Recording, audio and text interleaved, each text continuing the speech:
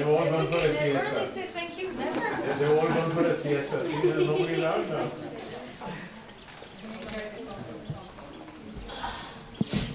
So good afternoon, everyone. Welcome back. Hope you enjoyed your lunch. My name is Suryamai. I'll be one of the facilitators here today. Sophie and Helen will be here as well for the rest of the afternoon with you. So we'll be beginning this afternoon session with 2 presentations, then we'll break for tea and then have a final 2 presentations for today. So we're going to begin with a presentation by Glenn on the forestation experience in Auroville. So Glenn joined Auroville 30 years ago and has dedicated his life since then to its development. His main work has always been in the realms of eco-restoration. Being a land steward, he has spent most of his time working physically in the forest areas, as well as trying to help coordinate the forest group, also fundraise and run the Auroville planting projects. Currently, while maintaining his stewardship responsibilities, he's working on an externally funded project on the present state of the tropical dry evergreen forest and strategies to protect it. So we'll be beginning the session with an excerpt of Ever Slow Green, which is a documentary film on the tropical dry evergreen forest restoration project in Auroville by Christopher Pohl. And then Glenn will carry on with his presentation. Glenn, would you like to say anything before we begin with the film? No, I think you said it all. I decided to, with advice from people, to first start the session with this Dreamweaver cut. I got permission from Christophe to do this. It's a good way to be immersed into the forests of Auroville. You won't be in them, but you will see them and you will hear them. And then I will do a presentation afterwards to talk about the details, the maps, the technical stuff afterwards. So just enjoy. There's going to be quite tight in time, so let's get started.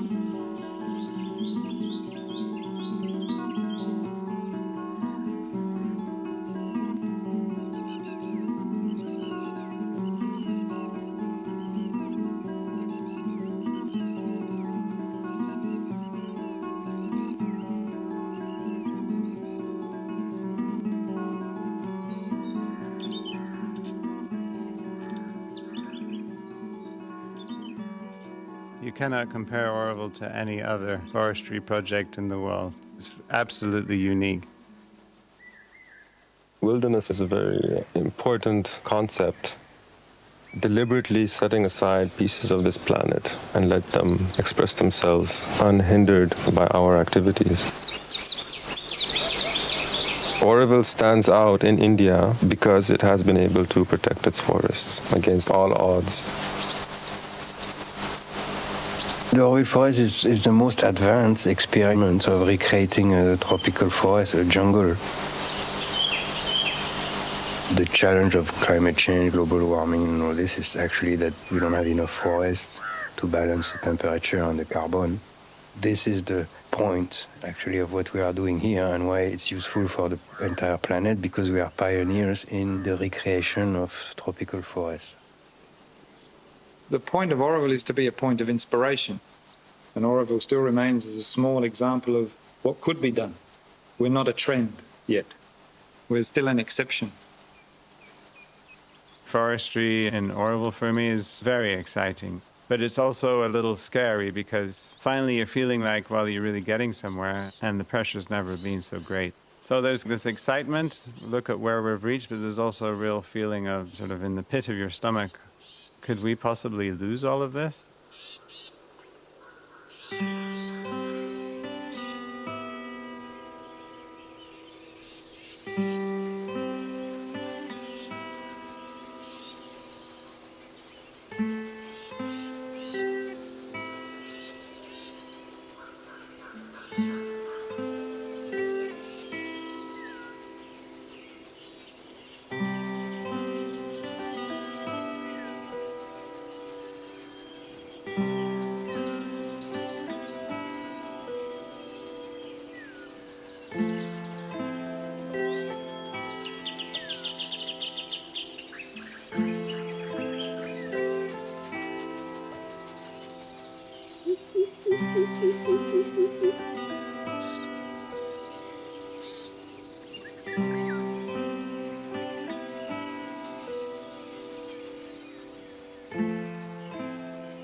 I came to Auroville in the very beginning in 1968. I was 4 years old. I just loved it because everything was so full of promise and challenge and huge vistas. All of this was the hardest, reddest soil in the canyon. It was all open and windy and barren. As small houses were being built, trees were being planted. That meant protecting them, watering them in the summer, chasing the cows and goats. Like, wow, we're part of something. We weren't so expert. We were all just really experimenting.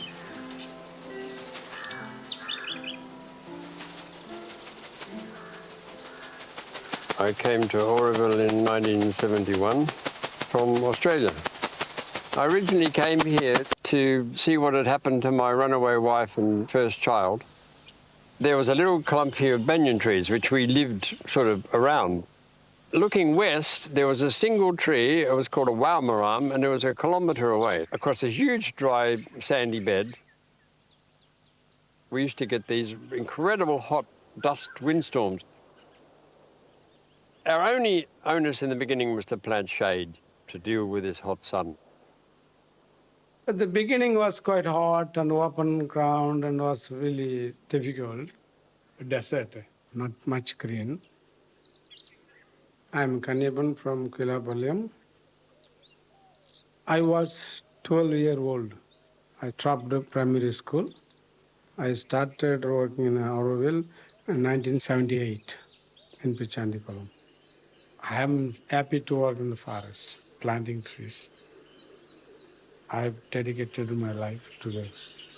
This is my vision.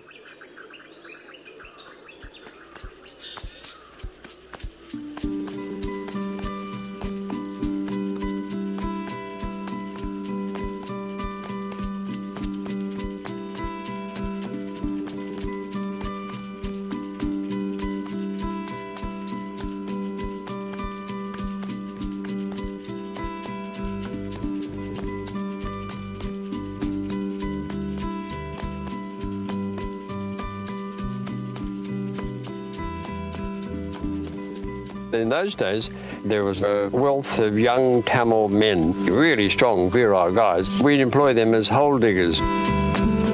Those days, we thought in order to plant a tree, you needed a metre by metre by metre deep hole. So we're digging these huge holes, massive amounts of compost, totally inappropriate trees, and spent the whole summer bucketing water onto them to keep them alive.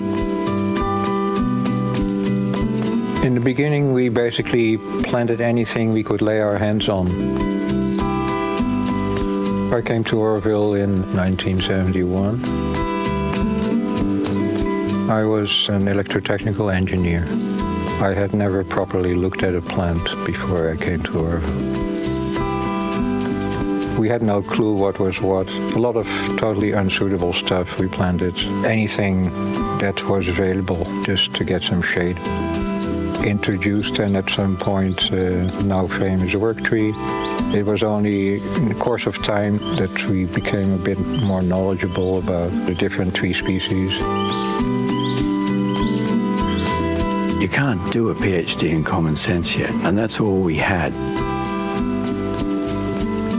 I came to Pondicherry in 1969. At the end of that year, came out to Auroville. I had no background in the life sciences, but having grown up in Tasmania, one's awareness of wildness was very deep. We could see that around here a few hundred years ago, there were forests.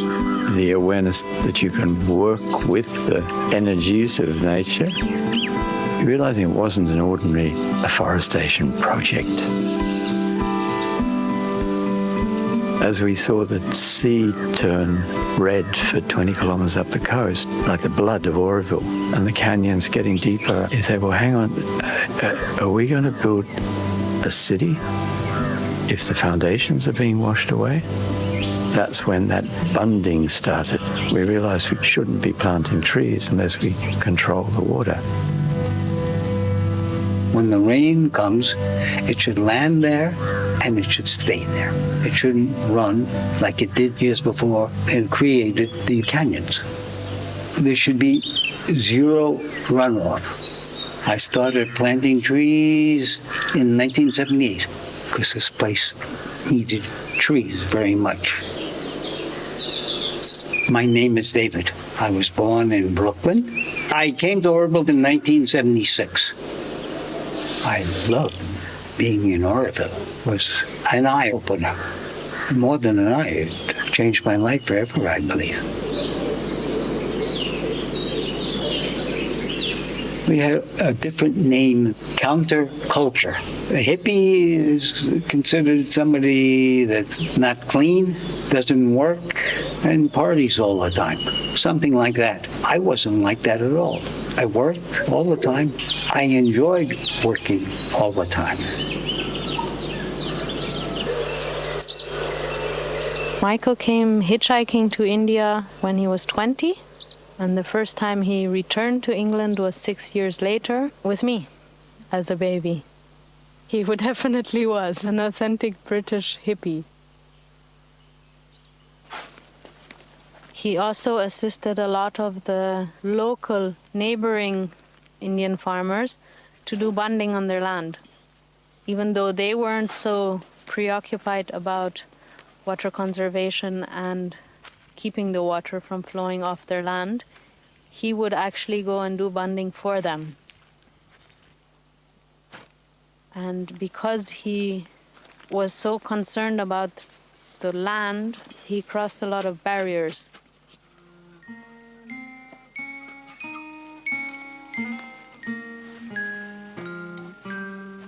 We are on a plateau, Auroville. The highest point is around 50 meters above sea level. And then it slopes down to the ocean. It slopes down to all directions.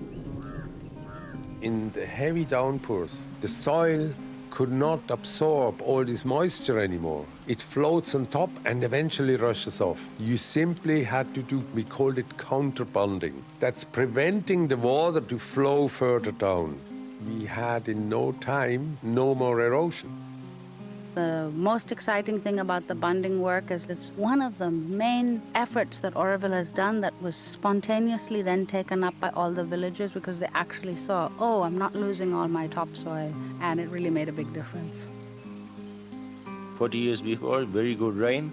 That is, you will see the water washing to all the mud, topsoil, then all the water moving to the rivers like that. Then is the monsoon time, is making the bund, and digging the holes and planting.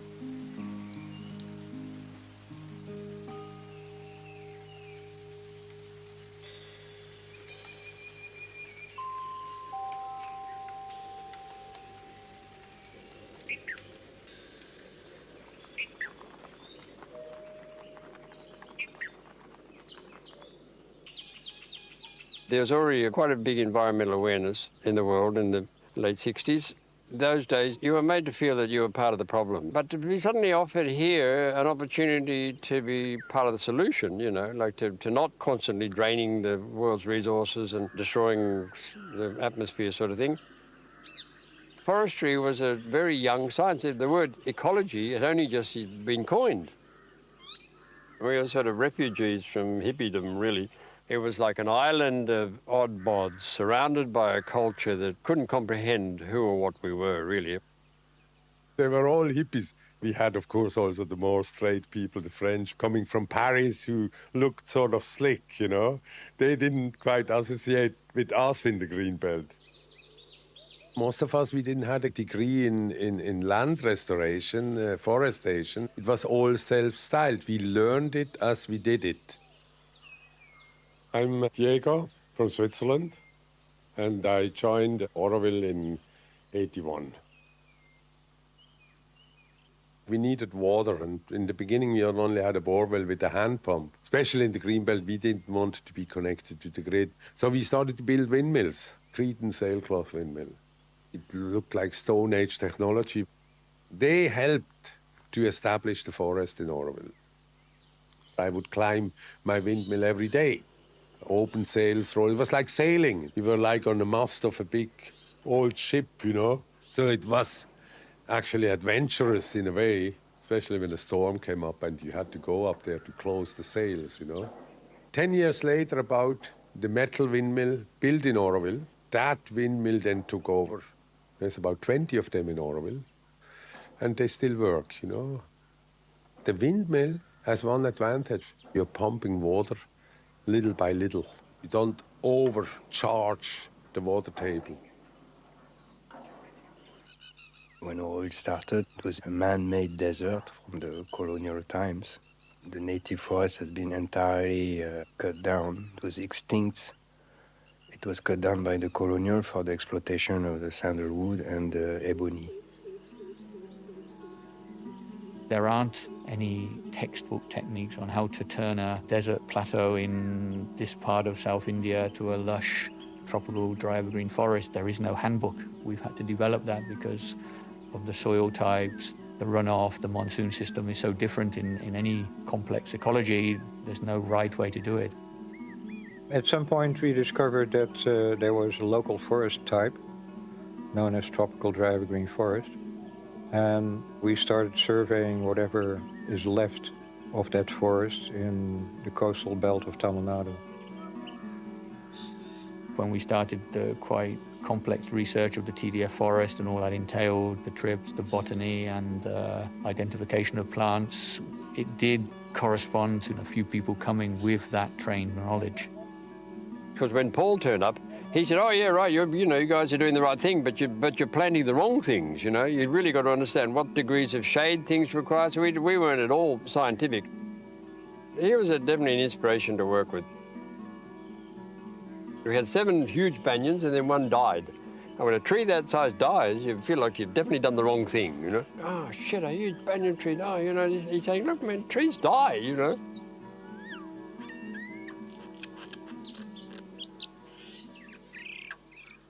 When I came in 1991, my impressions of the forests were that they were quite vulnerable and that they needed diversity. I was very quickly involved with the native species and this idea of trying to bring those into the Auroville forests. I had studied forestry and ecology, one of my passions. The thing that drew me to Auroville really was the trees and the forest and the opportunity to work in a tropical forest, because that was also part of my childhood dream.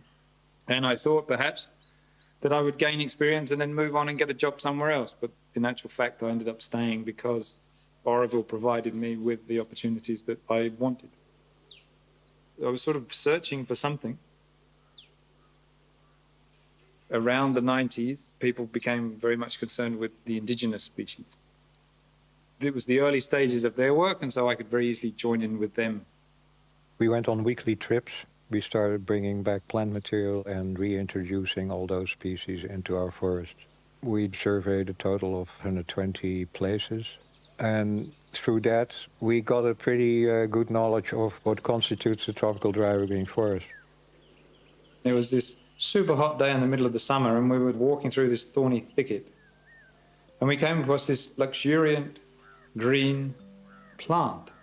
It was just so amazing that this plant in the middle of summer could be evergreen in such arduous conditions. For me, that was the moment that I really understood the extraordinary strength of the species of the tropical dry evergreen forest.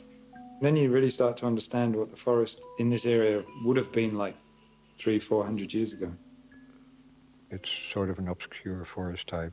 It's basically restricted to the coastal belt from the south of Andhra Pradesh down to the tip of Tamil Nadu in the south. It took us many years before we became aware of that. Whatever pockets are left of it are under a lot of pressure.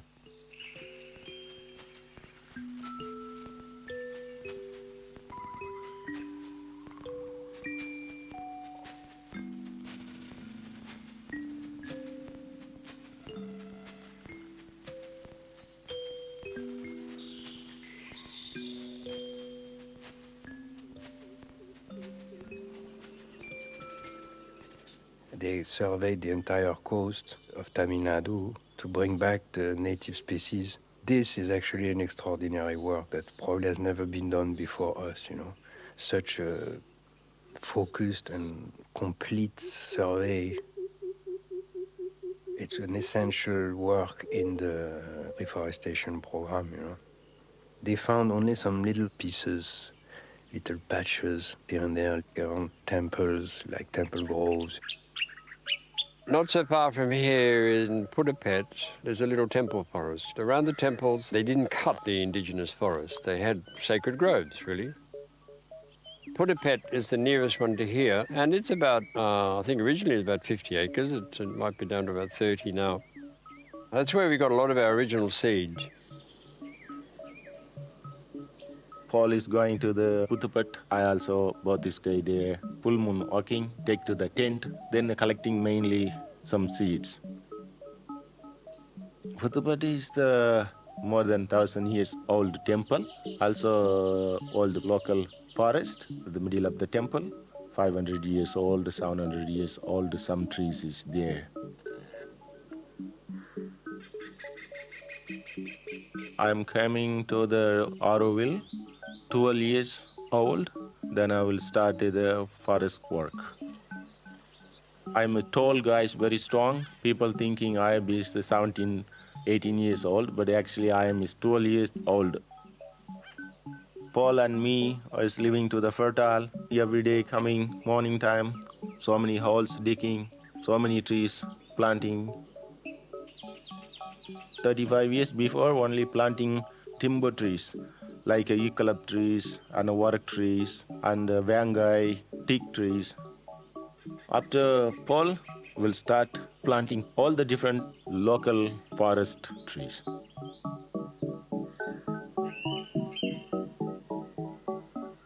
We came here in 78.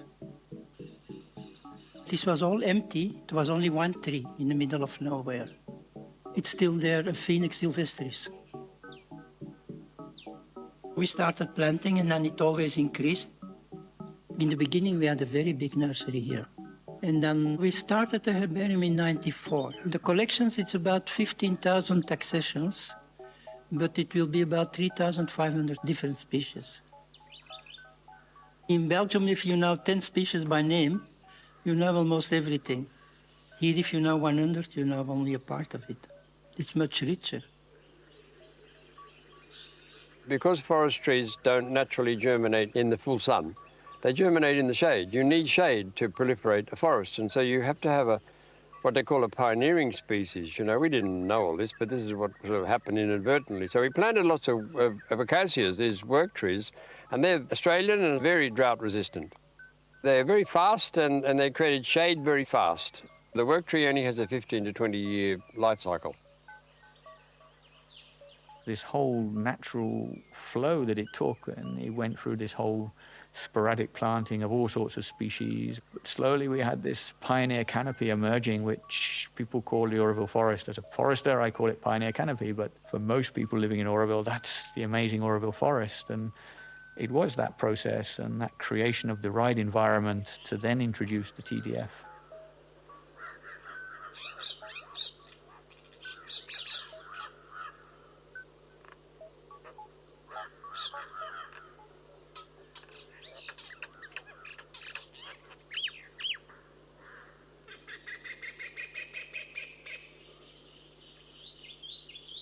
We've introduced 500,000 TDF species in the Auroville forest areas, and they're flourishing, they're surviving the cyclones, they're starting to regenerate.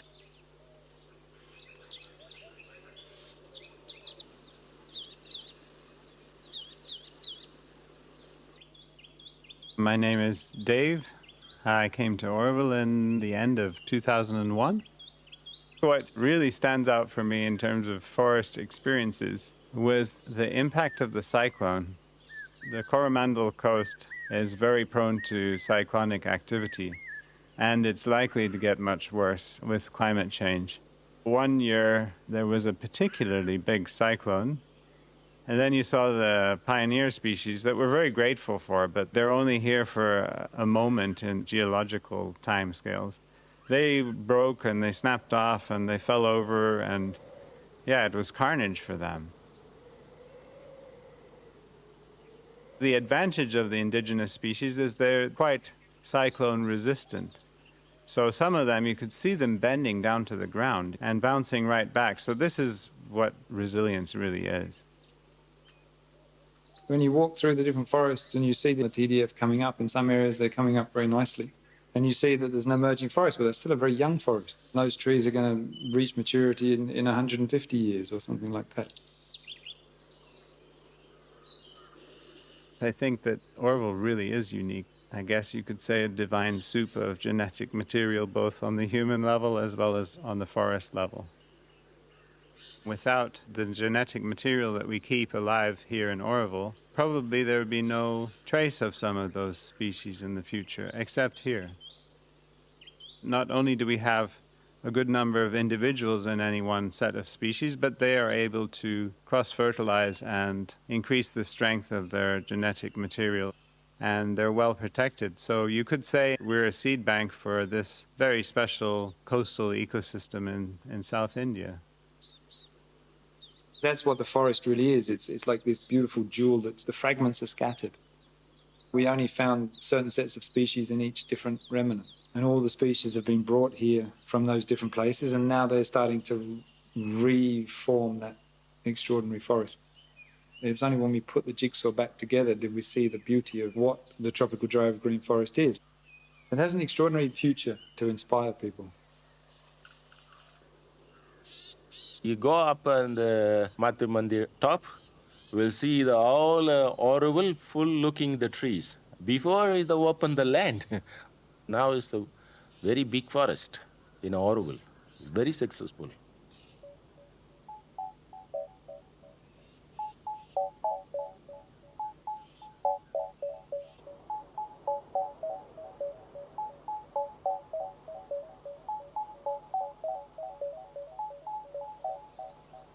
Auroville is not a contiguous piece of land. Auroville is a patchwork of land that was bought as and when it could be bought. The idea of the green belt was to be the farming and green lungs of the city. We call it the green belt because we have in the center of Auroville the banyan with the Matrimony, and then around that is supposed to be the town area. And in a circle around it is the green belt. But, you know, Auroville doesn't hold all the land, so only a certain amount of land is Auroville land which was reforested. The original plan was that Auroville would continuously buy the land till we owned the whole greenbelt. That was the plan. But it faltered for many reasons. Part of it had to do with we got our priorities wrong at many different stages. Buying the land wasn't a high priority when we had the money to do it, and the land was cheap, and so we missed that opportunity, and then the land prices escalated, and so now we're in a position where what was once a flowing tap is now a dripping tap. With all of this work that we've done, we've actually cut ourselves out of the market. Now we can barely afford it.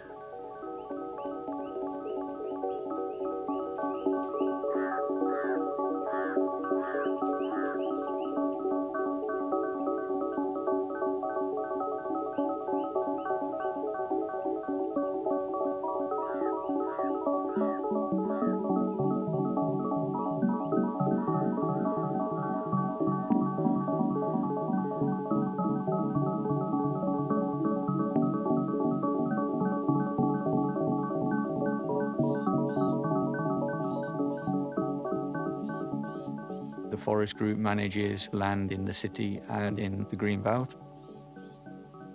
There is 44 places of varying different sizes. The smallest is 4 acres, going up to about 100 acres. There's areas of a couple of 100 acres of continuous green cover. A lot of the other plantations are fairly isolated. The increased development in and around Auroville makes it more and more impossible to have continuous stretches of forest that prevent us from having this green belt. Should we start the meeting? Okay. There's an umbrella called the Forest Group, and it is a complex group. 44 people that are struggling to maintain land for Auroville. We are an active group in Auroville and probably one of the longest standing groups in Auroville that have kept a certain form and a certain style. when I was maybe 20 years old. First meeting I went. Which species introduce, where to do the bunding, where can find the seed, the sharing. That's the forest group. The forest group is a representative group of anybody who stewards or takes care of forests in Auroville. It does meet once a month, and any issues which come up amongst the members is discussed then. Participation tends to be very high, and there's no hierarchy in the group.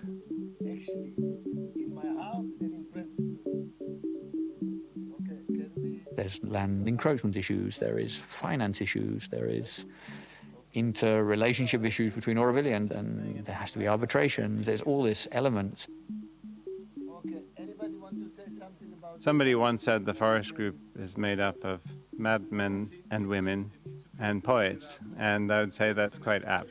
Living in the forest a little bit removed from other people allows the space for them to indulge in their own eccentricity, I think. If I look at the forest group, that's as close to, in Auroville speak, divine anarchy as you can get. There's a lot of diversity and some attempt at unity at the same time. We have some rough idea, I think, of what the forests in this area look like, and everybody interprets that differently. Someone asked me once if there was a forest policy for Auroville, and I said there is no forest policy. It's really about each individual who stewards a piece of land, looking after that land in the way that they see best, And I think that's one of the strengths of the Auroville forest, that it's decentralized, that it's not a single forestry entity that decides what happens in the forests. We talk about what we're going to do to help our dream come alive. And together we have more strength, and our dreams can, I think, become more powerful and become true. We need to keep it safe, and we need to put our energy into putting it together as a deep, dense, dark forest.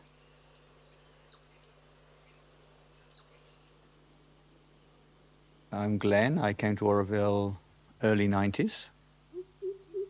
By living in the place I'm living now, Anna Sawyer, I gained a connection with certain people that drew me to that work. We can't, in ourselves, look after that fully, so we employ local labour and watchmen, and this is part of the social economic exchange we have with the villages, which is very important if you're trying to protect the forest also, because these people are what give this a connection to outside of Auroville.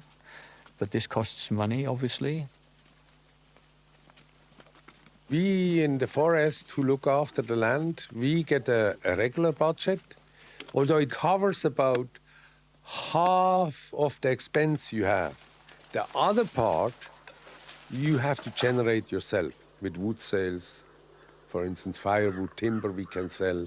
We don't do clear cuts. We take out dead wood and sell. So you have to do the work on the land. Foresters are generating some kind of income, even though it all goes back into the place. We still allocate 10% of that fund to a common pot for the forest group to ensure that we do have some funds for planting each monsoon.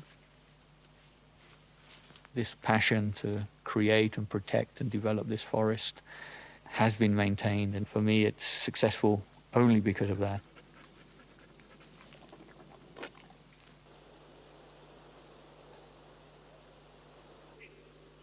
I'm Patrick from Revelation Forest, and I came to Auroville in 1984 after having had an experience of living in a community in southern France. And there I discovered Schroblindo and the Mother, so I read a lot of their books. Then I came to Auroville to see, and I stayed. We divide the forest into two types of management criteria: preserve forest and manage forest. The idea of sanctuary, it's a preserved forest. In Revelation, the sanctuary is the zone where the animals came back because it was very quiet and very well protected. The idea of a preserve is to let nature thrive by itself. it's also the recognition that it's the human species that is the problem in the ecosystem. And so we have to restrict ourselves to go in certain forests.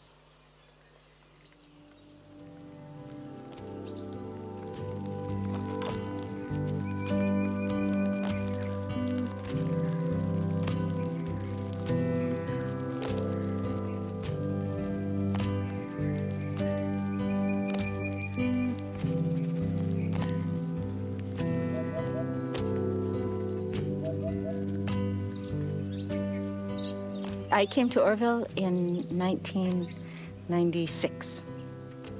Since I was a child in Los Angeles, I have been almost obsessed with insects. I studied entomology. I think I didn't realize it, but I was searching around for a place where I could freely study the insects.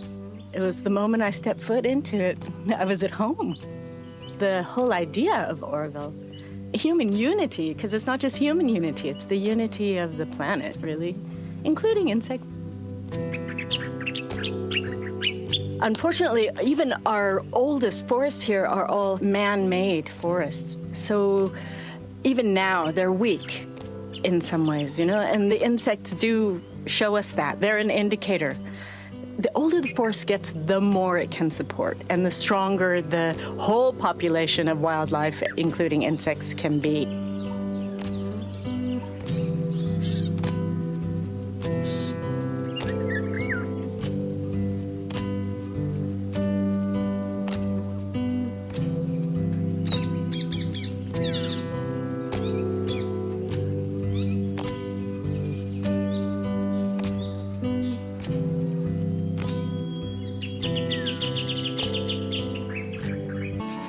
It's good for us as humans to understand the importance of planting a tree, you know? Setting aside land that's strictly for a dense, deep forest is really an important element to the whole area. It's important for our future water, for our future oxygen, and for our future understanding of ways that we're going to be having to change our planet. Foresting is just very important right now to our planet.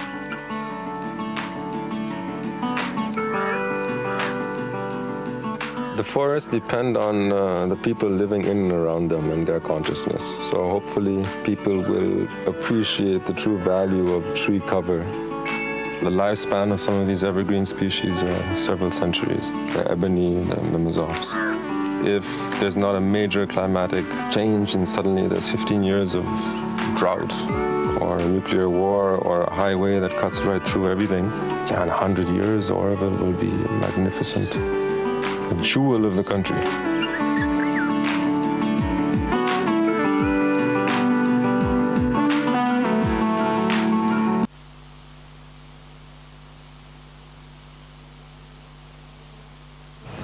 Am I on? Yeah. Well, I hope you had your forest experience. For those who haven't had chance to walk around, I was still very touched when I watched that movie, and it's very hard to speak afterwards, but I will try. I think if you watch that movie, one thing you can gain from that when you've seen how it all started, how actually some of us can be seen to be slightly attached to our green cover when it comes to development. There's reasons. It's not any fanatical response that we're having. It's purely what we've done and what people have done in the past to give us this environment that we can now so easily take for granted. So I will come back. I'll bring us a little bit down to earth. That was a little bit sort of like very atmospheric. So Auroville Forest Group. Down. Down. Okay. Good. Is it on? Huh, interesting. Okay, so just stay next to my microphone. Okay. So next. Even this is not working? It's not my Okay, so it's working. So, the Forest Group, it was mentioned, we're 80 people that are working together. We're quite highly diverse. I think we're 17 different nationalities working together. We have a 3-to-1 gender balance, and We work together and in a very harmonious way. We manage a lot of land for Auroville. We have a big responsibility in that, and we'll talk about that a little bit later. It's broken down, especially this will come in for the planning. We'll have to sit down and get on the nitty-gritty. 62% of that land that we manage is actually in the greenbelt area.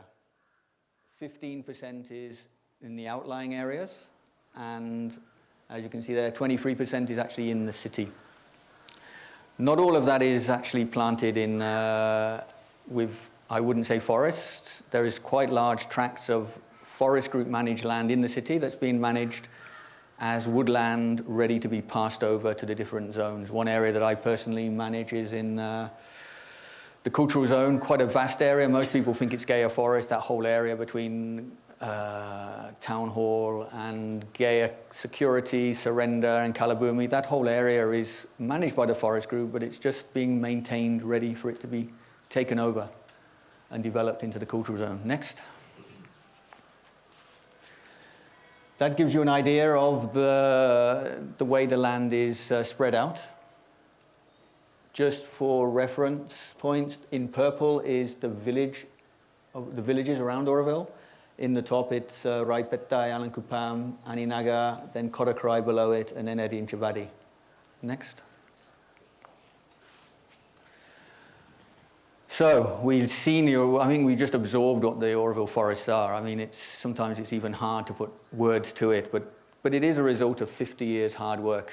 When Auroville came, it was an eroded, barren plateau. It's become a biodiversity hotspot, and I think that that's a very, very important aspect. It's a large area with good proven restoration techniques, so it's a good way of putting that out to the world, how this can be done.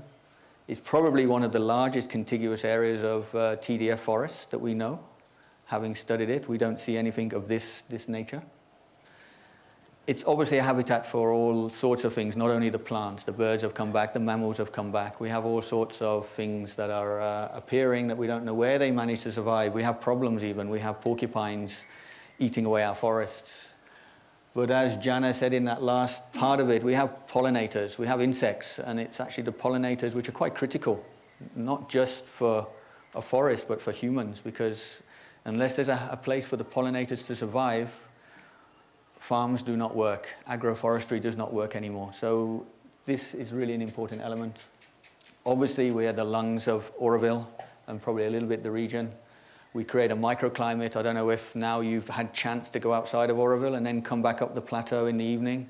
You clearly see we have a different climate. As soon as you hit for Chandikulam Bridge, we're putting our jackets on, even this time of the year.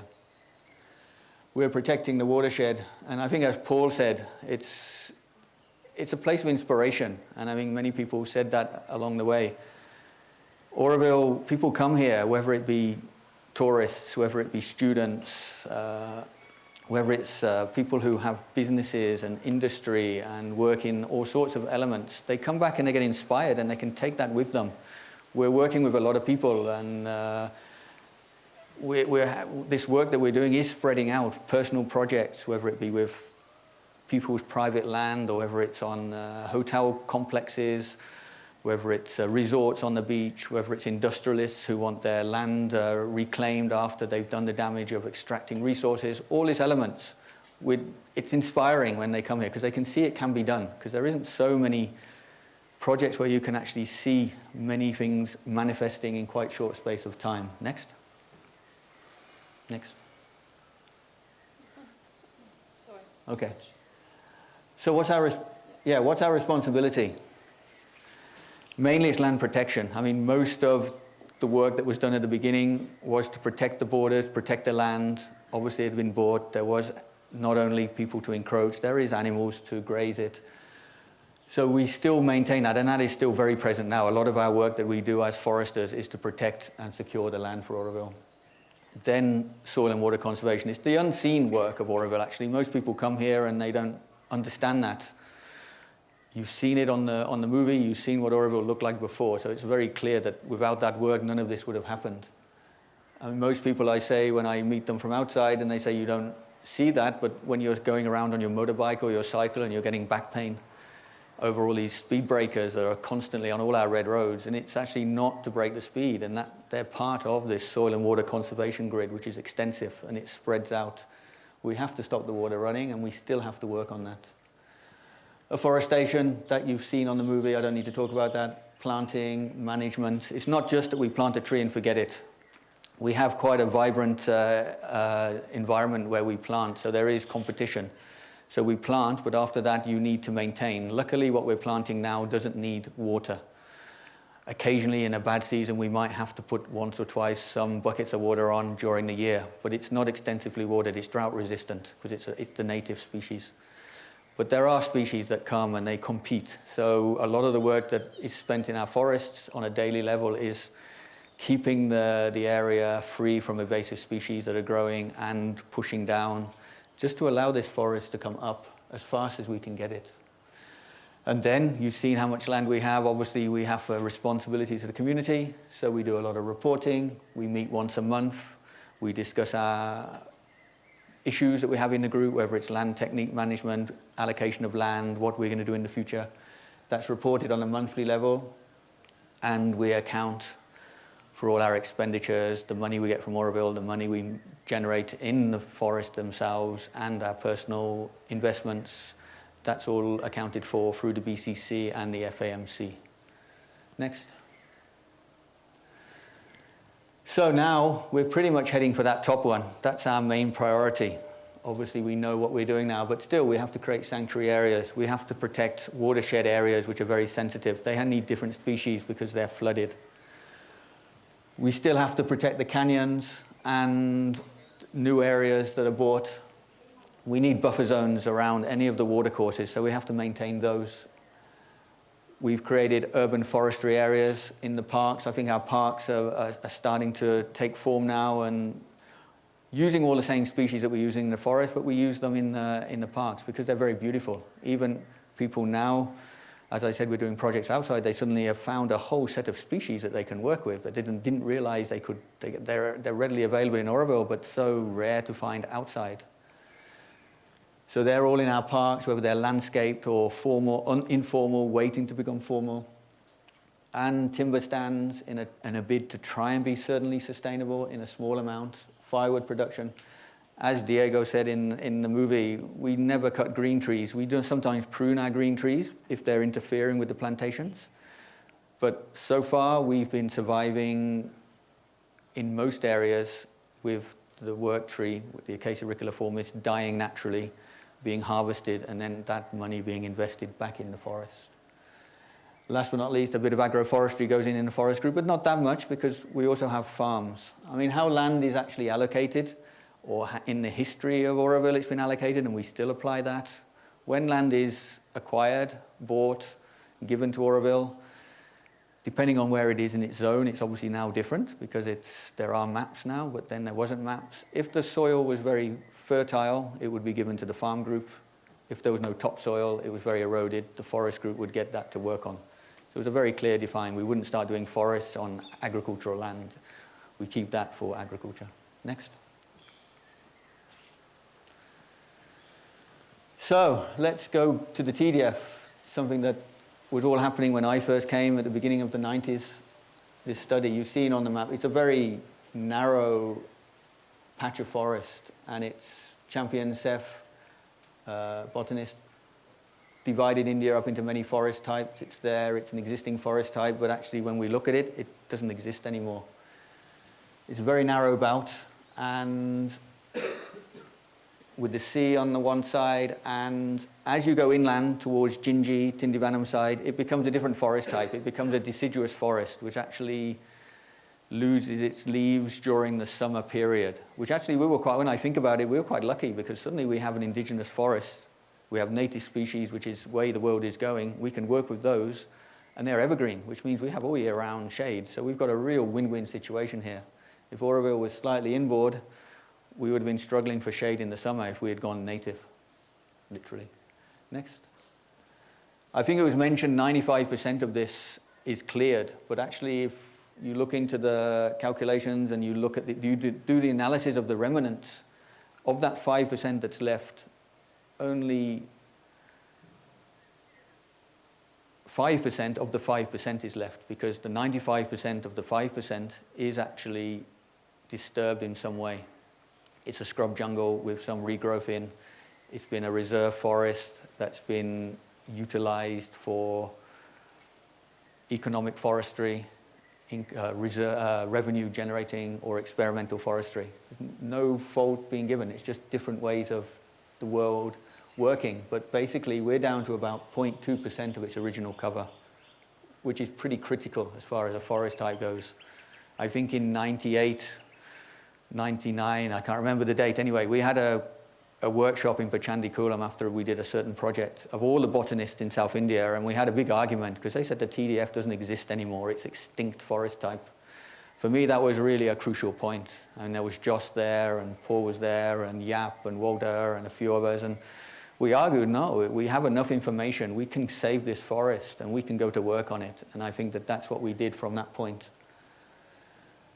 The existing 5% that I'm talking about of the 5%, which is the 2%, 0.2%, exists mainly in sacred groves. And that's a religious, cultural fact that has actually saved the forest. These temples have normally these temple groves have a small temple with a forest around. That's how it is with these Ayana coils, these Shiva coils in South India.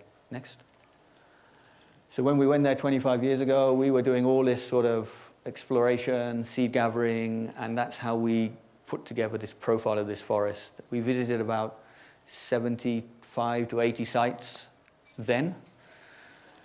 Now I'm involved in a project where we're revisiting these. We've revisited 60 in the last 6 months to just do a checkpoint. Where are we at? Where is this TDF? And it's not looking very good. I would say 25% next.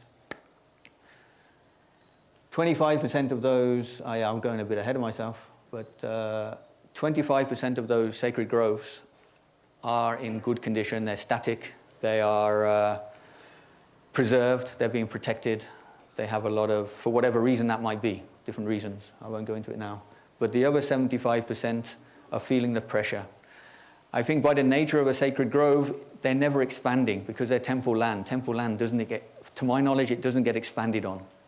It's got its limits. So if that gets a little bit encroached, or if people start to cut wood in there, or if they start to take firewood from there, they lop and cut, suddenly the canopy gets reduced. And that's what we're seeing in 75% of these groves. The study isn't yet complete. It will be formalized, hopefully in the next 6 months. This is an example of some species, actually. You won't get to know any of these species. You know the ebony.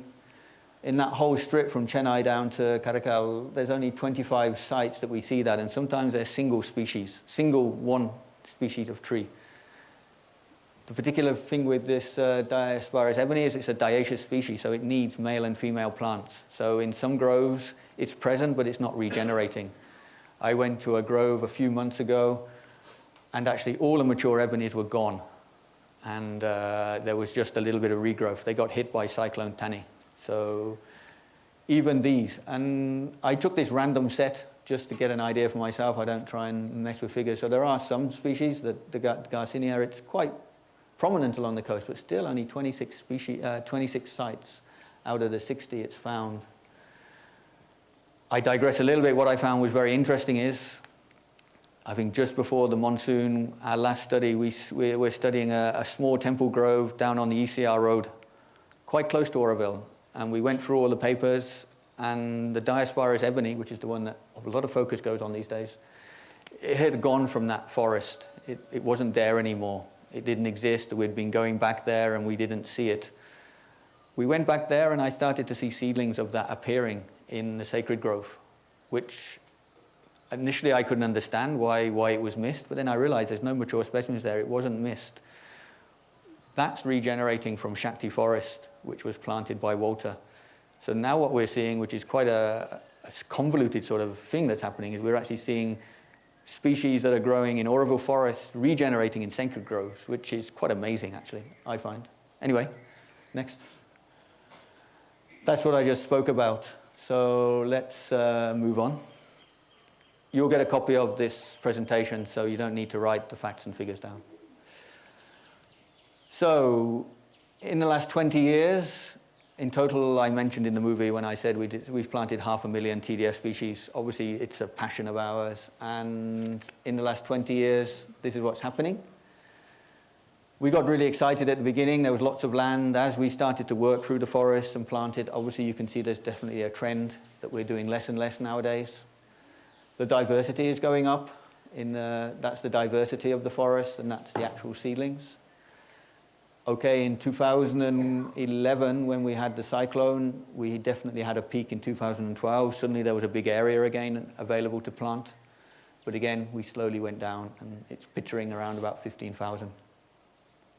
But still, we're working with particular species, the rarer species, introducing the species we haven't already got established.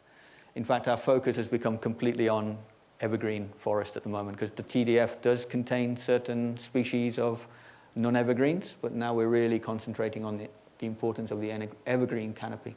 Next. So let's get to some nitty-gritty, as I call it. This is the map of Auroville. The green is forest group managed land.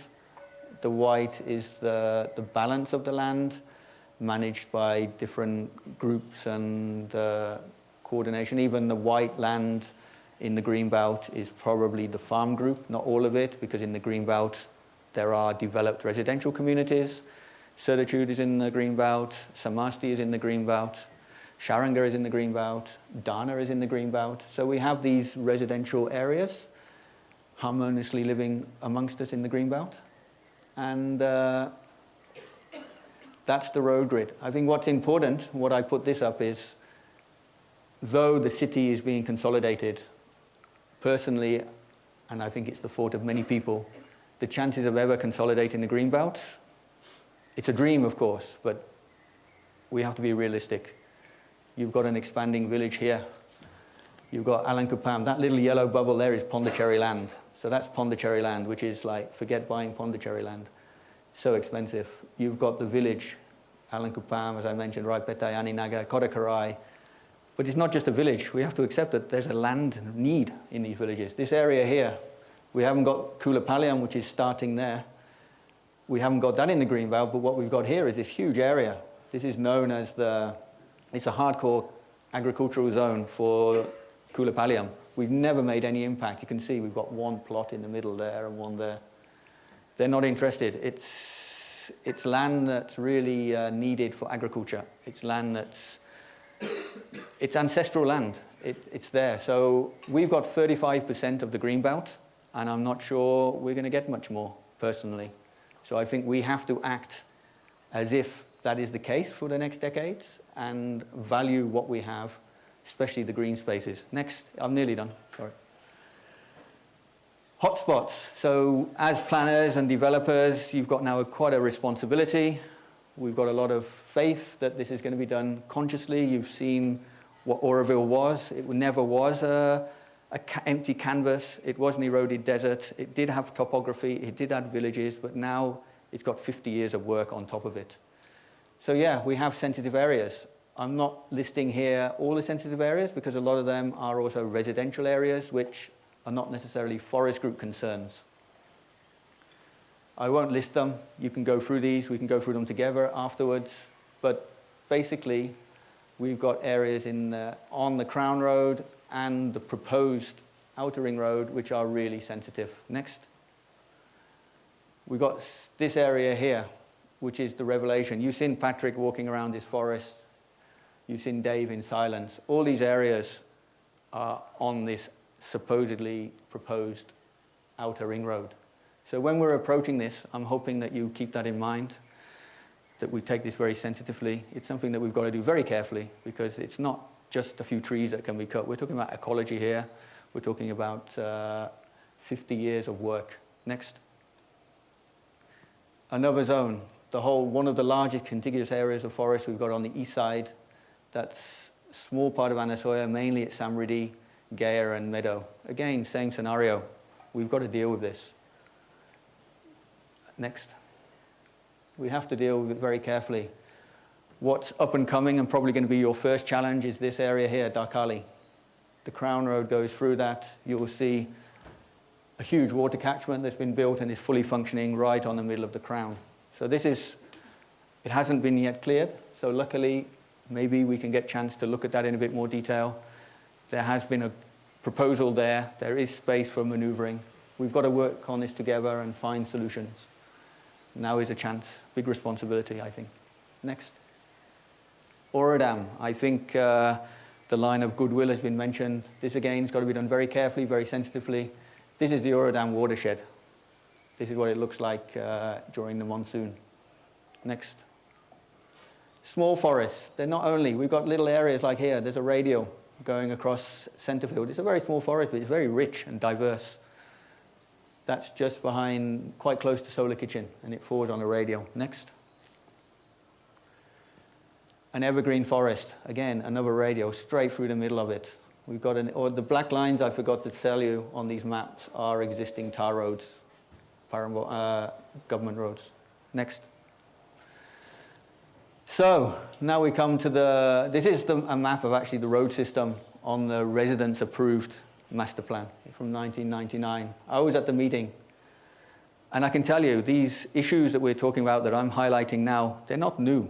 We discussed these at that meeting, and it was one of the reasons when the master plan, we all understood it needed to be ratified. We needed to accept a plan for Auroville. It was mainly done for land protection reasons. There was definitely a reason for doing it.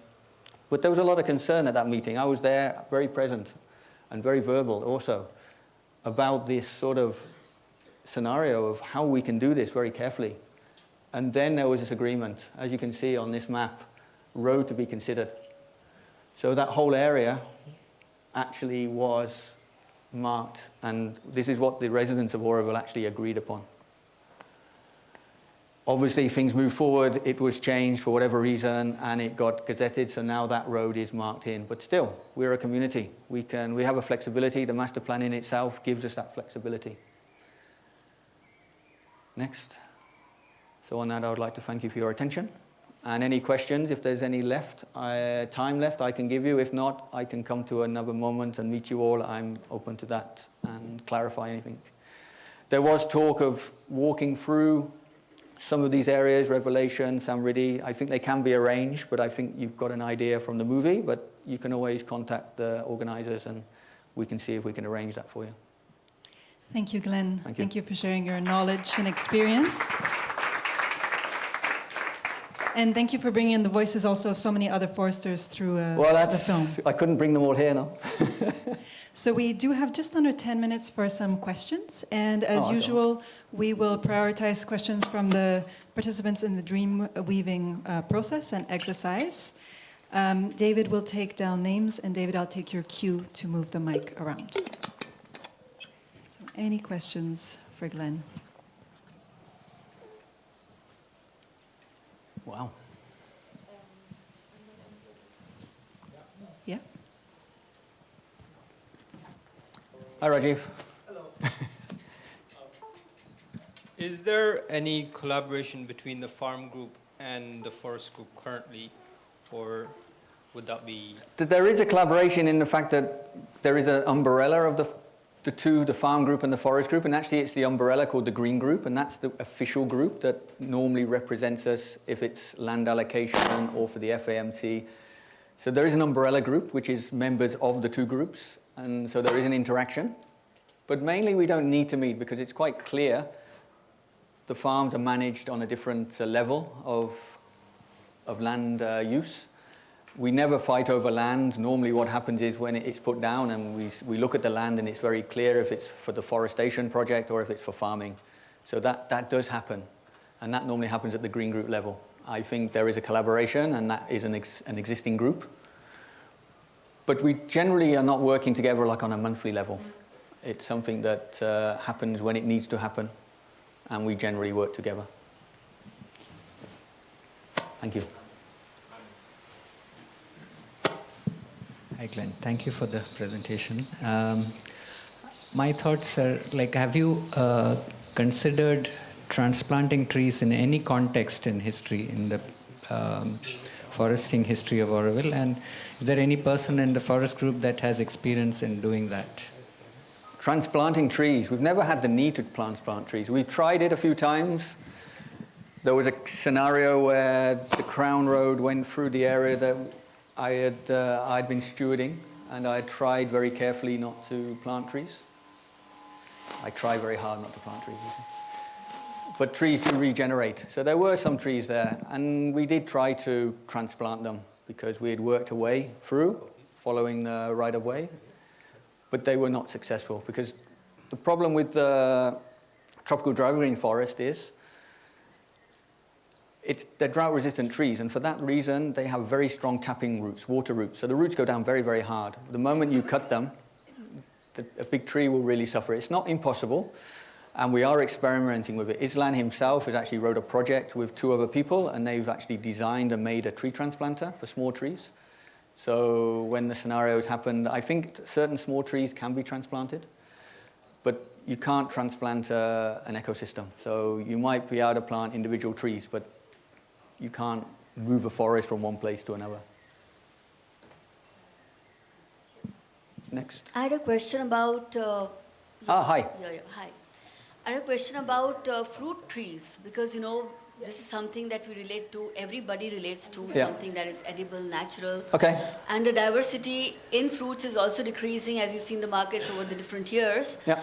And where do these stand in your priority? Like, I was just wondering, because even in the dream catching sessions years ago, in our dreaming at that time, I had also come up at that time that let's have these fruit trees where, you know, food is available to everybody anytime. And, you know, now we've seen the mangoes, but in any other fruits, we don't need to go buy from the shelves. They're all around, even for our children growing, they grow with the trees. So I was wondering how, if that is considered and if that is in the plan, if not now, then in the future, or how is it seen? Okay, fruit trees need very good soil and good shade, and the ones that we do have are the ones that generally are appropriate. I think you have to, I think I have to respect when I say this, is that the foresters have tried, the farmers have tried everything. They've tried to plant pomegranates, they've tried to plant all of trees, but certain amount of trees, fruit trees survive and certain don't. If you've got to put a huge amount of water in, then it becomes unsustainable to plant them. So we do plant fruit trees, but that's the farmers. The farmers do that, but I don't know if you've noticed, there is a set of trees. There's papayas, there's mangoes, there's romfol, there's a whole lot, and they're very seasonal. So what happens is, everyone has them in their garden. So what happens is in the season, and if you go to Putus or PTDC or wherever, suddenly at the season, there's piles of mangoes in the Auroville grown fruit stands from all the Auroville farms, but no one's buying them because everyone has grown them themselves in their gardens. So I think in the forest, we don't need to put fruit trees because I think the farm group have got it covered. And I think in the residential areas, people have got it covered. And you need soil and you need sun, and that's obviously in our work. Part of the forest biodiversity requirement? Fruit trees, I mean, there is certain fruit trees within the TDF, but I don't think many people enjoy amla, and some of the trees we have there, the Diospyros, they're edible fruits. So there's definitely no place for hybrid fruit trees in the biodiversity, no. But in our biodiversity, there are edible fruits. Aviram has planted a whole fruit farm, forest fruit area in Sadhana Forest, for instance. So it does exist, but they're small fruits. They're not marketable. They're edible fruits. But so as you can see, we're trying to go native, and there isn't many native fruit trees, and the mango does that here. So, and if we were to experiment, I think it's more on the farmland than in the forests because we're talking conditions. Yes, thank you, Glenn, for the presentation. I have a sharing to make with the DREAMWEAVING team about the concept of the green belt, because the concept of the green belt initially comes from the Howard Gardner and the Garden City movement, and its main aim was to control the size of a city. So it was a way of the biomorphic school of planning, or the, let's say, organicism in planning, came with this concept that the elephant is not the magnification of the ant. They are very different scale, and the character of a city of that scale is very different than the character of a city of that scale. So how to control the size of the city not to grow more than this comes the concept of the green belt. Then the concept of the green belt rarely works. It was found again and again that it rarely works. The reason is that anytime there is development on one edge and development inside, it increased the value of the land, and then the land is developed and it keeps eroding. But in the rare cases in which it worked, it was actually the finger solution, in which it is not only the green belt around, it goes to the center. And this is one of the reasons I said in the last lecture, the importance of the continuity of the ecosystem is that if you do, and this is the very big recommendation for the team, whenever there is a crown passing by and there are all of these fingers going to the center, it is very important to maintain the continuity of the experience and the continuity of the ecosystem. Otherwise, the whole green belt has a less chance of working. Yeah. Thank you. So unfortunately, we're out of time for more questions. I know Giulio had one, so maybe you'll be able to ask Glenn separately. And anyone is, of course, welcome to write down any of your questions you have for any of the speakers. We can collect those, we can ask them, and then we can also publish their responses if we get them in writing. So next, we're going to have Lalit. Welcome, Lalit. Presenting on the Auroville Masterplan and also on planning studies through... Okay. So, Lalit, have you been equipped with a mic yet? So Sophie, yeah. So Lalit graduated in architecture with a master's degree in urban and regional planning. He first came to Auroville in 1998 to study the alternative model of Auroville economy and joined Auroville's town planning office, where he worked on Auroville's perspective master plan. He formed Path Studio, planning and architecture towards holistic development, and is engaged in the fields of architecture, planning, interior design, and sustainability with his wife, Shailaja. And is also involved in many initiatives which enable planning and educational activities. Welcome. Thank you. It's fine. Just let me try it. I think it doesn't have battery anymore. Really? Yeah. Oh, no, it's working. Cool.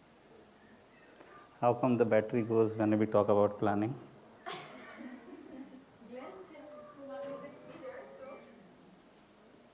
All right. Good afternoon. I'm struggling to be remaining relevant today because there might be a good amount of repetition. Fair amount of information, concerns have been... I should be here? Oh, I should. Okay. Yeah, because quite a lot of information and concerns have been shared. And I come like Earth, I am also tilted. So I have a certain either insight or temperament that I'll be covering perhaps more of macro concerns, not something like what Giulio, Glenn have given a very specific, very particular inputs. So what you can take out from me and extract about Crown, I leave it to you. I don't know how much I will be very specific on that, but there are certain things which I would like to share which have certain relevance, or let us say those are my insights. The topic given to me broadly is Auroville Masterplan, but I'll take it in the line of challenges and opportunities towards an integral planning system. Quite a lot has been touched, perhaps the larger ecosystem within which this event is happening and other requirements are also dealing with this. So I'll try to cover these 4 or 5 elements, what all planning deals with. Integral planning as skill and capacity is much needed. Development, growth, directions and dimension, and Auroville master plan, some specific elements, objectives, what does the document deal with, its flexibility, etc. Document itself is available on the net. So I would encourage people to go through that. That would be more appropriate in terms of a detailed insight. Something around that. So though it has been touched, this is the, I have to point out here. Down arrow. What's the down one? Yep. Okay. So this has been touched, but I see many faces are also new.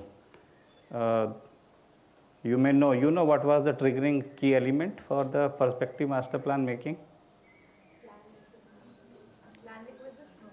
Anybody?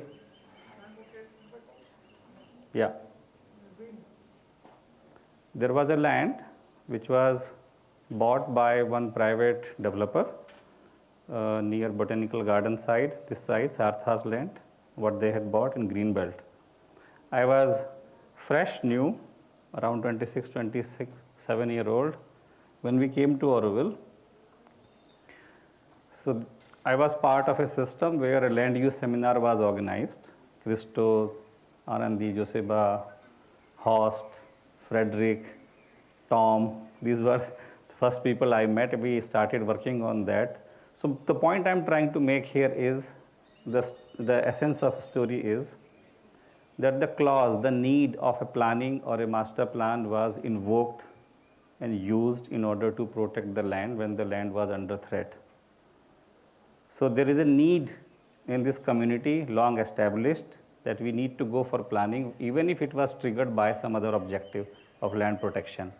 How, till that time, till here, how we have developed, evolved, dealing with the topic of planning, development, protection, and our own ability to come together. I'll try to go through that. Anybody can guess what is this?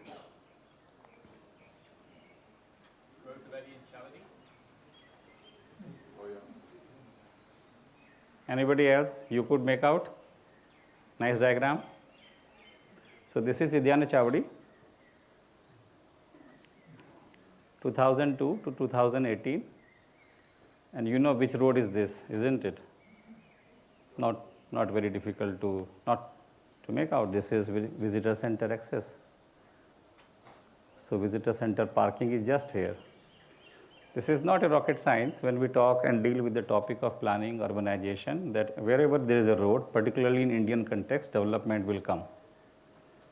Lata has covered this. Previously, some more people have covered. Glenn has also touched on this.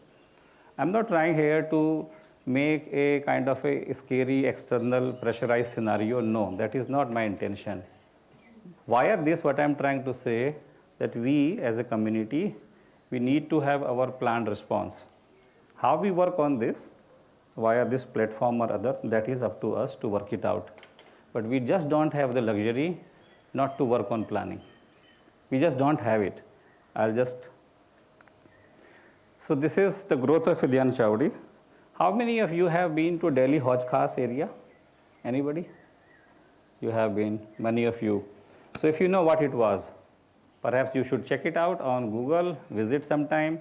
It's one of the so-called very fancy hangout area today for youth. It was a very poor village, not sanitation, nothing. It was not even getting urbanized and changed. There was a different planning policies around it.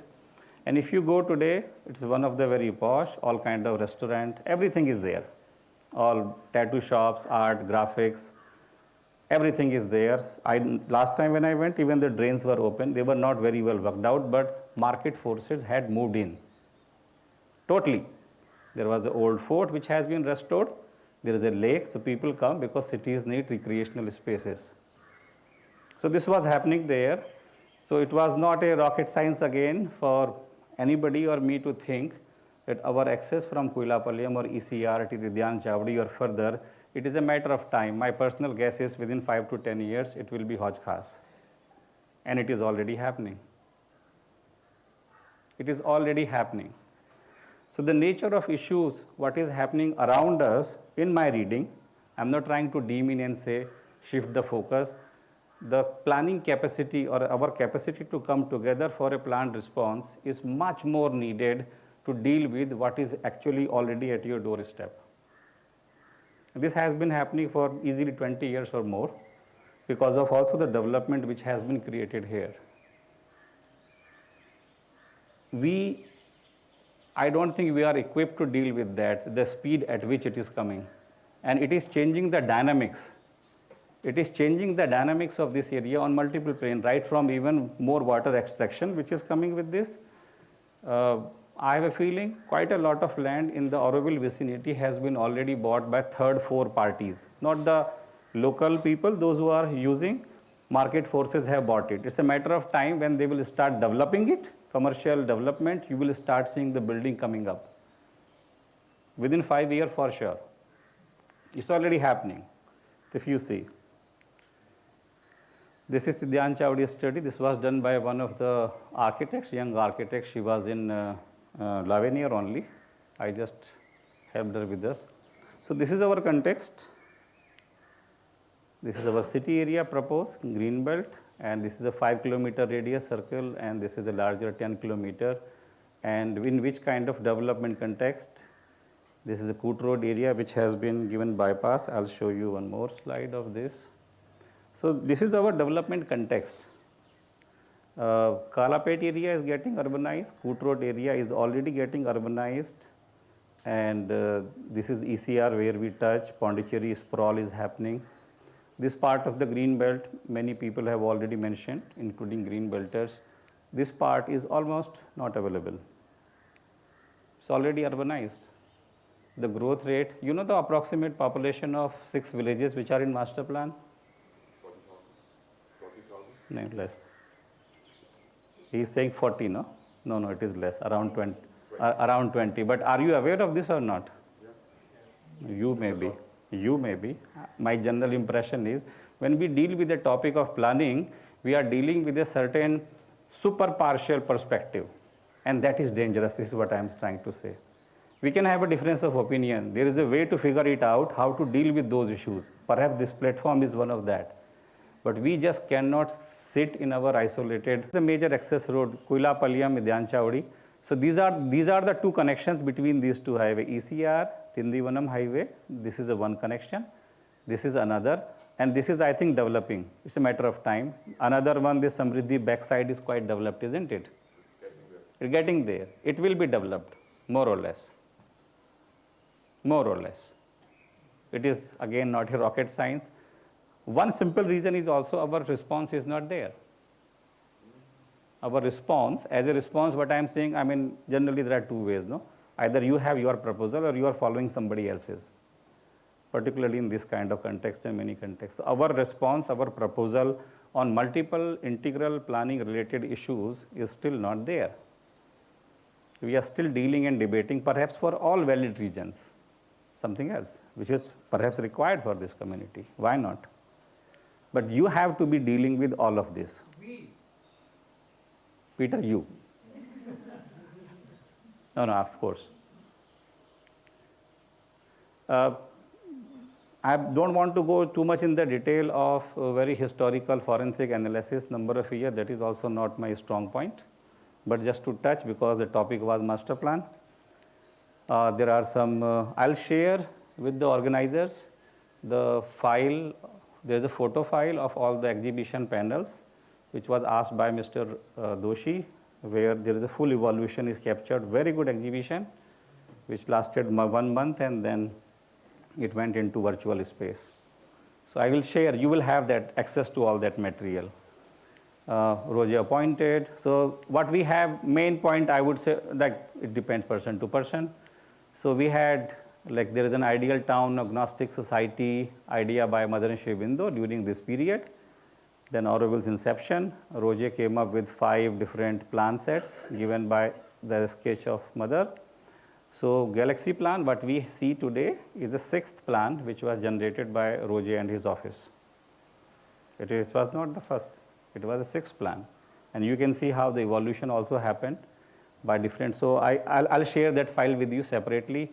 If you want me to cover partly, I have one more session. I wanted to offer it to also Omar if he wants. And I'll just briefly touch why this was required, why this even exhibition came into the being, this topic, so I'm mixing a bit. In a society like ours, when again we are very participatory, so, and there is a talk about institutional memory and creating some setup of that kind. How do you remember, what do you remember, what were the reference points? You may like, you may not like, you may differ, that's a separate issue. So we need to create some reference point, and Mr. Doshi he was insisting quite a lot that this exhibition, what was created for Auroville residents to remember, to refer, in some kind, it should be almost a permanent exhibition.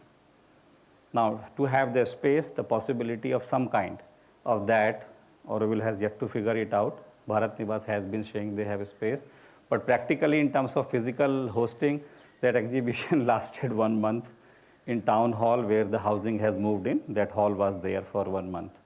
But I personally suggest it's a very good exhibition to see and to refer. So it had all the detail. The idea was Mr. Doshi was asked that time to kind of take over as the advisory key role of guiding Auroville's planning development, something like that. He said, I will not touch it till I know what Roger wanted to do, what was his style, approach to things. It was that context within which that exhibition was created, Auroville city plan evolution and many things. That was the context. Auroville Masterplan, that time it was based on UDPFI guidelines. Now it has become not urban, also regional urban development plans formulation. It is central government guideline and it has 3. So what we have is a 25-year horizon perspective master plan. We were supposed to create detailed development plan. Different efforts of different types have been created in the past. Again, because of our institutional structure, how do we approve, what do we approve internally, within TDC, with community, all those are very open-ended topics and also complex phenomenon which we have to deal. And then annual plan. I think Lata, I was listening online, she has touched this point, right?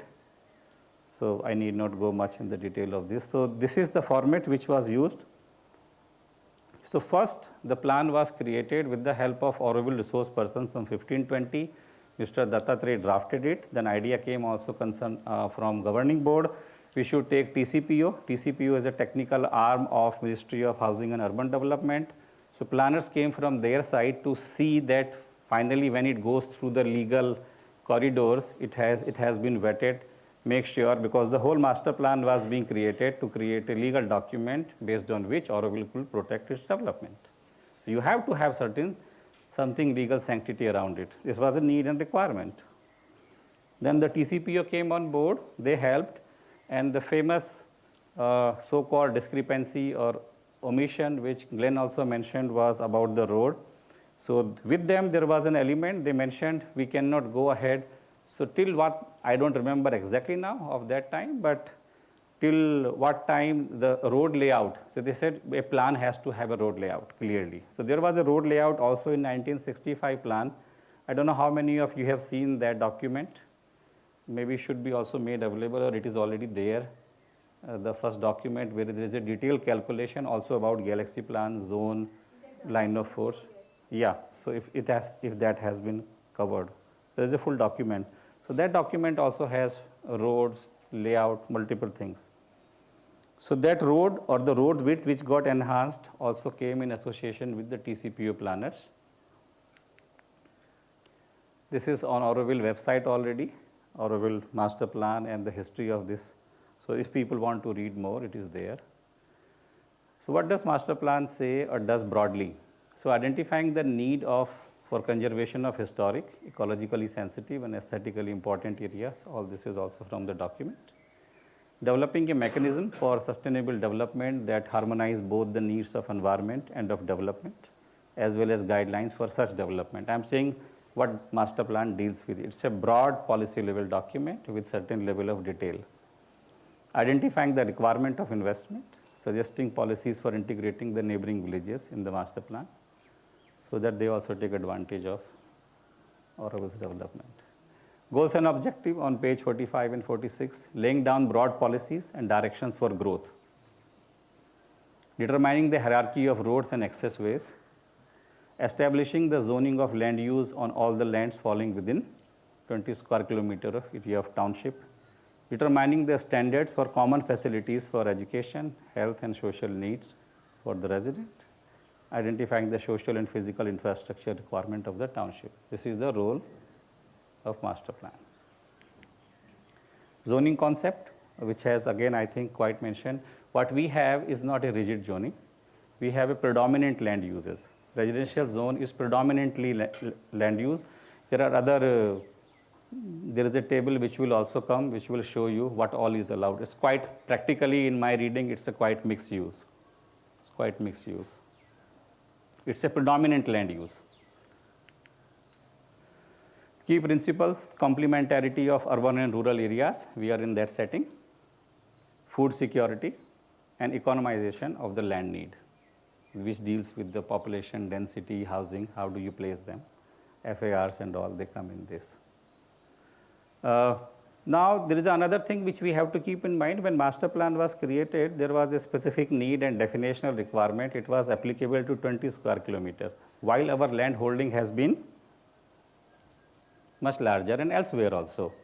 So these are the land pockets. They might have changed a bit. It's an old map. So these are the land pockets, and there is one on Eternity side, which Auroville has. I am sure most of us are aware of this.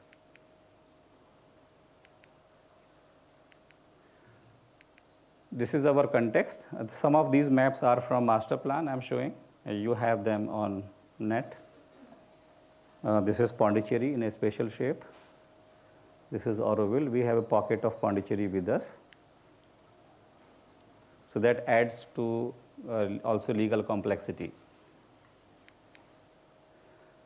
This is the proposed land use, predominant 4 zones which have been shown here, and based on the input, all the inputs which came that time, for example, that time both me and Mr. Dattatreya, we were kind of new to the system, or you can call outsiders, whatever, we were assisting. So all the input which came, it came from our Auroville resource persons that point in time. And all green belters, different people from different walks of life, they were all involved. So we have 6 villages which are part of master plan here, which fall in 5 panchayats.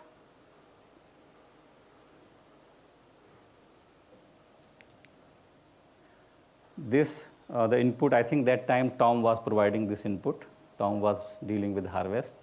So he shared this map, which was also put, how Auroville is sitting on a plateau, what are the different kind of soil type. So master plan, I would suggest if people have not read it, not a bad idea to read it once. It's not too bad a document. Just to go through that, I think it gives quite a good width of understanding. It gives qualitative, quantitative idea, notions, and it has a great flexibility the way I see. But flexibility is to be achieved after working on it. It is to be discovered after working on it. This is the hierarchy of road. This was required, and also if you see carefully, it is also proposed here. North and south bypass. They were also proposed, perhaps indicatively at that point in time. And these are the access. So important point other than this is, there is a concept, there is a need, and I think it is very valid today, of service nodes. I feel personally we should be making some service node literally today. We are in need of that. So that could be a project which we can take it up. There is a dire need for that. This is that road section people have been talking about. This is a part of, and perhaps this came afterwards, what Glenn was saying, what initially was discussed. So these were the road standards which were also as a part of UDPFI document. UDPFI document is the official document which is giving guidelines to prepare master plan. So the nearest road sections which came, you can just make sense out of these. Main access road 30 meter right of the way. Can you guess what is the road of this Koilapaliyam and ACR? 1.5 meters. Hardly. Buildings are coming. I think it will be a tunnel. It's a matter of time. So imagine a township of 50,000, which will have a surrounding population of easily 5 lakh plus. How do you serve it? How do you bring access? So you have to deal with these things. So this is a diagram. Some diagrams were given, or development model. This was a service node diagram, indicative. Detailed development plan. This was required for 5-year period, which should have, you can see, amenities, public spaces, infrastructure, mobility, green, water preservation. So there is a hierarchy of prospective master plan, detailed development plan, and annual plan. There is a provision of review. This is for 25 years. This is the horizon of 25 years. This is mentioned also in the master plan. These are the regulations. So if you see here for the crown, I just touch broadly because we are dealing. This could be one of the very direct input perhaps. What is allowed? So This is the allowed use. So dwellings and community level retail stores, display areas, communication and recreation center. This is on the crown. Restaurant and dining, library, reading rooms, health center, essential utility, indoor recreation, administrative sub-office, cities, parks, post office, green areas and vehicle parking. This is with a certain consideration. This was guest house, department store, professional offices, maintenance center, essential transport related infrastructure. And what was not allowed was here. This is the ground coverage, the plot size, group development. What is the plot size here? This is FAR, this is the ground coverage. Till that level, because this is also the legal requirement. These are the numbers you are supposed to keep, otherwise you are not really preparing a master plan. And why master plan was required, we have talked about that already. This was again touching different zone. This is for industrial zone. So I'm not going in the detail of this. This is available. You can just check it out. I think this is just coming, or am I going? Now, I am switching to the next part of this. When Lavenier was created, again the discussion came what are the key elements, key concept of galaxy and master plan. So these were the key points. If people can see, 50,000 Auroville resident population, 4 zones, Matre Mandir and 12 gardens, lake at the center of city, the crown and city center, the line of force that gives shape to galaxy, about 50% area is green, detailed city planning, development based on master plan in the spirit of experimentation and innovation, search for beauty. These were the 8 points which came together. Most of them also came from Roger's side that time when the first time Lavenier was created. So this is in the kind of charter of Lavenier, as far as I know. Anybody from latest Lavenier here? If things have changed and evolved.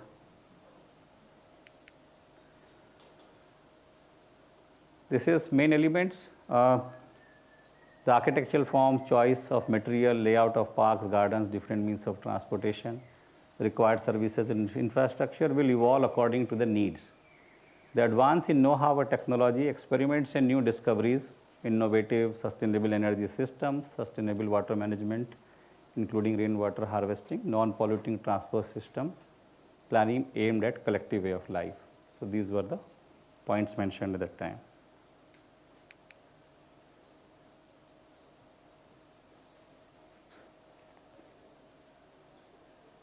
I don't know how many of you have seen this document. I also saw much later. This also came to me much later somehow. That 4 zones have, so these 4 things are there in Matre Mandir, you know that. So they actually relate with the zones. Wisdom, Mahakali's energy, Mahasaraswati harmony, Mahalakshmi culture, and this is a habitat that goes to residential zone. And the work part, international relation and perfection, you can relate them with the zones.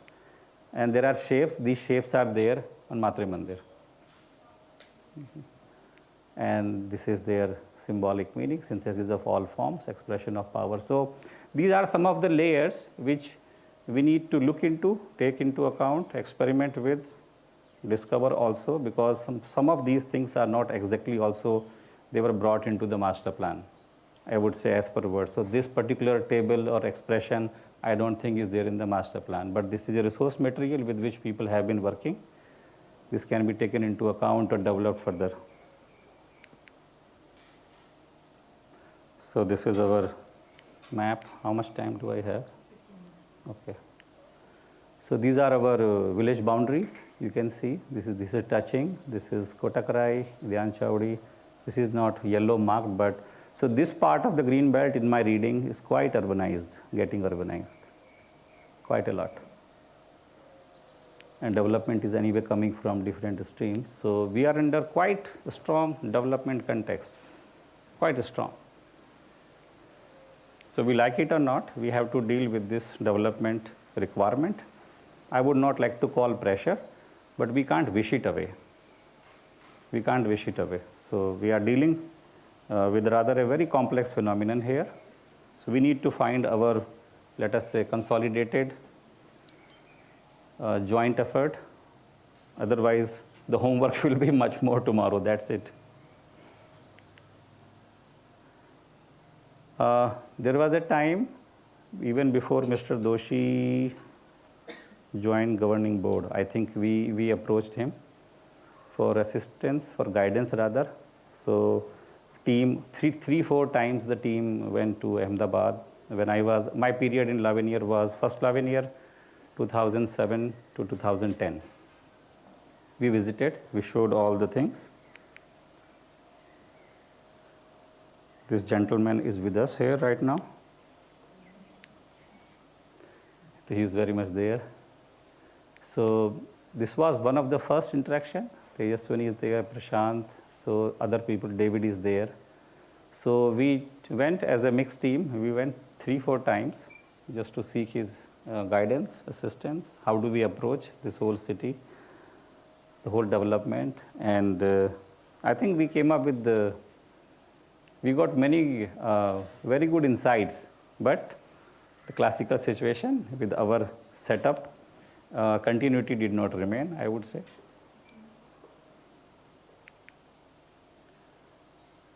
So we used to go for, I don't know, 4 or 5 days, sometime week. So there was a proper planning setup for a short period and all the inputs.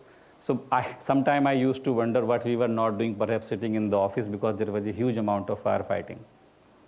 Huge amount of firefighting which goes, literally even today I admire and salute the people, those who sit in the planning office, because what they have to deal with is fairly complex, fairly complex. I had my share of that honor. So this is David. There were some interns also. So all the maps, they were there, and he was trying to grasp it. What is the size, the scale, what can be done, and many revealing points also came out.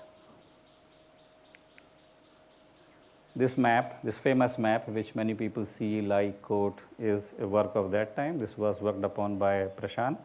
Mr. Doshi asked, put all the layers together. What does it mean? What all goes inside it? So this represents that, the areas, percolation areas, which are the key large percolation areas, canyons with almost, I think, 30-meter buffer on the both side, which is a kind of ecological consideration, existing development, and how this is all percolation. Yeah, it is mentioned here, and some key forest. Basically, some of the forest area. This is our famous Revelation one. It's a percolation point which came, yeah, and this development. You know, if you put it all together, our development, though it is scattered, what percentage it is taking on the land? Any idea? Okay, we are scattered, that's we need some elbow space, it seems. So we are, today, I think 5 to 7%, if you see the surface area wise. If you club all this together and box it, all these dots, this is very small. So what we are dealing is less than 10% what has happened. So the larger picture, what has to emerge, evolve for the towards 50,000 or whatever urbanization of this space is quite a lot. This I think I have touched. This was one more map which was made, Auroville, location of Auroville farms and forest area. This was the Auroville forest land use, farm, land, soil type. So these maps were created. I don't know, I cannot say they were the first time, but there was an interesting struggle to get all the information to come together. Auroville has history of, what would you call, trust issues, how basically working together. So, but it's all this information came with some initial struggle. People collaborated. This is our watershed, which is there. One of the first time, I remember when I interacted, David was there in Bharat Niwas stage. There was a big blueprint style map which was there. We were talking on that. Super initial, very, very super, my also initial days. So this map I still remember particularly. We are on a plateau and how this whole area. This you might have seen, this is our topography in a 3D. This is the way it works, so it is not flat. So it needs certain negotiations and consideration accordingly. This based on master plan, he is presented already, so I should skip it. This was the exhibition part. I will touch something here which came. So Mr. Doshi asked actually, when I was also planning coordinator, that I will only take up and touch the work of Roger till you show me what he was doing. That was the premises. So we worked on an exhibition which has multiple parts. So one part was evolution of city form, what generally people are calling galaxy form. Evolution of world cities, it was an exhibition from their side. Sangat, Sept, and Durganand, artists. This was an exhibition from their side. Auroville urban planning, other layers, and Roger's work. So there were 4 components in this exhibition. This was the poster for that. This was the kind of exhibition, some 40 panel. I personally feel it's a very good resource, very good exhibition for community, for society, for people to know what all is thought, provision. Of course, we can change many things. Things have to evolve, but to be aware. If we are not, so this exhibition is supposed to be so-called permanently placed somewhere. It lasted 1 month, as far as I know. Later, there was a space issue, and then I think it shifted to citadine for some time, or maybe reduced number of panel. But Mr. Doshi wanted this to be permanent because our community process, so you should have those references somewhere permanently located. Otherwise, every new generation which will come, this is Auroville of my version, no? I am not here for this. I have seen in many community buildings where people have very courageous and open. I am not here for that. I am not here for this. So we have very personalized versions of Auroville. So this exhibition was there, whole evolution. So this soft file is there. So I'm just giving you some quick glimpse. So even that time, this is 1968 or prior to that. So even if you take this in a very indicative spirit, very indicative, it might be even wrong or God knows. So there is an idea and consideration for some kind of connectivity, bypass with that kind of wisdom that point in time. There were maps of the regional scale, what they were trying to see, locate, connect, and this was the evolution, how the galaxy plan. So what we have today, galaxy plan, is a 6th plan actually. 5 attempts have been before that. I'm not showing all of them, there's a separate file. I'll give you the link, just go through that. This was a kind of experimentation with the crown. These are line of forces. These were the panels, almost 1 meter by 1.5, 2 meter, almost, yeah, big size. These were line of forces, different illustrations by Roger. This was one more line of force. So I think there's a, yeah, this one, this is kind of, I liked. One slide. Back. That is the Matre Mandir at the center? Yeah. Matre Mandir, this, even the Matre Mandir model, I may have an image here or a poster where there were 5, 6 models of Matre Mandir. So teams have been working, and mother was choosing, suggesting, make modification, still not happy, satisfied, all that was going on. So this is, yeah, this model might be there, maybe, I'll just show you. Now, this was kind of interesting explanation. So this is a rather flat land. So in order to create a variety and diversity, what I heard, the main reasoning and argument behind this was to create a variety and diversity. You see, these are the hills, right? Small hills. And if you draw the line on the top of them connecting, this is your line of force. This was the original idea or a genesis or a thought behind it, how to create a bit more diversity in the urban built form, in this built environment, in the rather flat land. It is not exactly flat as such, but it is also not super undulated. So those sketches were there. So the whole idea was all this information, effort which has gone into this should be shared with the wider community. Here? Maybe. Some French influence. So this was, I'm done or 5 minutes? Okay. So this was one of the sketches. So if you see the, I don't know, around, when did we have our first solar panels in India? Any idea? Anybody, any guess? So this sketch is around, 68, that time the sketching was happening. So you see those solar panel ideas, so those sketches, some of the ideas were being experimented. It was not an easy task to create a town for Superman.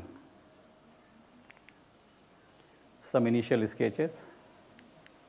I'm just quickly going because the bell is ringing.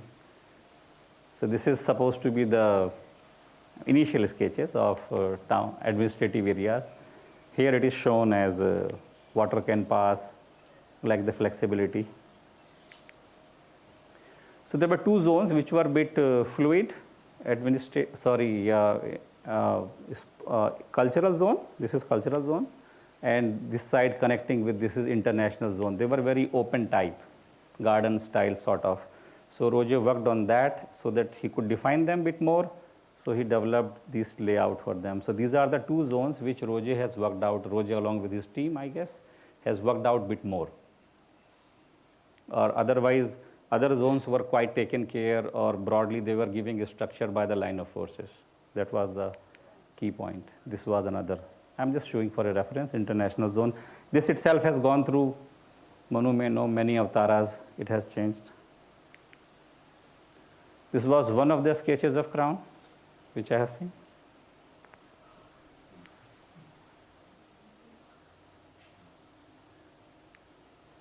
So this is also part of that exhibition. If people want to see, refer. You can have it. This we have seen. Just quickly, I'm sure other people might have also shown, so I'm just quickly. This was a previous structure. It was called macro structure, and it is really macro. You can see that. There were other panels which were added. I think it was one of the first time, I don't know, I got a chance, so I worked on this exhibition actually. So I pulled in all the information from green belters. Everybody says, bring all your material, let us put it all together at least. So it served that purpose. So where are all Auroville facilities? Where are they located, all this? And there was an evolution of Auroville style, architectural, how things have developed. This is rather nice. If people are interested, they can have a look how the patterns have evolved in Auroville architecture. This was the part which came from Sangat, Mr. Doshi's office, SEPT, as well as Mr. Chaya was there, and Durganand, he was coordinating exhibition. So this was how the history of human settlement, how cities have evolved. I think it's very rich. It's quite rich in terms of the learning material. So there were 40 panels, quite big exhibition. So soft copies available. There are links I will share, and rest you can see how his things have evolved. Because it's a fairly complex, human settlements is a very complex phenomenon. There were some studies which were done. I had some interns also. They were studying in SEPT how our community systems are growing, their densities, how development is happening. This is the belt. You can see that time, only this much was developed. Communities, their densities, normal basic planning level. Now I'm touching quickly about our regional framework, which is there available. So even with so much less population, I think what Auroville has done, I find it quite commendable. The concern for the living environment and to create a particular living environment and being aware of those resources and sensitivity, what effort Auroville has put with this limited number of people is quite appreciable. We may have difference, that is another thing. So this regional plan is available. This was also in association with the,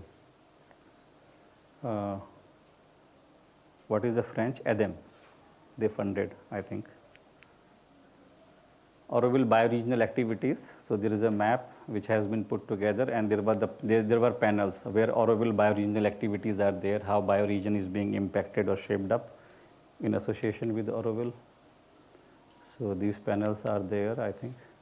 So these are some of the last one study which I will take it up. I have got one more slot. How different inputs have come, the capturing the spirit of Crown. So most of these have been done as a student studios, particularly with one Canadian planning school. They have been coming, sharing the work, presenting to the community also. All this has been a rather regular feature. So many such resources from outside, different workshops, not only by me, many resource persons in different form have been contributing. So we need to figure out a way. I think this is where we are heading via even this exercise. We need to figure out a way to come together and to make sense and take relevant decisions in that sense. So all these are inputs. So all this work which these people have been doing, they are of a certain order, and they have been all also shared with community. They are available. Here are some images from, I'll just go quickly, when we were working in Mr. Doshi's office. This was, one of the studio which I did. I have been coordinating some of these studies. This part of Greenbelt. Growth management. So this was growth management framework for village settlement within Auroville Greenbelt. So these are all 100+ pages of study done in a reasonably decent way. We may have a difference of opinion, but these are good resource material for people to go through. This was another. This was with the Sept Winter School. It was in the Crown, so I can share this also. So it is not there, but there was Aromar's note. You might have seen, he talked about multiple levels of studies. I don't know how many of you remember when I was coordinator in the one, I invited him. Aromar Revi, are you familiar? He is also director of Indian Institute of Human Settlements, also advisory committee member. So he gave a very detailed list, and I would just suggest people can go through that, what all detailed, fairly exhaustive study framework he talks about to work further on Auroville. I have been involved with ISP as a coordinator. I got a chance to initiate this. I had 2 people. Thank you, Lalit. Can we just pause here and open for questions, because we're running out of time. Let me just see how many are there. There might not be many. Okay. Is it okay? You have 4 slides left. Oh, you know? So, so this was a joy of learning, which was, again, just to bring the joy of learning. I was associated with this group, Auroville Campus Initiative. So even this was how, realizing that we have a collective decision-making system, where how to bring community on some common level of understanding of phenomenon and issues. This was triggered by that. We had 12 sessions, and the kind of topic we covered: Auroville planning, economy, outreach activities. There were many others. I'm not able to remember. David was also in one of them. You were what? You also presented something. So there were many sessions. So these are recorded on the radio. They are available. They were, again, how do you enhance the collective participation possibilities? This was ISP. Auroville retreat. I got a chance. I think this may be one of the last year, I guess. So I don't know how many of you have read or took part in Auroville retreat. So most of the things which we are talking and saying, the effort to create collective systems is already there. It's quite documented. 150 people have participated. So what we are struggling here with, perhaps this may happen with this setting also, to work out a bit long-term clear plan, and we commit to that, to work on it. This is not the first time. Many detailed effort of different orders have been done by different way, by different resource persons from within Auroville. So, but how to take it ahead is the challenge which we have always been facing. I think this is the last. Yep. Yeah. Thank you. Thank you, Lalit. I think you said you were worried about repeating previous presentations, but I feel yours did a great job of actually complementing some of the ones that we've seen, particularly around regional context and planning, so thank you. And you've also pointed to a lot of other community processes that all of you can read up on in due time. So we have about 5 minutes for questions, and after that, a 20-minute tea break. So we can take a couple of questions now, and of course, these can continue as you take tea. And I see Fabian's hand up. And David, do you want to go first? Okay. Sorry, Fabian. I don't know how it happened, but my name ended up at the top of the list. So Lalit, as somebody who, somebody who worked on the master plan, sorry. One of the questions that has come up over the years for me is regarding residential units on the Crown itself. And I can remember back in the late 90s when Aura Future was here in Barrett Nivas, Jacques was sort of dividing out the 50,000 people in some form or another within the plan. And there was a kind of very low numbers on the Crown itself. And I remember at the time I was rather surprised. You are looking for a number now, right? Well, yes, if you got one, but no, I mean, my main question is, city whenever... center was 5,000. If I remember well, city center, including Crown, was 5,000. Okay, but if we're going to actually develop urban spaces on parts of that, and of course, yes, one has to take into account that the lines of force, which will also take a lot of people, will cross the Crown in certain places, especially in the industrial zone, if people are living in those. But for instance, I know Paulette, who tends to be very sharp on these types of things, is always saying 30 square meters per person, only services on the Crown, etc., etc. So as somebody who was involved in the master plan, where do you feel this flexibility in that regard? Because if we go now, if we encourage dream weavers to sort of look at creating urban spaces, I would suggest that having the option and the potential for more residential there could have quite a large impact. So it's kind of an open-ended question. My general comment to that would be, we have not been able to attempt the full cycle and circle of any of the detailing somehow. So if we work out all related detailing, right from the land uses, land use, mobility, other related elements, height, detailed development, and we have some kind of even, I would not say design collaborative or what was attempted also in Dreamcatcher style, there is a good possibility that it will reveal what all possibilities are there. My reading is we have not attempted that much. We have been very partial in our efforts, and that is why we are here where we are. So you think there's an opening for that? I personally feel yes. I personally feel yes. Most of our efforts have been rather, there have been some kind of either a time pressure or there is a need for development. So we have been caught into those things, but that again shows a very clear mirror on us as a community, as a society, that we have not been able to complete or address something in a very well-rounded circle like we have. So that is a homework. That's a very clear homework which we need to take. So I think there is a great amount of flexibility and possibility to create many things if we apply ourselves to that. So that application has been shaky over a period of time. Thanks, Lalit, for that presentation, and nice that it just came after Glenn's presentation. Thanks especially for zooming out and showing the potential development of the bioregion, which we can't ignore, which we have not in many aspects have ignored. For me, it's important to find ways of how we can engage the bioregion and all its complexity, the different panchayats, the different villages. So great to have that zoom out. It also makes it clear that the Greenbelt, as you said, is in its original intent not really attainable, which makes me then, having seen Glenn's presentation, really appreciate what has been created in the areas that we own, to appreciate it even more, be it agricultural land, which is a lot on the western side, or the forest land.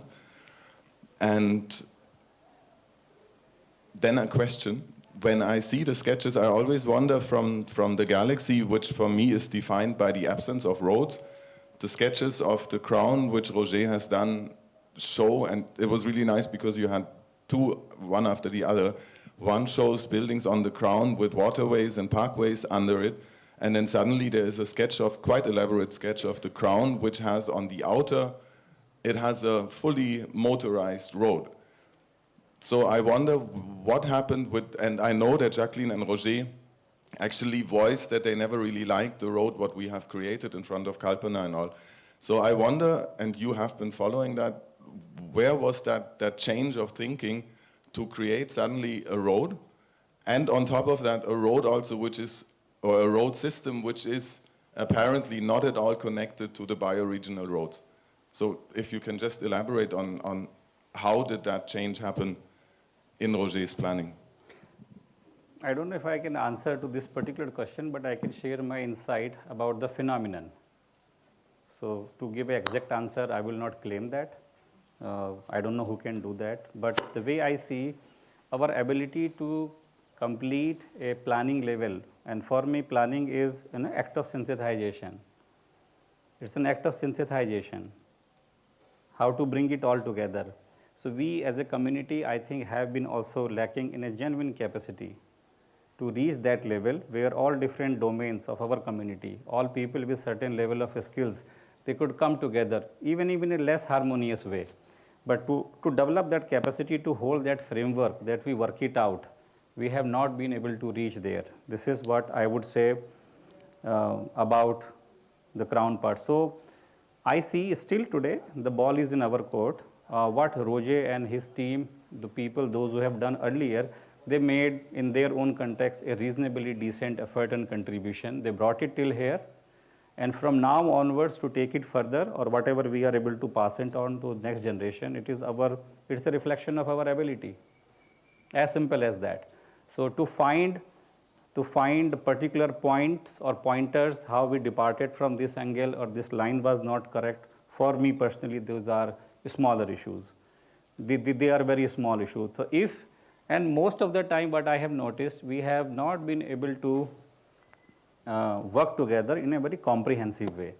Like we have been following certain either one preferred ideology or idea more either on the green side, leaving one thing aside, or more on the urban side, more architectural expression without integrating the larger. So like it's a planning level integration required, not only a simple architectural expression. So the challenge is much more here in that sense. I don't know whether, does it make sense? No? So It makes sense to me. we have just over 15 minutes left for tea, and you still have another 2 presentations after tea, so I suggest we all take full advantage of this break and have some tea and cookies and come back refreshed, and feel free to catch Lalit and ask him any questions during that time. You can catch me later also, I'm around. Thank you, Lalit.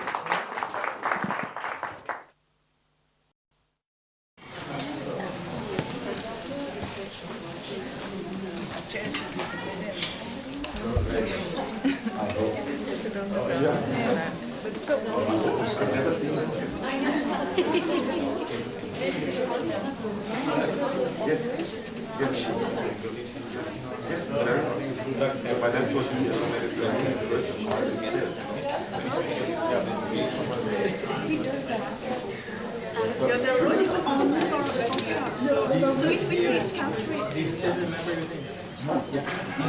we need remember your name. You still remember your name. you know,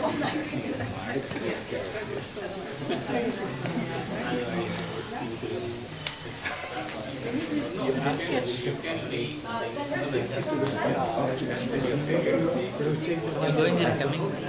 Yeah, you're here. Yeah.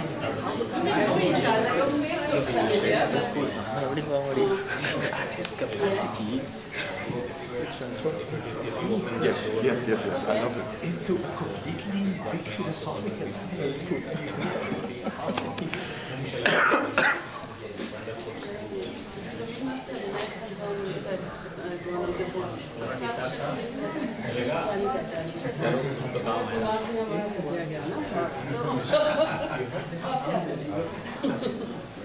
To take them to a higher space.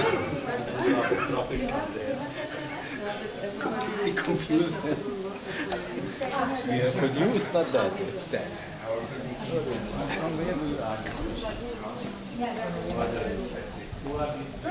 So then you are also interacting with the people.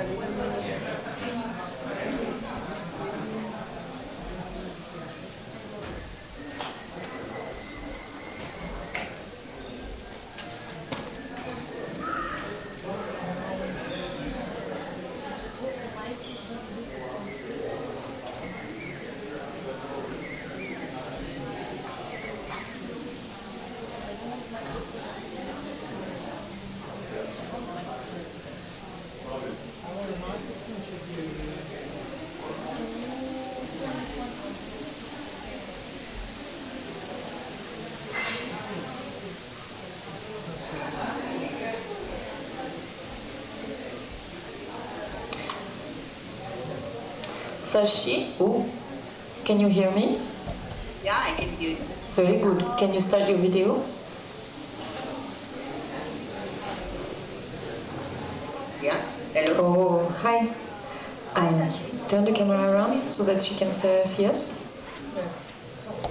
Yeah, I know.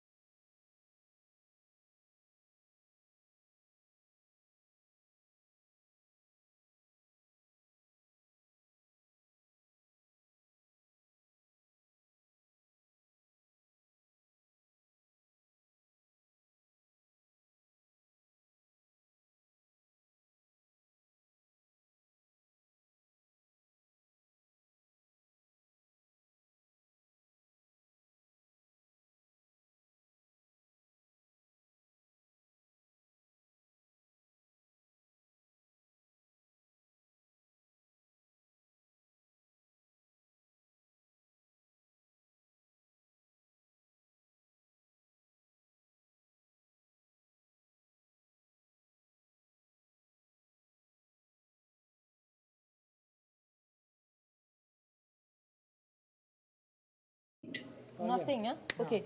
Okay, I'm going to do another test. So you tell me. Yeah. Can you hear me now? Yes, I can hear you. Very good. Okay. Sashi, I'm Sophie. Nice to meet you. Hi. So what is going to happen is that you are going to go on Zoom around 5:30. Mona is going to give a presentation. No, not 5:30. She'll come after I present. So She's coming online. She'll see your presentation. How? I don't want to have to do that while, in a rush. Super. Okay. So if you can come online when Mona starts her presentation, that would be good. And then you'll see her presentation that I guess you know already. So then when you need to speak, we're all set already. Okay? Does So that you will work? tell me when I have to, whatever, speak or make a presentation or whatever. Mona will tell you when you need to speak. Okay? Okay. So we see you 5:25. Yeah? So Sashi, we'll start at 5:30. And I have about 19 slides which I will present, and then I'll introduce you, and then you'll start. Okay. Yeah, that's how it is, right? All right. Okay, super. I will come. I will log in at 5:25, and whenever you let me in, I'll come in. Okay. No, not 5:20. Yeah, 5:30. Okay. And She has All to right. come before. I don't want to do that in a rush. Yeah, it's okay. Thank you, Sashi. We'll see you later then. Thank you. Bye. Bye.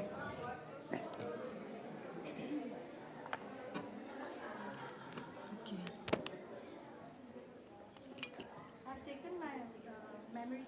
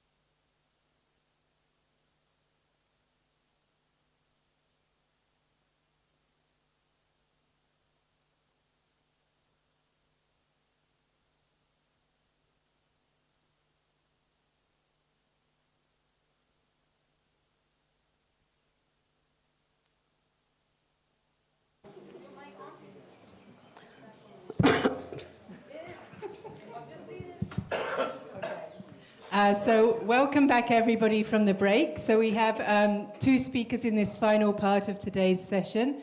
And the first of these is Suhasini. She's going to be talking about land suitability analysis. Suhasini's been a resident of Auroville since 1995, an urban planner and 85. Oh, 85, I can't You read. just 10 years gone like that. Okay, I stand 35 years are gone like that. So I sorry. stand corrected. And she's been involved in initiating, developing, designing and implementing public projects across Auroville, like the Visitor Centre and the Humanscapes development, which recently was awarded the Green Solutions Award in the COP26 summit. Is that correct? Yeah. Okay, great. And so over to Suhasini. Okay, so I'm going to talk about a study that was a follow-up. Lata and Prashant did their study on the topographical analysis that was done with Doshibai. That's done, okay. So when Dr. B.V. Doshi became the chairman of TDC and was part of the governing board, he laid out a kind of plan of action.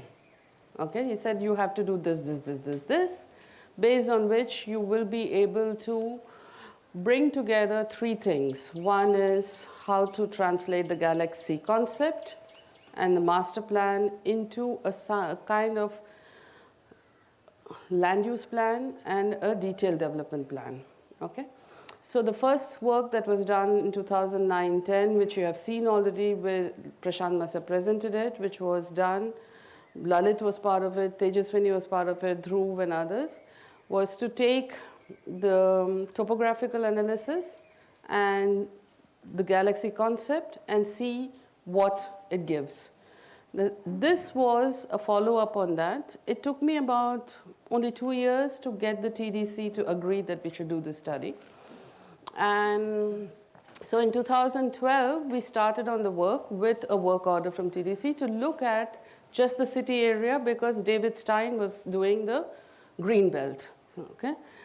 So why did we do this study?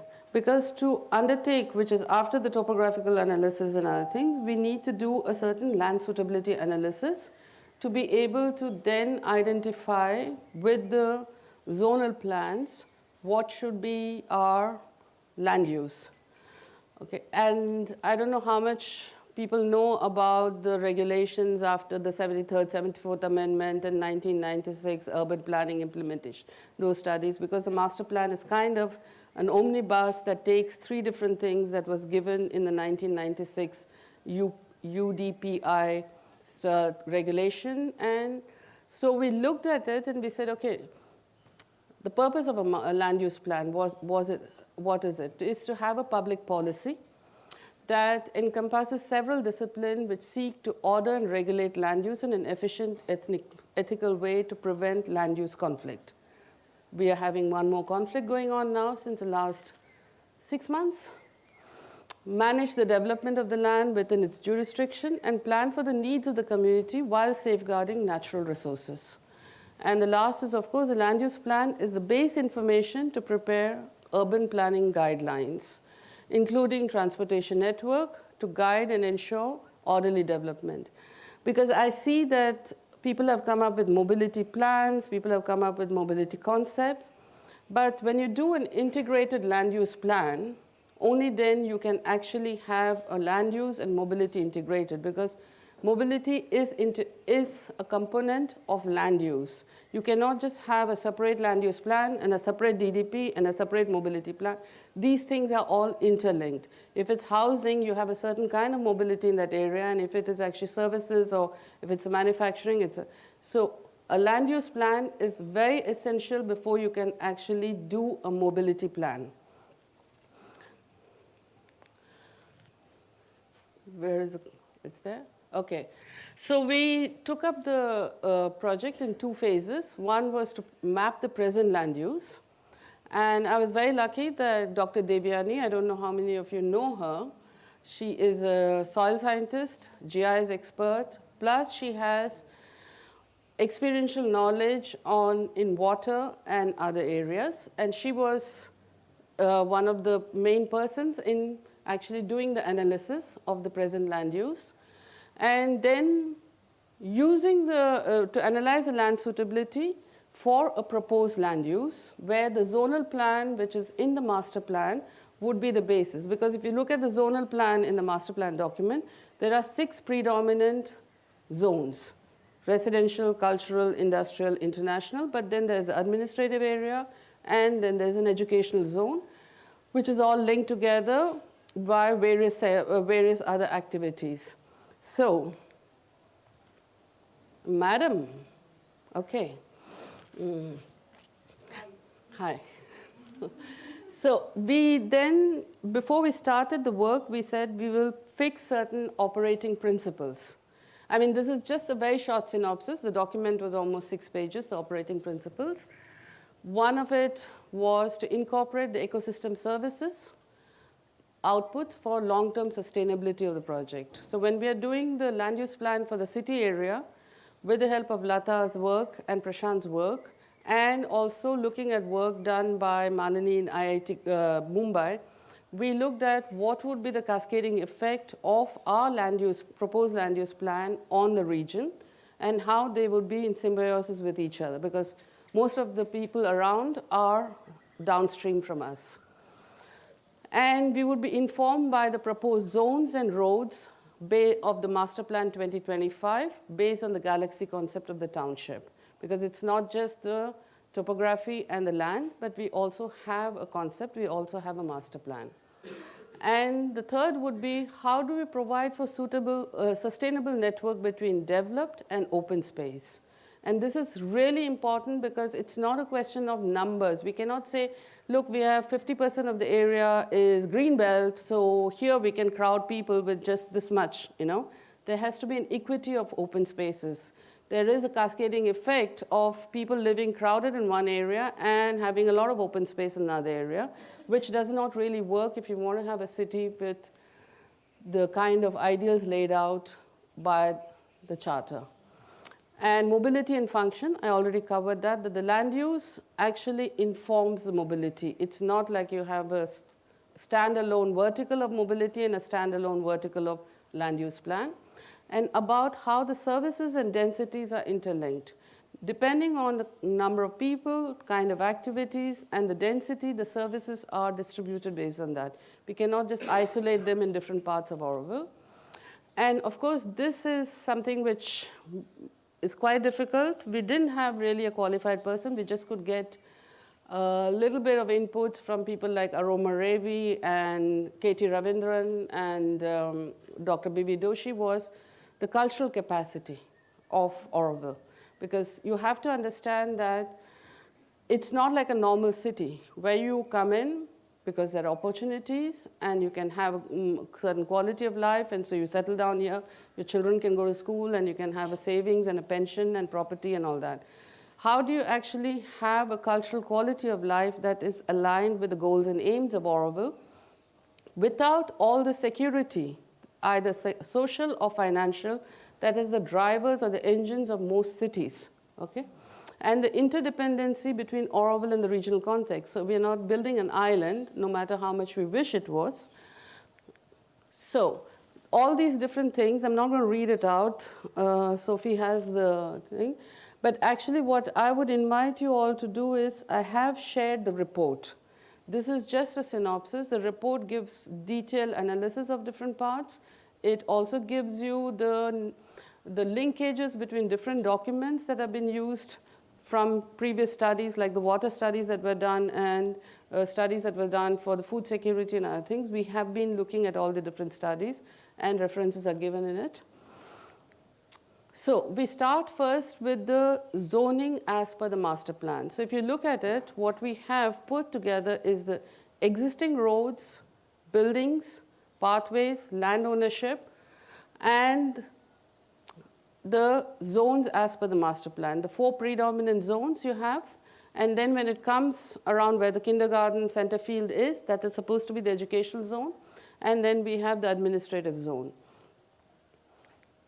And we looked at the roads as they're given in the master plan. So we said we are looking at these 2 things, and the galaxy concept, of course, which is the master plan is deriving the zonal aspect, not the roads, but okay, let's not go in there.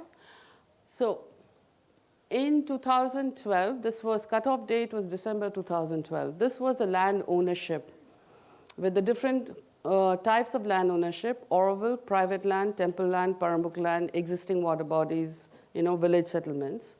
Then from there we looked at elevation.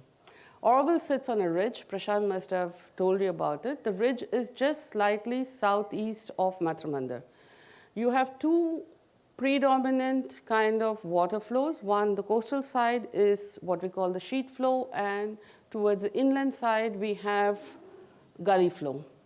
Then from there we looked at the sheet flow and the gully flow and looked at what is happening in terms of percolation within the city area. Look, and this map needs to be updated because we could do this only based on two data points. One is that there are soil samples from different area that was done based on well drilling. We have soil data on different bore wells done in different parts of Auroville. Using that granulometry and other things, we know what is the percolation capacity.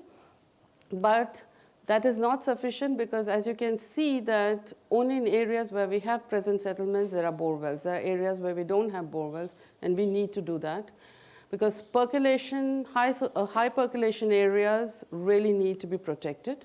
And areas which have gully flow are our future to make sure that we have water security. From this, between both the topographical thing of the sheet flow and gully flow, the watersheds were extracted, the micro and watersheds were extracted to see how they actually merge into the three main watersheds towards Kaliveli, towards the coast, and towards Irumbai Eri. And from there, we superimposed all the three: soil, watersheds, gully flow, watersheds, and looking at what is the existing situation in terms of land ownership, how much of the water part that Auroville actually controls. And this is very, very important because actually what I'm saying is kind of stupid because even on Auroville land, we don't have a say on what happens on Auroville land, but we cannot go and tell the villagers and the government what they should do. So if we have a situation like here, we have a situation where we have very predominant gully flows, which links to these two areas. We have check dams. We have looked at what happens if we have a setback that allows us to hold the water, hold the soil along the canyons to improve on our water holding capacity without depriving the downstream people of their capacity to fill up their ponds and areas. Because it's not a question of just holding the water, but also sharing the water. And holding and sharing of water have led to global wars and state wars and Supreme Court this. So we need to make sure that we don't have that kind of conflict in our region. So this was needed to look at how do we hold water without it being an aggressive engineering solution, but rather as a land use solution where we can have a system of collection, overflows, channels, holding soil percolation, sponge effect, and things like that. And then we looked at the present land use in terms of plantation. And we only looked at where it was a certain density of plantation. This we got from maps that the Green Group had and maps that were derived from the Google data of at that time. So we had 2002, and we just looked at each of the Google Earth maps from 2002 to 2012 to see how the tree cover evolved, and then talked to people who were stewards of different areas. Like for Revelation, we talked with Patrick and Christo to understand how much of the plantation was actually changed over from the original primary species that were just there, and then the plantation that was done with the indigenous trees and where it was planted with certain kind of species that were endozoochoic, so that the replantation that happens downstream is actually affected without direct intervention. And these patches that you see, amazingly, these patches that you see, amazingly, were all on top of major water flows in this area. And if you see here also, so this part, we realize that this Darkali sits on a major pour point between these two canyons. Pony Farm sits between these two canyons. Discipline actually has a very peculiar soil situation that holds the water between two layers of soil, because it is clay, it's kind of silty clay on the top, and then they have pebble clay, and it just seals itself and holds quite a bit of water in between the two. And Revelation with the stream that goes this way, and also part of it goes to the Kaliveli, and then of course Samriddhi Existence Bliss area. But these were, we realized, very critical, and this Oro Dam was very critical, because as you can see, it goes to the Irumbai Eri. Then we looked at ecologically sensitive area. Again, this map needs to be updated, because at this point, Mona and Popo had only surveyed this much, and since then, now it's almost 8 years ago, they have further data that has to be done. And when you look at, it's amazing is that when you look at, if you look at this point, and if you look at this point, it makes a lot of sense that this was actually an area of settlement between this whole area and the watershed. That, you know, it does make sense if you just look at the geography of the place, that people have been there since quite some time, because it naturally lends to, you know, development, and in terms of cultural milestones being put there. Same here, you can look at it. This is you don't find it on the coastal watershed or part of it. And then, of course, existing village. This is a very peculiar situation, because what you see here, okay, that's one more thing that I have to tell you. As per, I think it was in 1872, finally, that under the British thing, that the revenue patta documents and land registration and all that, it was. So when land use plans are made using the Amrut 2.0 guidelines, you still have to maintain revenue borders for your land schedule when you do land use. You cannot say, like we did, this is our zone, so this is what it has to follow. The in between, we can come up with micro this, but your land use plan follows a revenue land holding pattern. That is a given, otherwise you can't really work to get an agreement with the local authorities and with the state authorities. And if you look at what's happening in Kottakorai, what is amazing is that this part of Kottakorai, which is being slowly developing more and more into the center, is actually part of Ode Perambuk, which has been something that could happen only because of the watershed management work that we've been doing. If we disturb this work, we are actually going to be damaging the investment of people who have developed there. There's I don't know if Prashant told you about northeastern part of Pondicherry and the development there. Did he mention that?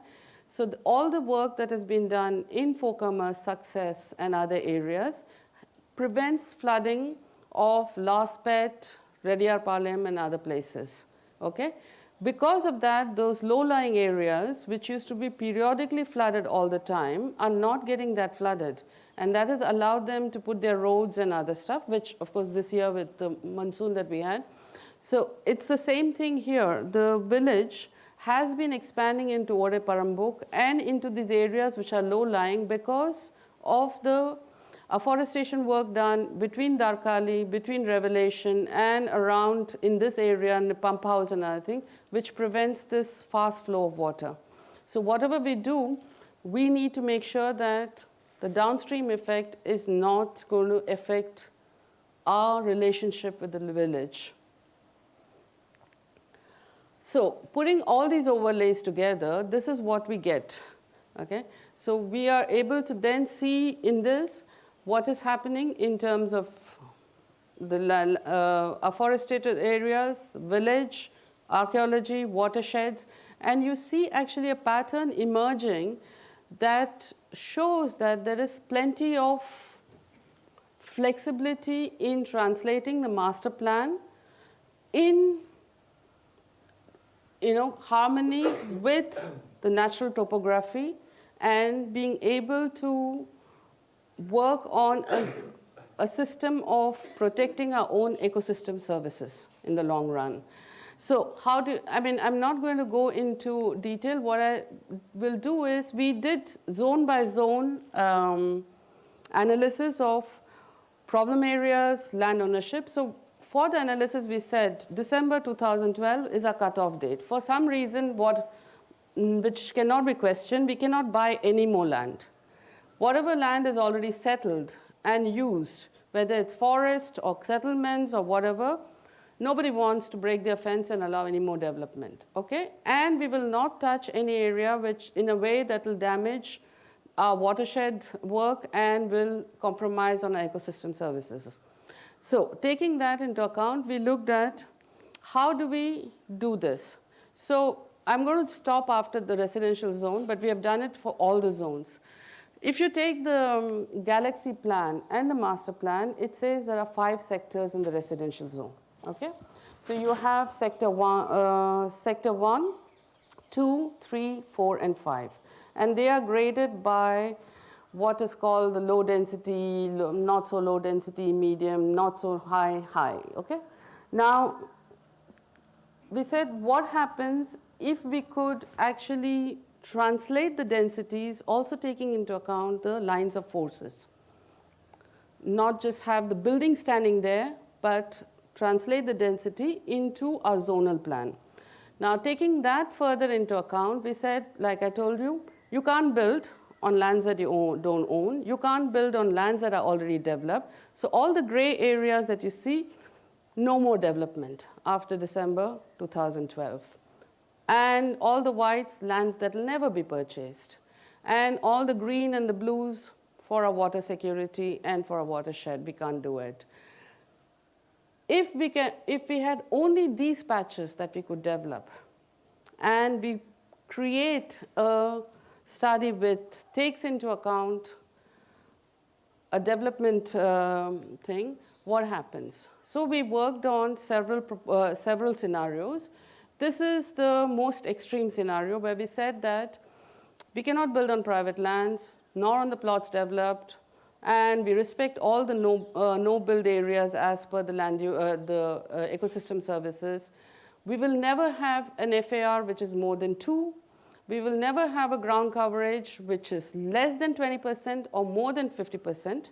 That means if you have 1 acre of land, it will be 0.2 acres or 0.5 acres only. We will not go below that or we will not go above that. And in terms of looking at energy, tropical housing, and kind of low operational energy systems in residential and other services, we will only go G+1 to G+4. Okay? How many people can we then accommodate?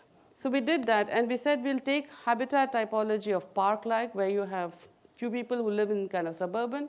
We'll have people living in row houses, clusters, apartments. So when we did that, we came to 34,000 people, almost 35,000 people at 38 square meter per person, where we have taken 30 square meter as the habitable space and 8 square meter per inhabitant going towards services. And this does not take into account the area of the crown, which will also provide services. So in a way, we did that for all the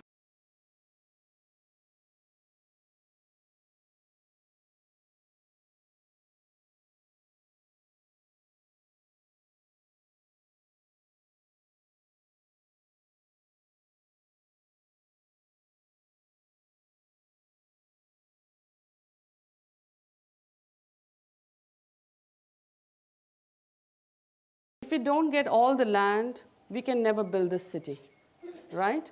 And the third myth is that if we have to house 50,000 people, we have to make sure that everybody lives only in 30 square meters, okay? And we still have to have the crown. So when we broke it down into FARs, ground coverage, building heights, setback for roads, setback of 25 meters on either side of the canyon, protecting the existing tree cover areas, and saying that the Crown has so many square meters that can be developed in terms of services, we can still have 35,000 people in the residential zone, not counting the people who are already living there. Given the fact that the other 3 zones will also allow for habitation, I have a feeling that maybe we should take the discussion from there to something else. The something else which Lalit tried to also bring, and I have been trying to talk about, is that our problem is not about the master plan or the galaxy concept. Our problem is, how do we actually have a debate? How do we talk about certain inconvenient and uncomfortable data that emerge? Because this study was done as part of a larger study. If you look at the work order that TDC issued to us, this is 1/3 of the study. At this point, when we had this, we wanted to, I'm not going to go into all this because it gets kind of, you guys have the report, read someday, okay? And we said, we even went into looking at water security and microclimate, and also in terms of equity of open space, and we came up with areas that can be further put under tree cover. It's not like what we have is enough. We need more areas under tree cover in the city area. And I'm sorry to say this, but this is a reality, okay? So taking all that into account, we said, we did consultation with focus groups, working groups. You know, this is the process that we were supposed to do. Once the study was ready, we had discussions with all the different experts. We had discussions with people who had done previous studies, integrated it, came up with this document and report. We shared it. The step first was we should have a consultation with focus groups and working groups. But as it was a study that was done under TDC, and as a consultant to TDC, they had to be taken into the cycle of work. We never went into even the step 1, because there is a problem where discussion in the TDC could not happen because we talked about taking into account topography, ecosystem services, existing land use, you know, the master plan, adapting to take that into account, because we said 68 is that, 2001 is that, 2012 is this, and it's possible to integrate. If we can have a discussion on how we integrate, what do we integrate, and what is important for us. Let's list out what is important for us, and based on that, let's work on an operating principle of integration. So we had 2 meetings, and both the meetings, after 10-15 minutes, had some people having an emotional crisis. And I'm very bad when it comes to emotional crisis, because I just stand there and say, okay, what am I going to do with them, you know? One is crying, the other one is screaming, okay, you know, I just shut up. Then we were supposed to have an RA process where we could have a consultation with different people in the RA. There would be a selection of people who want to volunteer, selection of people who should be in the thing. And then based on the output of both the focus group and the working groups, appoint qualified consultants. Already at that time, we were talking with Vastu Shilpa Foundation. I think you guys must be tired of us. We are always talking with you, you know, to how do we take the output of that into integration to prepare an urban plan, including mobility. Because we will have only a proposed land use plan if we have also at this point taken into what will be the urban strategic plan, and how do we evolve a mobility plan that will have short, medium, and long-term output. Where do we want to go and how do we want to go there?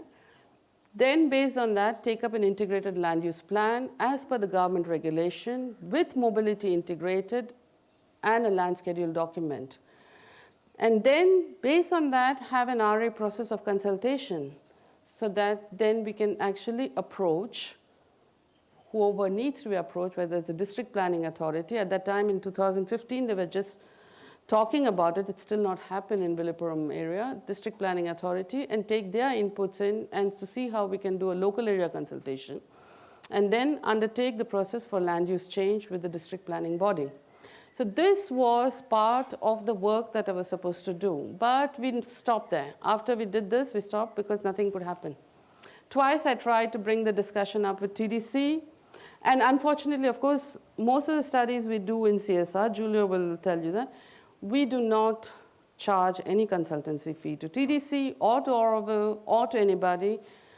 CSR is a research, planning and research organization. We do our own fundraising, and we work for Auroville with our own fundraising. So we put up these studies after we know what is our financial resources, who will donate to it, and we do the work for TDC. Thank you.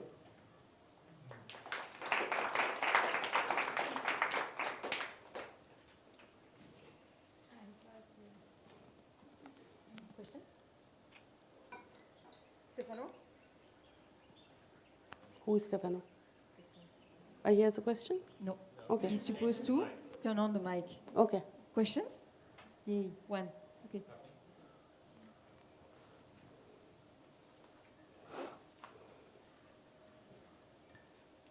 Hello. Thank you. I had not seen this before. It's also one of those presentations which I see as first time after being here 5 years. So it's really good for me to see that, and I'm sure it's for other people also. My question is regarding the land use and the DDP. What is the relation between them, if you can just briefly Okay, answer so if you look at how, you see, the thing is that historically in India, after we sent the British home, the Delhi came up with a master plan, and that became a kind of template for all the other cities to take up master planning. Now, Delhi had a very peculiar situation. It had a lot of villages that were integrated into the area that came under the Delhi master plan area at that time. Yes. So what they did was very peculiar, which is quite interesting as a case study, because most probably we will end up doing that, is that these villages were outlined with a pink oil, red oil pencil, which had a certain thickness. So, okay? And that thickness, even when we were studying urban planning, that thickness was being measured to see what was a border and where can they actually have the setback of the border, okay? These areas were not given any urban infrastructure. Public transportation, sewage, waste collection, electricity, nothing. They were called Lal Dora because it was ringed by a red line. Delhi has a very peculiar situation also about ownership. A large part of Delhi comes under the Delhi Development Authority. You lease land from them. You are not landowners, okay? Which means that there is an existing land use within which you have to function, and there is an existing mobility plan within which you have to arrange your development. And it also has, peculiar enough, in between these areas, lands which are privately owned, which creates another challenge in terms of your mobility planning. Because you can control only in the lands owned by Delhi Development Authority, but not on the other one. And then you have areas which are completely outside any master planning. This was kind of adopted by many other cities, and we reached a point of chaos a bit. I mean, Indian cities are nothing to write home about. But sometime in late 80s, when they were looking at the social situation in urban India, the average figure of people living in politically incorrect terms, slums, between both the metros and the first-tier cities was over 50%. Okay? This was not possible to continue. So they needed to do several things. One is, of course, look at programs that would help these people, livelihood and other things, but also to relook at how we plan our cities. So the 73rd and 74th Amendment came into being, and that got translated into what is called urban plan implementation, urban development plan planning and implementation. So in '96 that came into being, and that laid out a process of how you make master plans. From there, how do you do your land use plans, your mobility plans? How do you actually do consultation and other things? Sometime in 2014, they realized that that is not enough, that cities don't exist in isolation from the region. So they came up with an amendment to it, which is now called Urban and Regional Plan Development and Implementation. And it's actually a very amazing document. I mean, it's a bit difficult to read. It's 450 pages, and the appendix is another 350 pages, but it is really kind of very comprehensive and very advanced and very participatory and extremely flexible. Okay? It looks at so many peculiarities of situations and gives you processes and structures on how to deal with existing brownfield development, greenfield development, and things like that. We need to look at that, and then there's the Amrut Guidelines 2.0, which is kind of a follow-up where they look at water plans. Because India is a country that is water deficit, energy deficit, with a large part of the population that is going or already into its reproductive age. We have very difficult economic situation, and 90% or so as unorganized sector in terms of employment. So with these enormous challenges, which are nothing compared to the challenges that we have in Auroville, we are very privileged. Okay? In spite of that, those things actually could work. And they would work if the system of governance, decision making, and administration was aligned. And I think this is where I think Auroville could show the way, not about what we develop in terms of roads or buildings, but actually the system of development.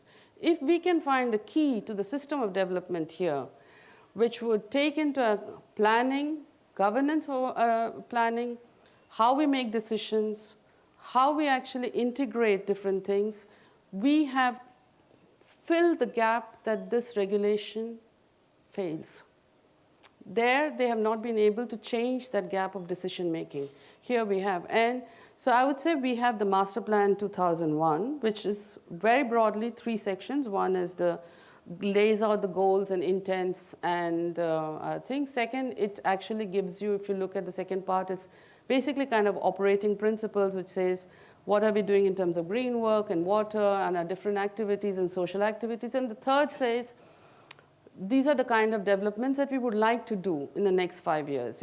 There's what Tuan calls the development plan, but actually it's a list of things that we would like to develop so that we can have a city that includes all this without actually prioritizing one over the other, but integrating all these needs to ensure that the diversity is not just in terms of socio-ethnic and nationality, but diversity in terms of activity and economic output.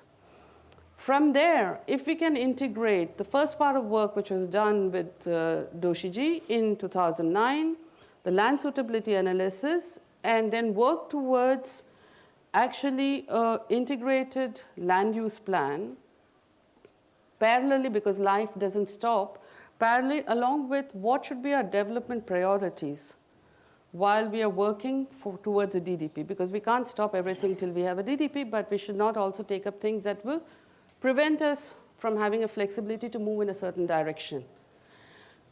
Like Lalit said, planning is about synthesis.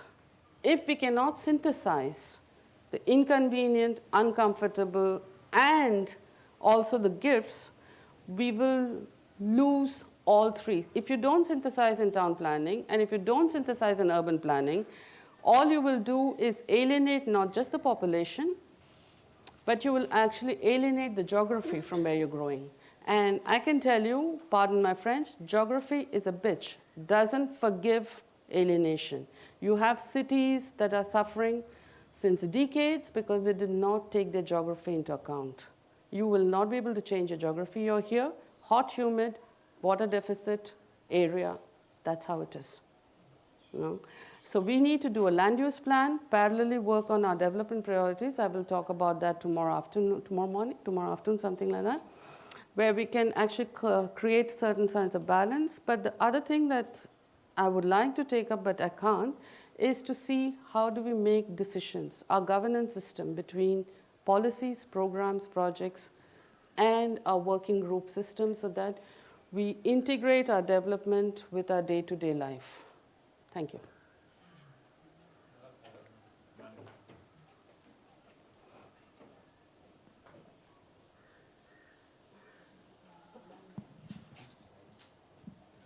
Which slide do you want? Huh? Manu, don't get into that. This was just to illustrate something. I mean, it was just to illustrate that we are not in an impossible situation. Okay, so I just have a question, not just to Suhasini, but David and maybe Shelja, people who are building in the residential, have built in the RZ1 and 2. According to this table, we see about 9,000 projected population with a low-rise, high-density development. No, low-rise, low-density also. Low-rise, low-density yeah, because also. you see here, if you look at sector 1, basically I have only 0.5 FAR, okay? And we have looking at the land available for development after setting out all the existing land use, everything. And so with the ground coverage of 0.5 FAR, building heights, we have given the building height of 7.5 meters from the road and 10 meters from the road. These are the finished building heights from the road level. That's another thing, because we never look at roads in a manner of setting actually the baseline for all development on either side. The question to you three is that we've actually used up a lot of the land in these zones, and we only have about 800 people living right now there, right? But so that takes that into densities account don't seem to match the grammar of planning that you're suggesting. So how do we densify these two zones to match the Manu, you didn't get it. Yeah. Let me go back one step. You see here, in the sector 1, okay? This is your sector 1. These are areas where there's no more development. I'm just talking about these yellows and these oranges. This 4,000 that you see is on this yellow and oranges. It's not on the densifying the others. Because you see, I want to create, lay out a scenario. I'm not saying that is the scenario that we should adopt. First, I want to clear this myth that creates distrust and is pushing people to indulge in all kind of myths.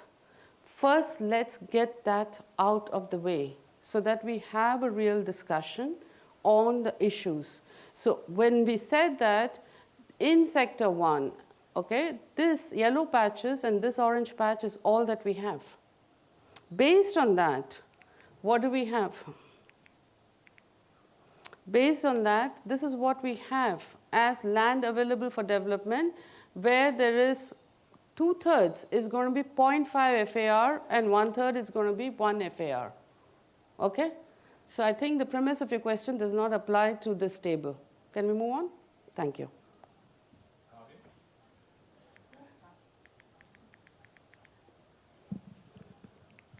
Thanks, Suhasini. You just mentioned mist, and you said at one slide there was that nothing happened, and there's also a myth that the RA is never really involved and incapable.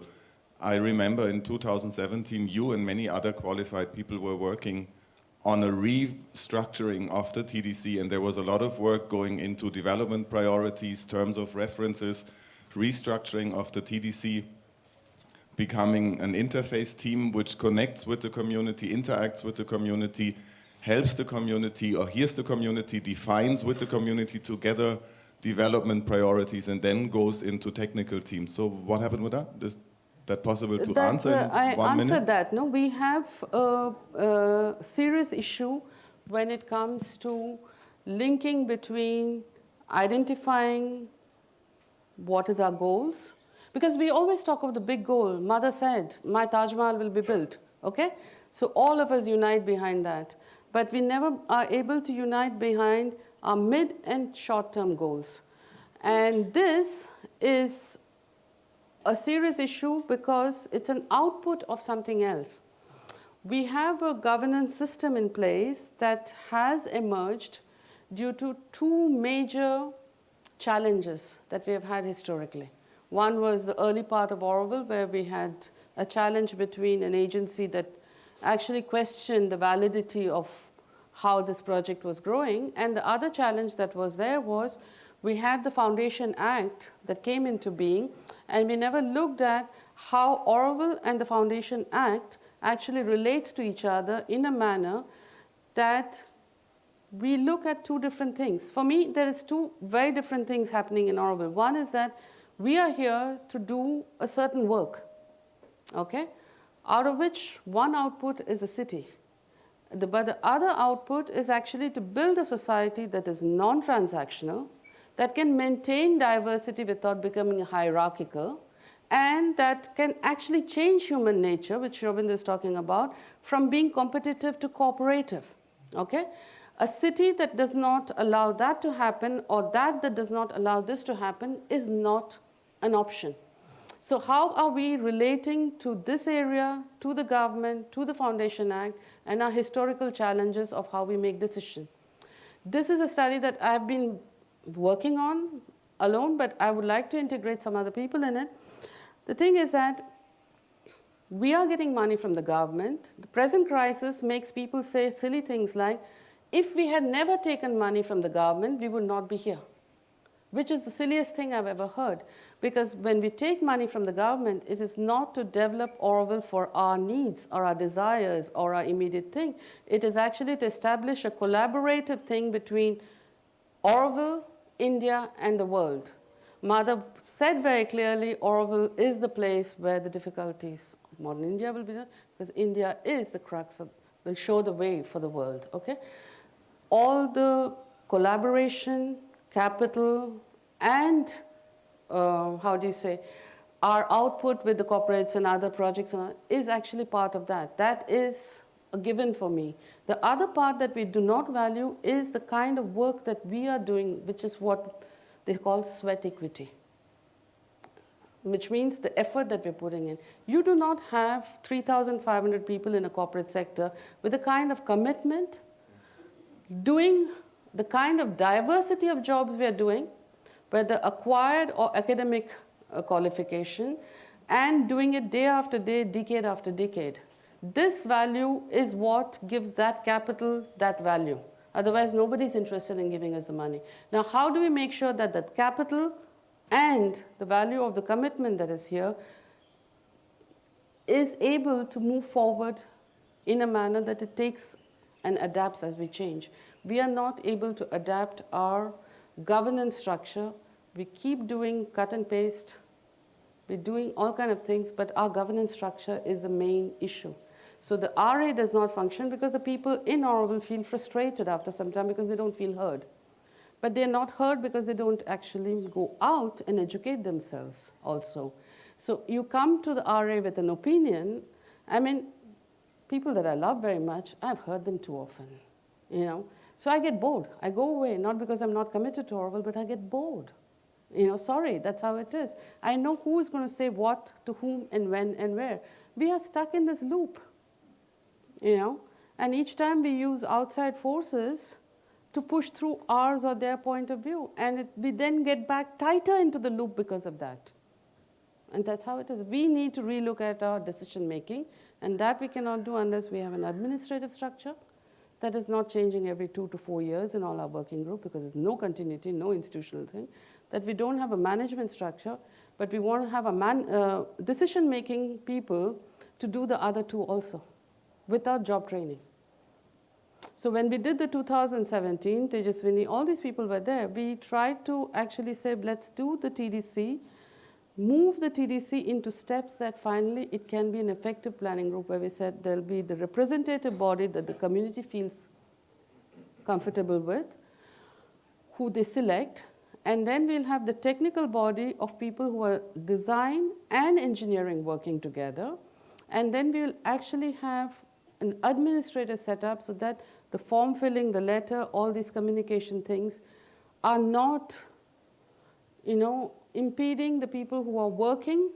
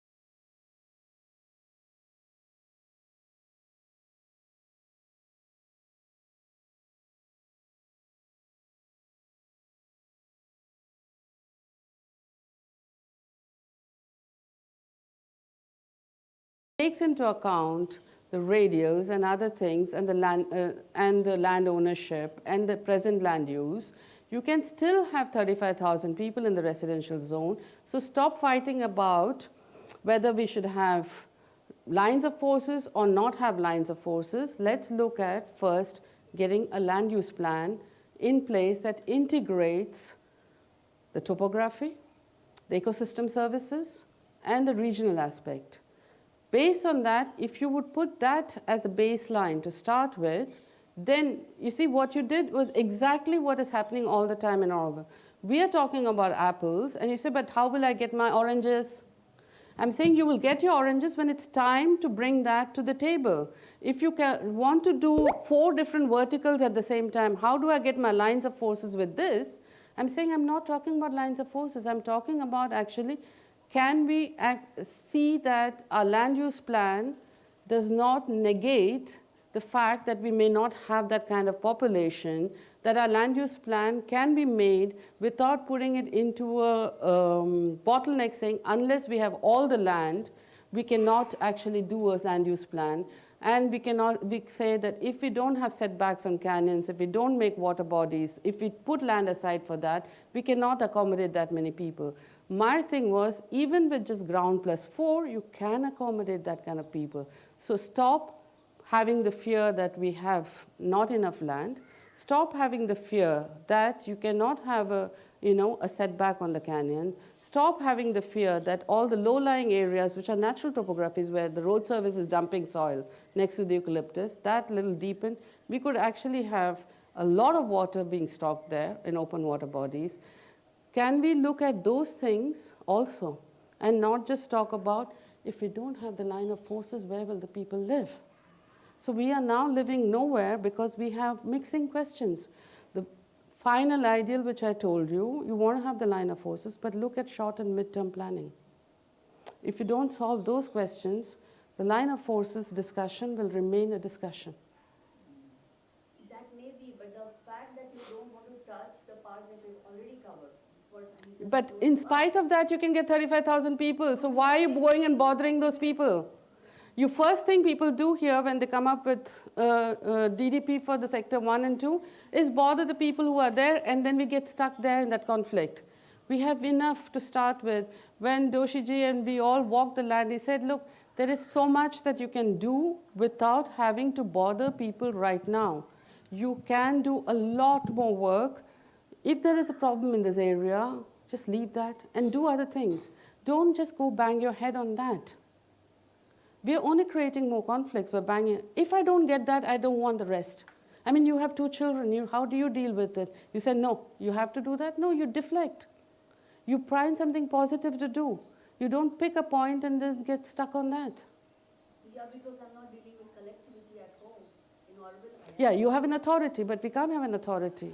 I try to, so that's why I'm saying don't get into stuff like, this or nothing. Then you have nothing, usually. On this very positive note, sorry guys. Since I need to set up a little bit for the next session, if you would not mind to continue this discussion while stretching your leg, that would be great. Thank you very much. Okay.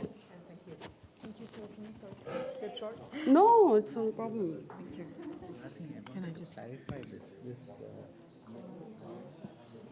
So don't go too far if you stretch your legs. It's only a 2 or 3 minute break. The call was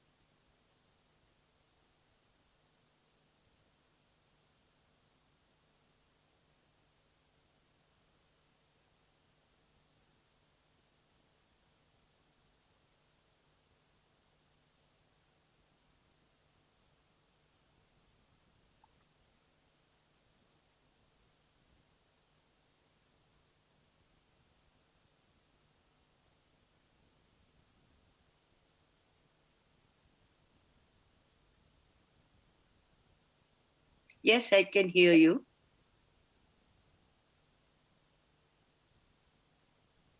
Okay.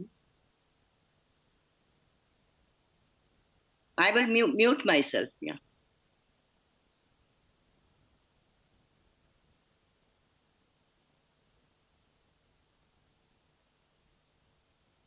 I will mute myself, Sophie.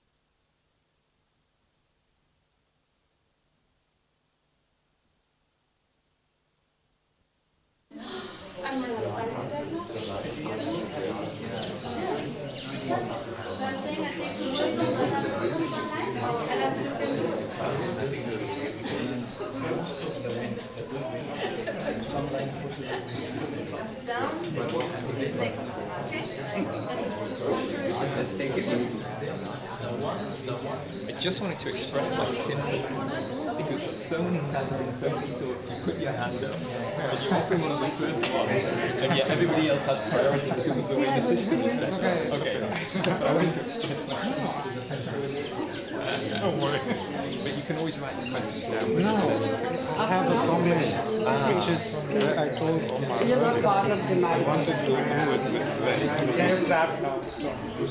what emerged from my strategy was that I go towards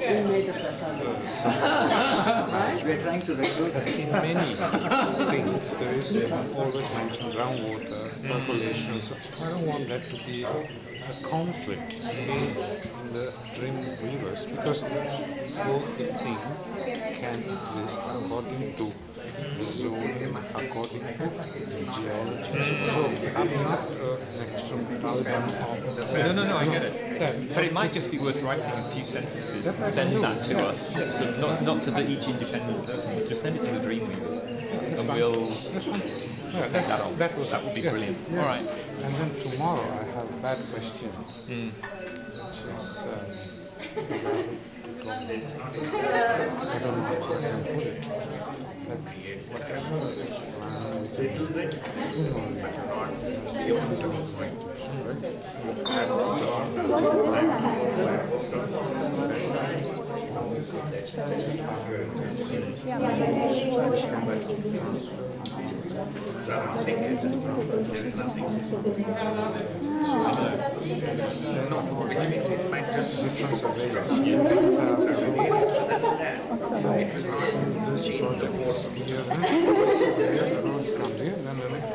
Yeah, I know. And then what do you do? I know. Okay, you asked the question. I know.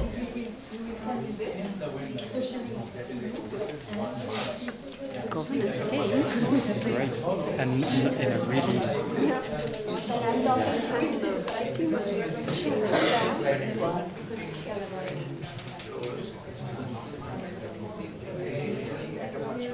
Mona, we can start whenever you're ready.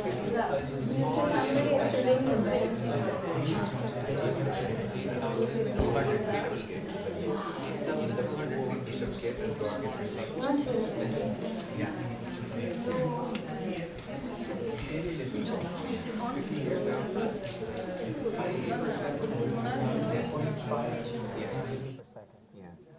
Here will be 4 or 5.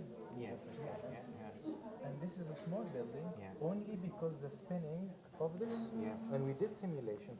So even a small, but this is totally solid. Yeah. Now, See, if the the line of condition horses is much bigger.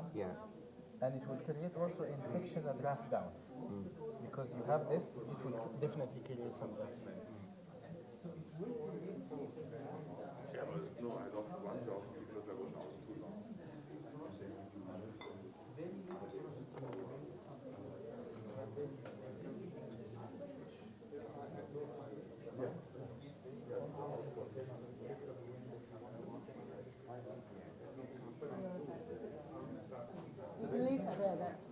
start extensive.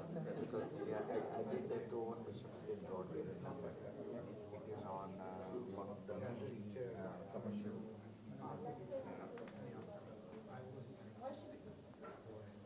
Okay.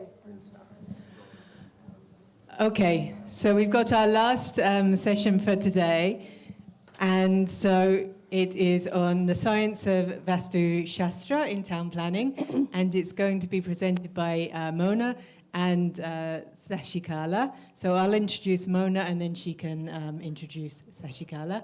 So Mona came to Auroville in 1987 as a student intern and has been living here since 1990.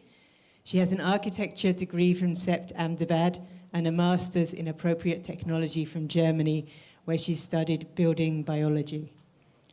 Since 1995, she has her independent architecture, interior design and landscape studio in Auroville. Okay. Okay, welcome Mona. Thank you. Okay. Just one precision, Sashi is going to join us on Zoom, okay, so she's not physically here. Oh, yes. Okay. So last session, I hope it's going to be short. This came about in the last 2 days only. And thanks to Omar, and he's done this wonderful job of putting people next to each other. Don't try to hide. And it's very good, I think, so we can all now zoom out a bit and zoom in again, and it's great.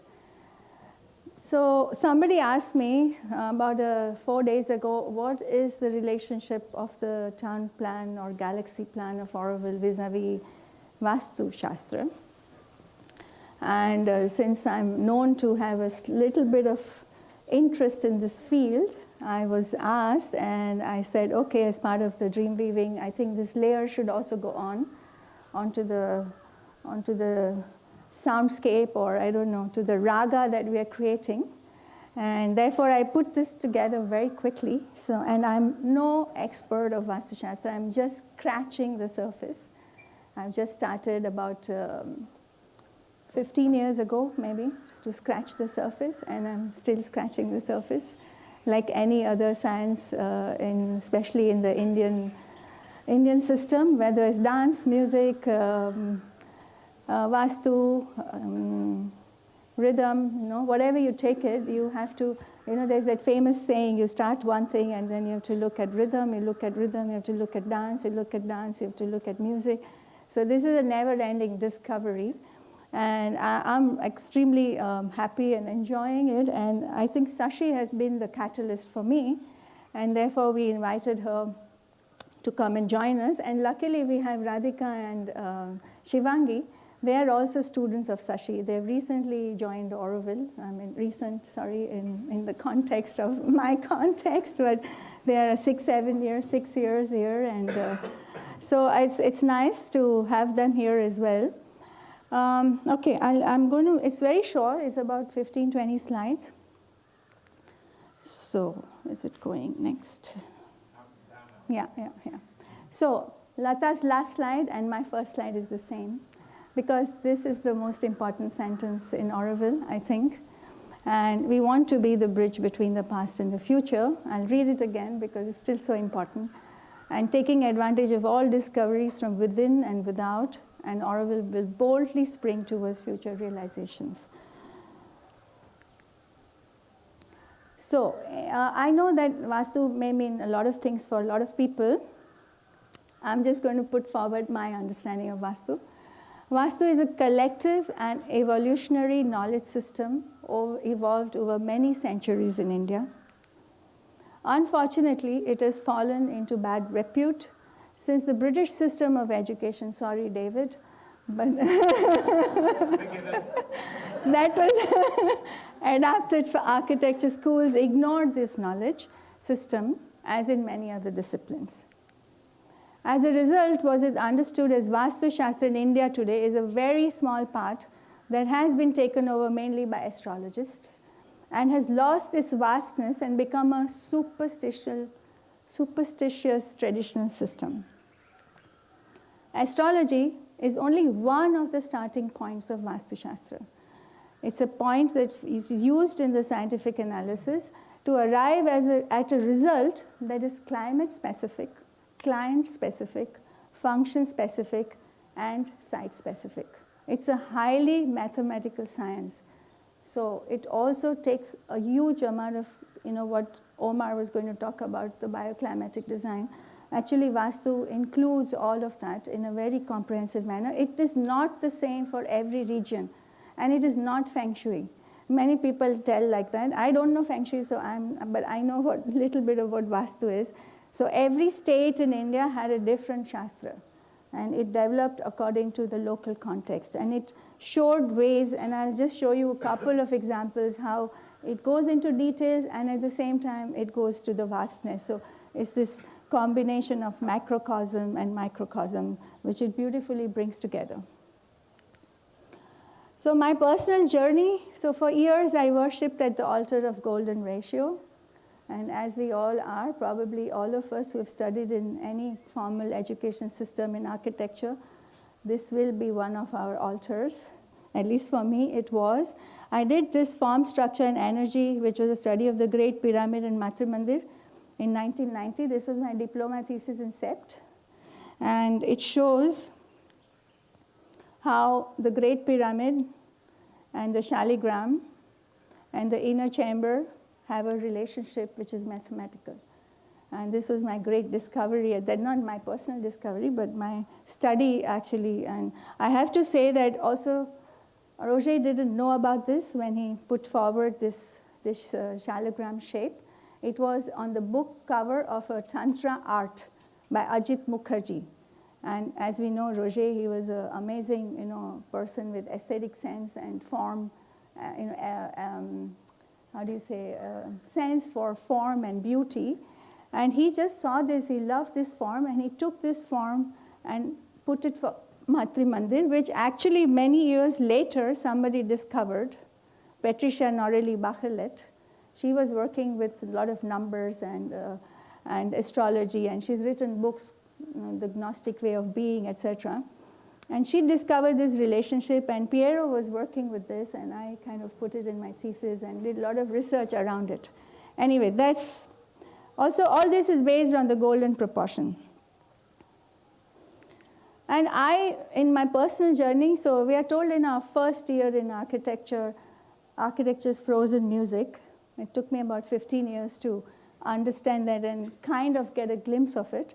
I had a cottage restaurant in Pondicherry, which I designed, and I coincidentally, by chance, discovered that it is a golden section. The whole site was a perfect golden section. And I looked into the modular, and I studied Corbusier in depth, and I started seeing how he took, where he took the liberties and where he, stuck to it. So nothing is actually fixed, I think this is the beauty. When you go deep into something, then you can step beyond it. But so long as you don't do that, you're stuck by the rules.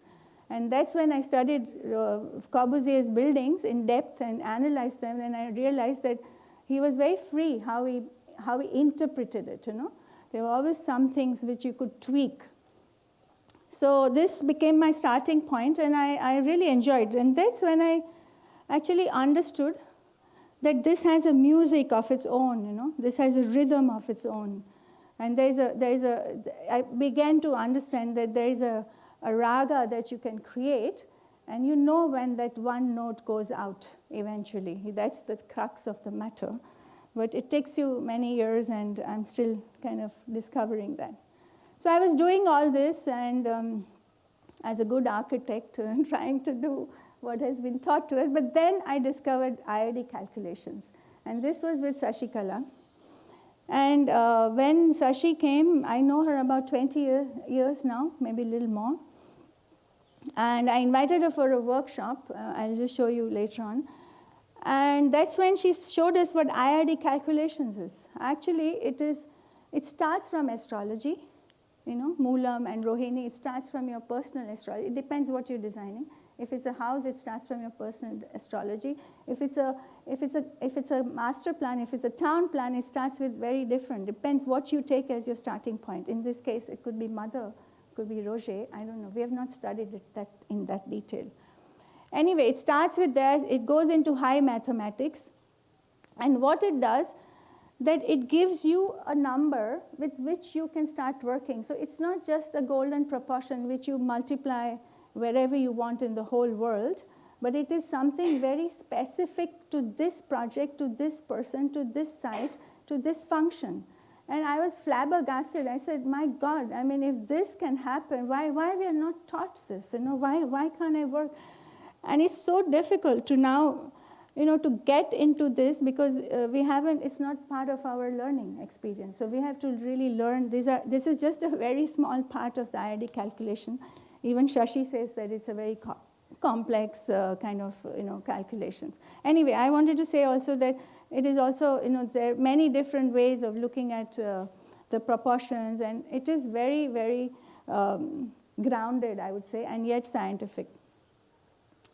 So as I said, it is a collective knowledge that is very important in the Auroville context. It's a collective knowledge gathered over centuries. It allows space for the intuitive and the individual within the greater whole.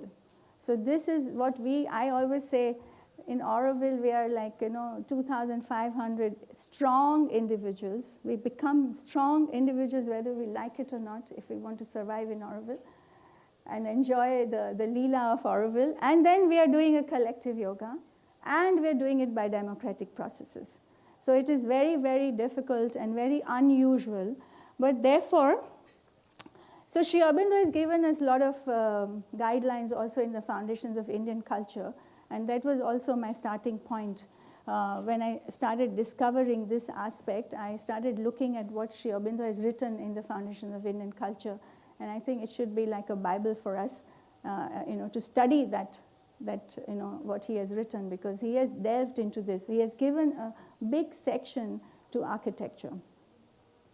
So he describes also in like human cycle, for example, that reason, ethics, and aesthetics, they are the three strong points or three strong perspectives which have to be balanced. And I have noticed this in my work in Auroville and other architects' work in Auroville, that if one becomes more than the other, then you will get a different kind of building. I don't want to say good or bad, but it will show in the end result. So you just give too much importance to aesthetics, you may forget to see what is the reason and the ethics part of it. Similarly, in Vastu Shastra, they have the concept of Ramyam, Bhogadayam, and Sukha Darshanam. So it is quite, we can go into details with this. I'm not the right person. Sashi would be the right person if you want to go into details with this. But I wanted to put it there that also how Sri Aurobindo has written on this aspect, and he has talked about some of the ancient temples of India and how Indian sthapatis used to work, and how the sacred architecture in Auroville, in India, was always, dedicated to something higher than oneself. Yeah, and I think in Auroville we are dealing with a lot of that, and also beyond that. So then in 2013, I started with the help of a nice grant, a small grant from PCG, the Project Coordination Group, invited Sashi for Inner Space Outer Form. That's what we called it at that time. It was a beginner's course on Vastu Shastra, and you can see some of our architects who are sitting here. They are also there, and it was quite successful. So this was a very basic beginner's course, but we did go into IID calculations, and we looked at several aspects of Vastu Shastra.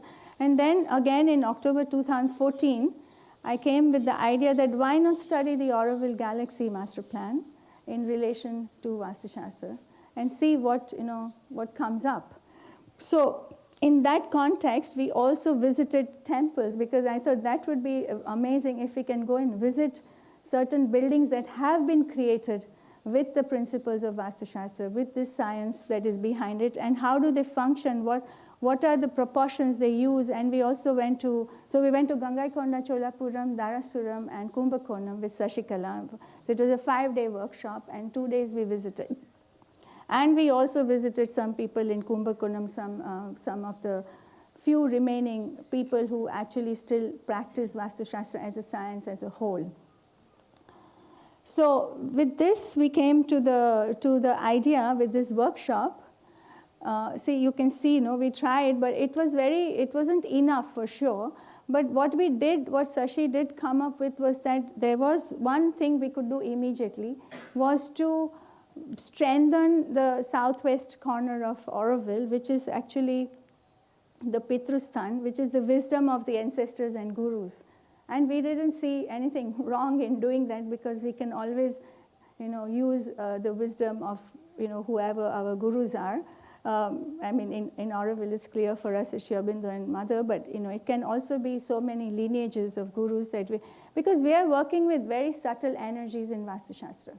Apart from all the mathematics and everything, it also has something very subtle connected to it. So the best thing I like about Sashi is she's not, she always says, develop yourself as an individual and become that intuitive person that will understand what is the right thing to be done.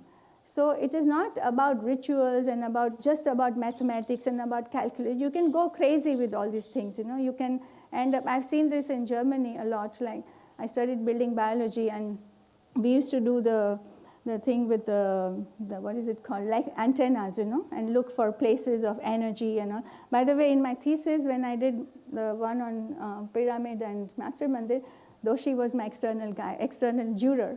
He was the only person who actually they thought he's the only person who will be able to appreciate something like this, where I'm talking of more subtle energies than.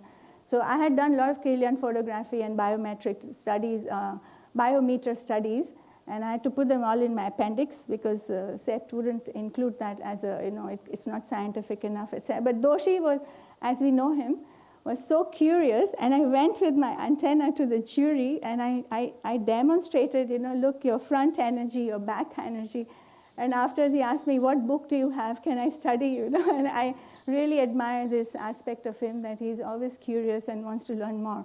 But I saw in Germany that they go crazy over this, because it's just the mind working on it. And Vastu Shastra is not just the mind. It is the mind, but it is also beyond the mind. And that is the beauty of India. So at some point, I lost interest in all these antennas and all that, because I saw that the mind can interfere so much with your whatever you want to find. You'll find water here. The antenna can tip if my mind interferes. And to not let your mind interfere means you have to really work on yourself a lot. So at some point, I realized it doesn't make sense. So in Vastu Shastra also, it is a very subtle science. And you have to discover, become sensitive, and you can go beyond that. So this with Manu, and we went to so southwest corner happens to be the Sacred Groves area. And we asked Manu if there was some area that we could use. And then AVI USA became very interested in this, and June Mayhers, and they started planting trees for some of the Aurovillians who had left. And it became actually, Yana was very involved in this. I don't know if she's still here.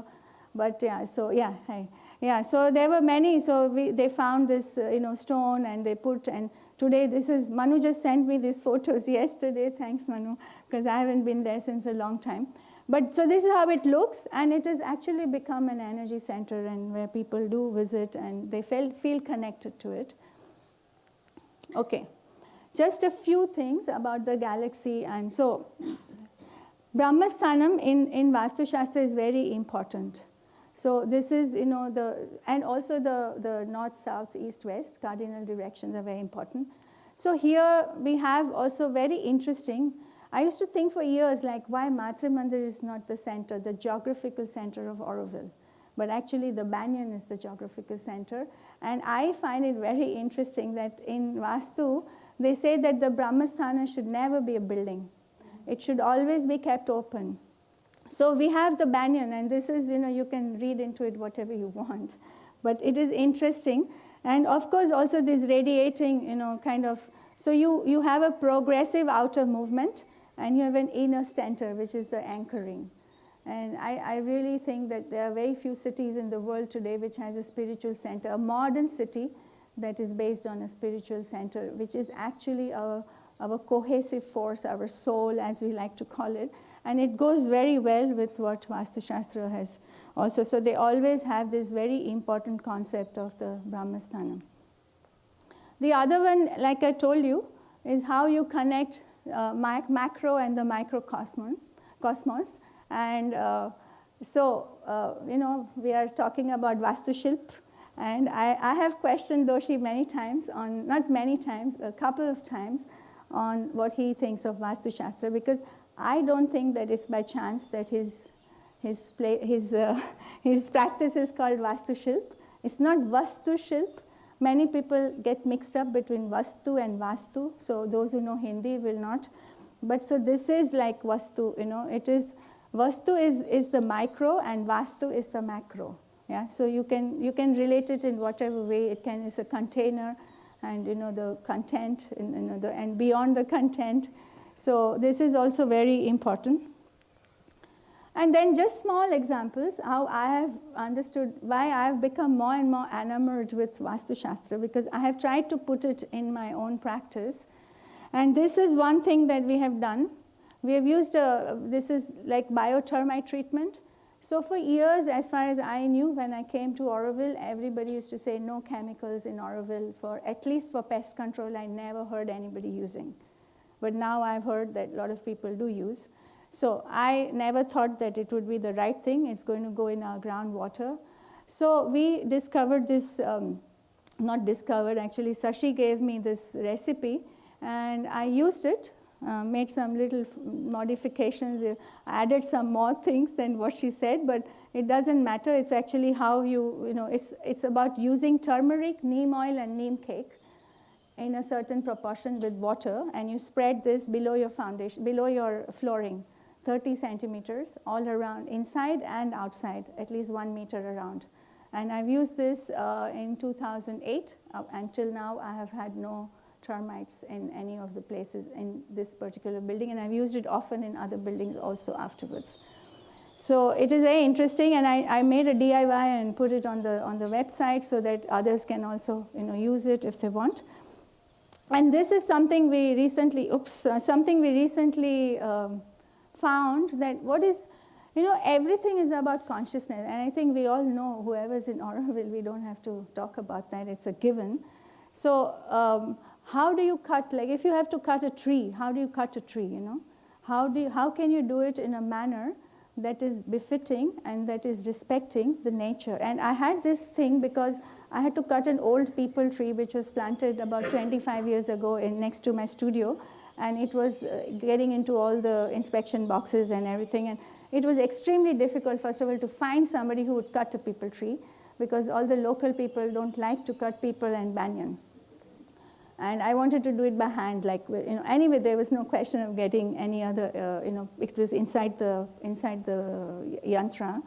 So I asked Sashi, what can I do? How can I feel it's difficult to cut this huge tree. And then she told me some simple things like, first of all, ask for permission. This is the biggest thing what Vastu has taught me.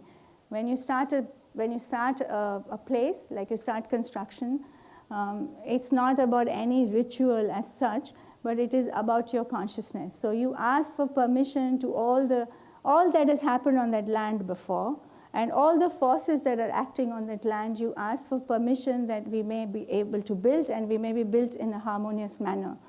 And I feel just this intention is enough, and maybe in Auroville, people see rituals, the word rituals become like, oh, we are not for rituals, we are for the future and all that. But we have our own rituals like anything. So the bonfire is a big ritual, whether you like it or not. It's our way of ritual. It's our way of saying, this is where the community comes together. This is where what we like, what we belong, what we feel is right for this place. So everybody has rituals, from eating your breakfast, from the way you lay the table, the way you brush your teeth. Everything is a ritual.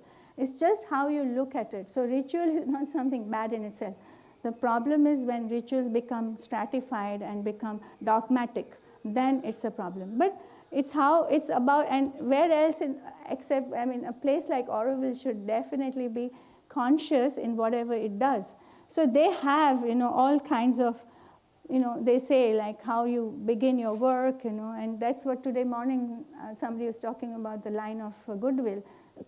that we want to make it in a conscious manner. And I think every building in Auroville should be made like that. And I have tried on my own some of my sites. I don't always manage, but if you would, I tried in my own studio when I designed it. Then every day, 8 o'clock in the morning, you go there when the workers come, and you just light an incense and you sit for 5 minutes of meditation. And before they go, you do the same. I can't tell you what a difference it makes. But that requires a little bit of discipline. And also, I know that in India, you put one incense, there is no question. I don't have to explain anything. I don't have to tell them that this is a sacred space or this is what we are doing. We just sit in a circle. It's there. The thing is, they come from the village with all their problems, their daily life, everything. You want to consecrate that space to begin this construction every day. And every day, if you bring that, and this was something, I think we did talk about this in the dream catchers. I don't know if we did. We probably did. Anyway, but I haven't been able to follow, but I wish that it would happen.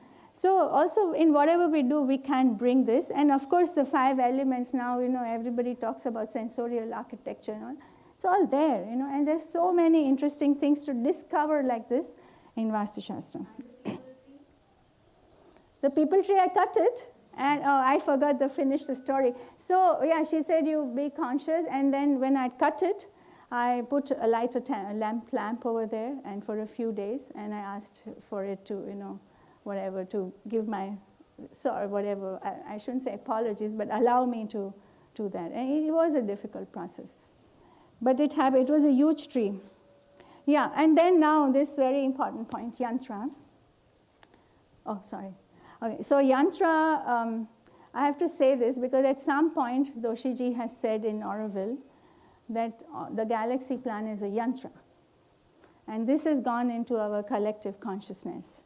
And what is it called? Institutional memory. So I want to know, and I will try to ask him again, maybe you try to ask him. But I tried to ask Sashi this question because it did come up, when we are trying to do. I just did some little research. So yantra is a drawing generally made up of geometric lines that serves to invoke or materialize certain forces. So it is a very precise form. Yeah? In yantra, you cannot change anything. You can't change this angle. And it's also 3D. It is not just 2D. Yeah? Yantra is not. This is amazing. This we saw ourselves in Swami Malai. To make this requires a super master craftsman. We don't realize, but to do this in metal, to cast it, to melt it, to do it over layers, to meet this guy was already amazing. And this kind of people exist everywhere in India, and this is not far from here. This is the people who made the Chola bronzes, Swami Malai. It's still continuing this process today. I found buildings. This is a building that we have visited personally. It's Amarkantak. This is the Sri Yantra temple at Amarkantak. You can see the same form here, the same form here at the top. This is 108 yoginis. So a lot of things to do with numbers. And as we know, their numbers that's what we work with as architects. Geometry is our, base. So there is a lot of things to do with numbers because, like the rosary is 108 and 12, and I'm not a numerology person, but there are many things that goes with this. So anyway, this is a temple that is going on for some 40, 50 years because they only build on some days when, according to them, is auspicious. But we don't have to go that far, but things like this exist. I wanted to just bring in the last 2 slides. This is the city plan of Sri Rangam. So I wanted to say that in India, cities have been designed based on Vastu Shastra. And they are quite successful even today. You can see Jaipur. This is the famous example, that even you can see the 9, and he just shifted it here. So it's flexible. It's not, nothing is cast in stone, That's what I want to say. It's not like Vastu is, you don't sleep in the southwest corner, you will die, or somebody will fall sick, and all that nonsense which has been told to us. No, it's not this. It's deeper than that. It's much more richer than that. It's more subtle than that. But we don't take the trouble, and unfortunately now, today, we have also lost the people who will teach us that. because it's so many years down the line. Sashi is an exception. So this was it, and then the last slide. So one thing that very unusual in our galaxy plan, there is no directionality. There is no cardinal orientation, you know. So bioclimatic, I would have loved to see Omar's presentation, but we end up with buildings like the town hall which face the west, because, you know, so we have to deal with that. We have to talk really in detail. How do we deal? Of course, there are always solutions for that. But how does one deal with that? You know, it's not, because it's a circular plan and it's a spiral, it's a very dynamic plan. But how do we? So actually what Mother gave was this. And you could have said, yeah, it could have gone in many directions. But yeah, in the end, this is what was approved.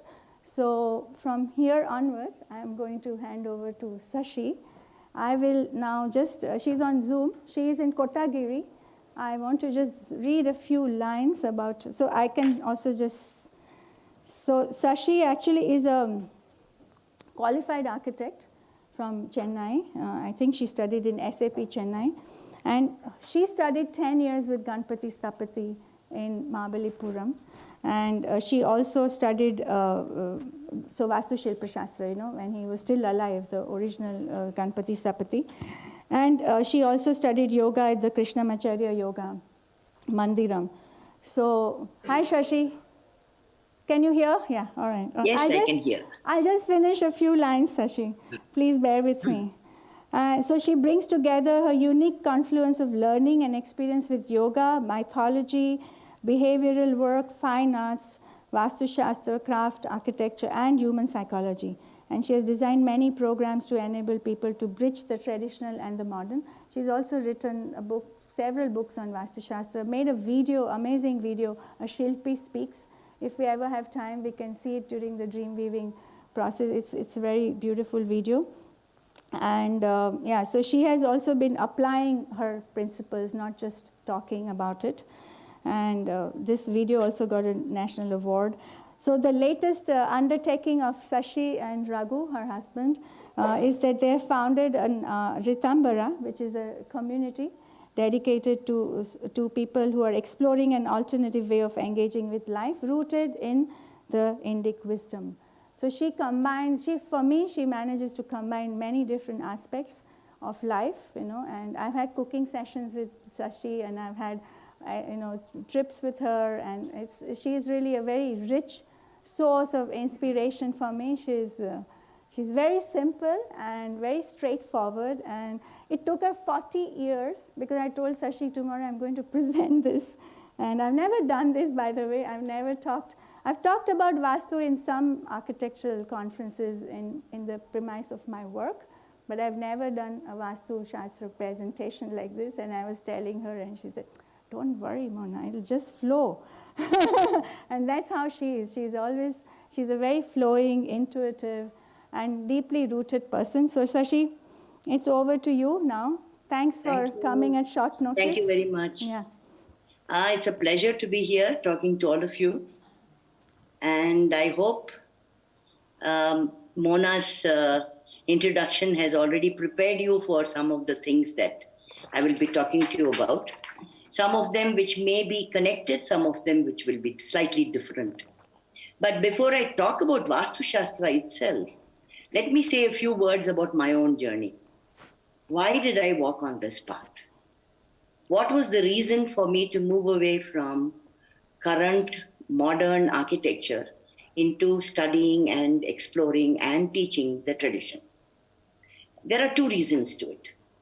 One is, of course, my own discontent. Because I'm a post-independence child, and there was a tremendous amount of anxiety in me about the traditions that were being wiped out. And we are talking here about colonizing. Today, of course, it's become very popular to talk about decolonizing, but when I was in my 20s, nobody talked about it.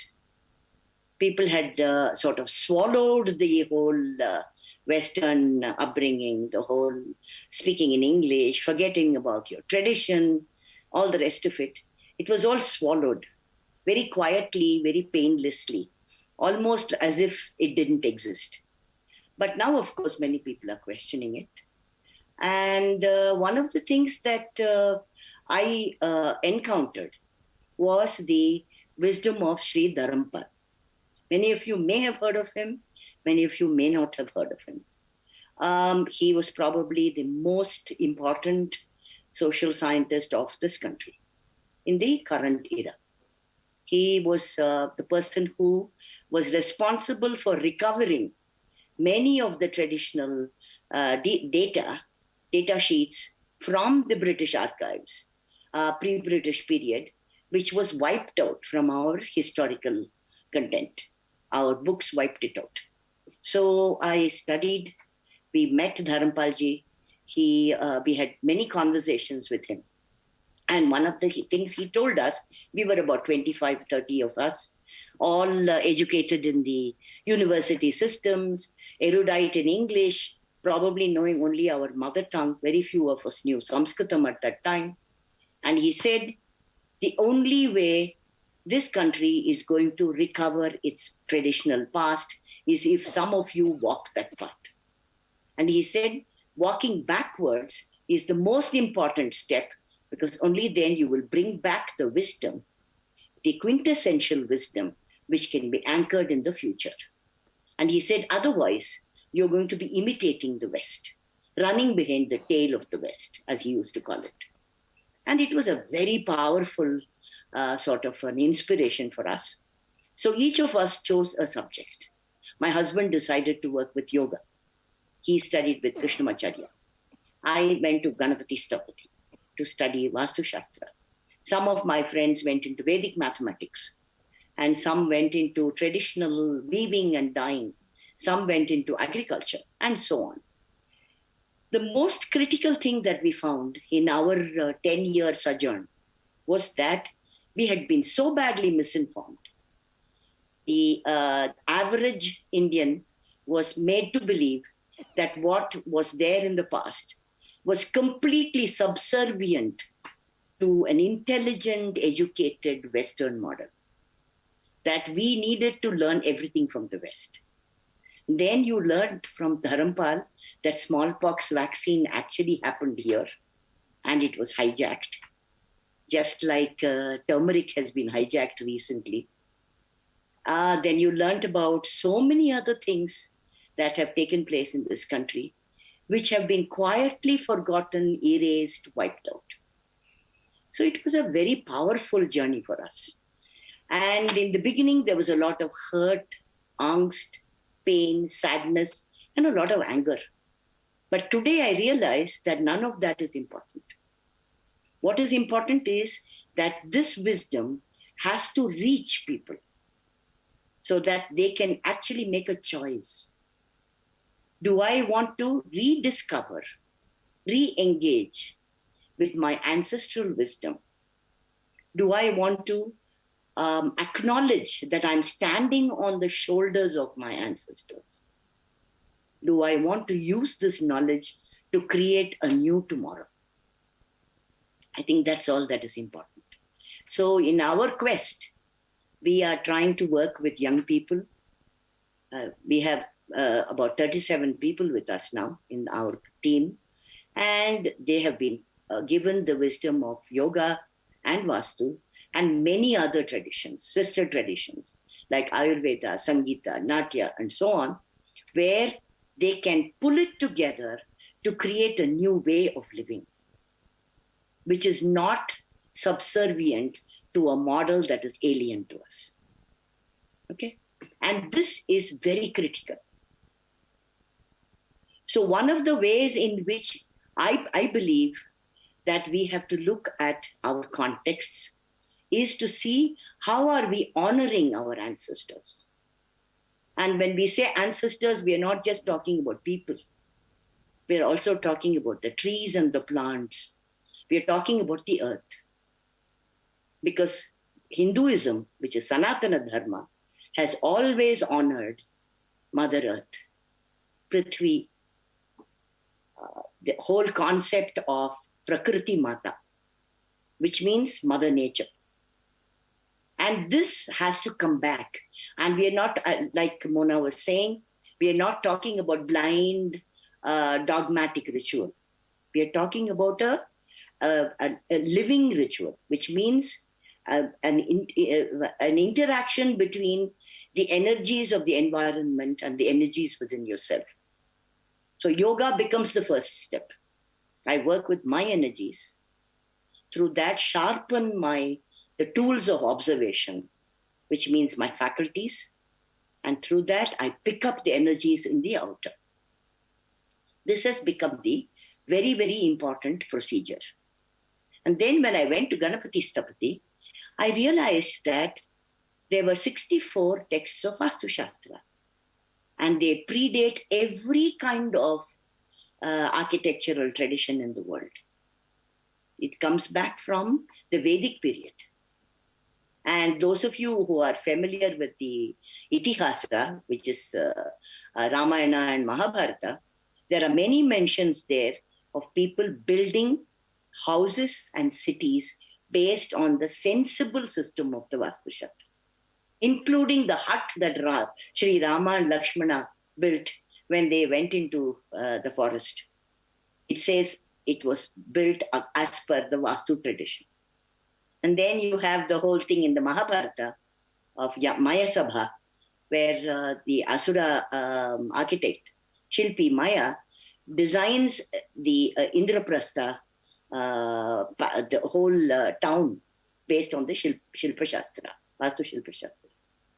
So the traditions of the Vastu Shilpa Shastra are what was the basis of Mohenjo-daro, Harappa, and all those civilizations, where the module was discovered.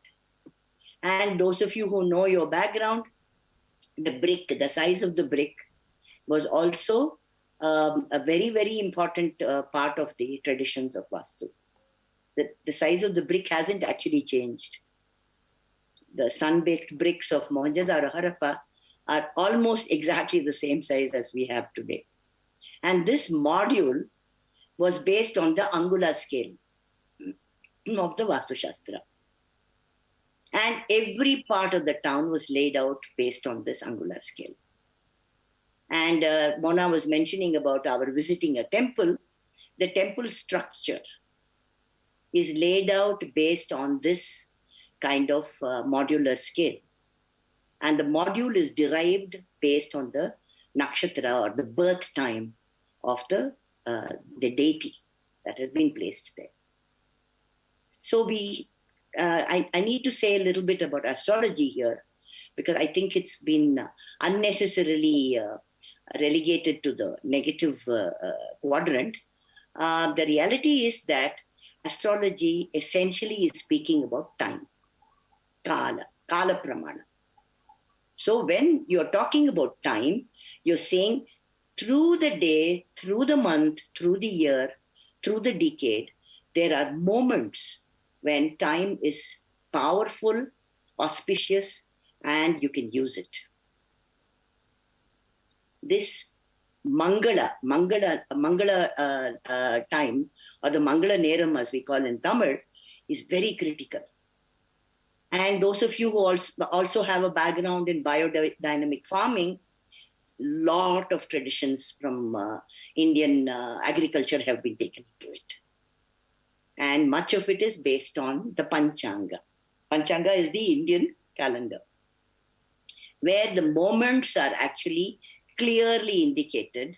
And during the day, during the month, during the week, during the year, all those times when the earth is awake.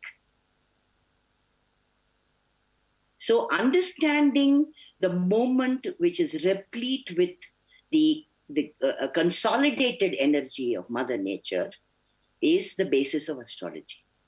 In itself, it's perfectly valid.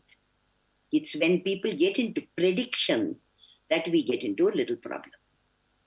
Otherwise, Phaladipika itself says the destiny of the human being can be changed through strengthening the mati. Mati means your higher consciousness, the higher mind. When the higher mind becomes powerful, you can change the nature of your destiny. Okay? So astrology in itself, there's nothing wrong with it. It's the way it is deployed in conjunction with space. So now you have time and you have space. How are you going to bring time and space in such a way that you're creating something in the world outside that is capable of offering good energies, transformative energies, wellness, joy, and so on. Here, I just need to correct a little bit about the triangle that Mona had shown, Bhogadyam, Sukhadarsham, and Ramya.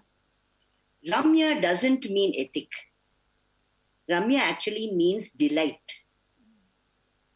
So, when we create in the world outside, if that created object, created building, created thought, whatever the creation may be, if it can embody practicality and usefulness, aesthetics, and a lasting delight, then we have created something that is timeless.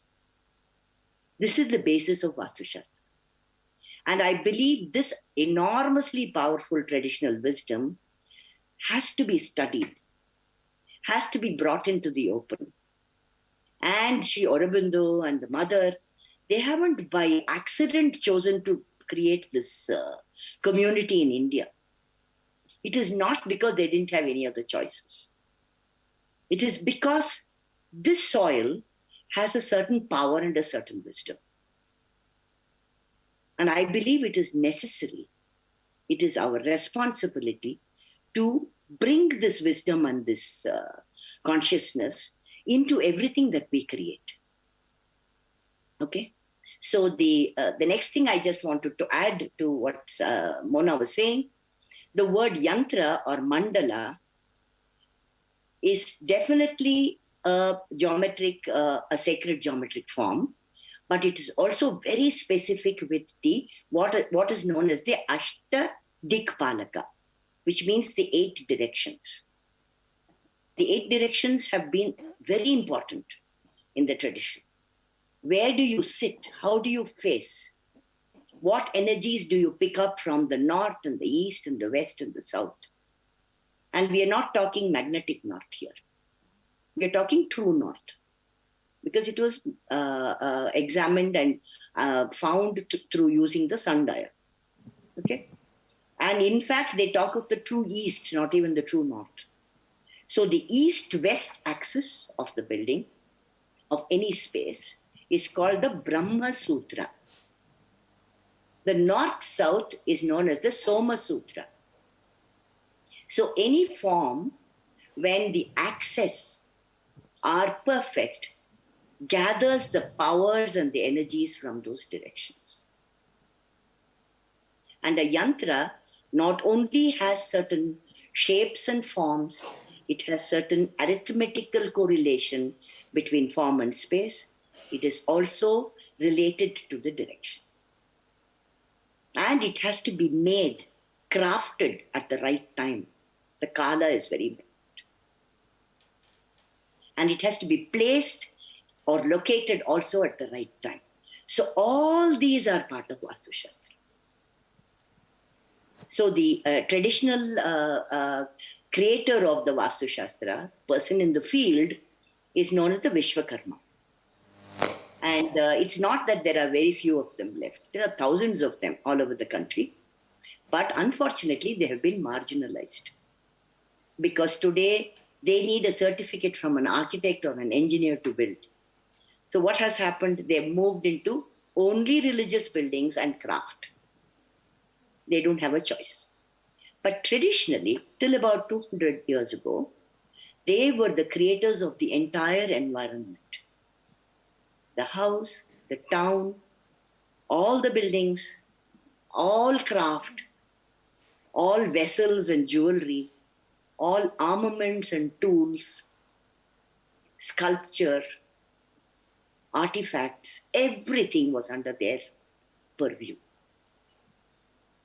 So they have texts which speak about how to source material, how to bring it, transport it, to the location, how to cut and shape, how to build without using mortar. Almost all your old temples in this country are actually standing on self-weight. They don't have a mortar. So enormous skill as craftspeople, as technologists, as engineers.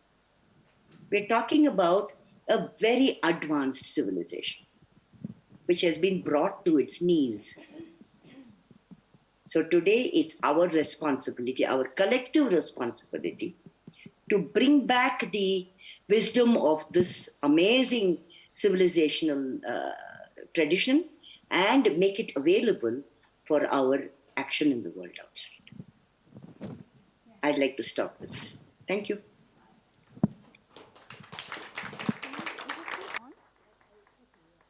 So we just have 5 minutes if there's any question. Can I add one? Yes, and sorry.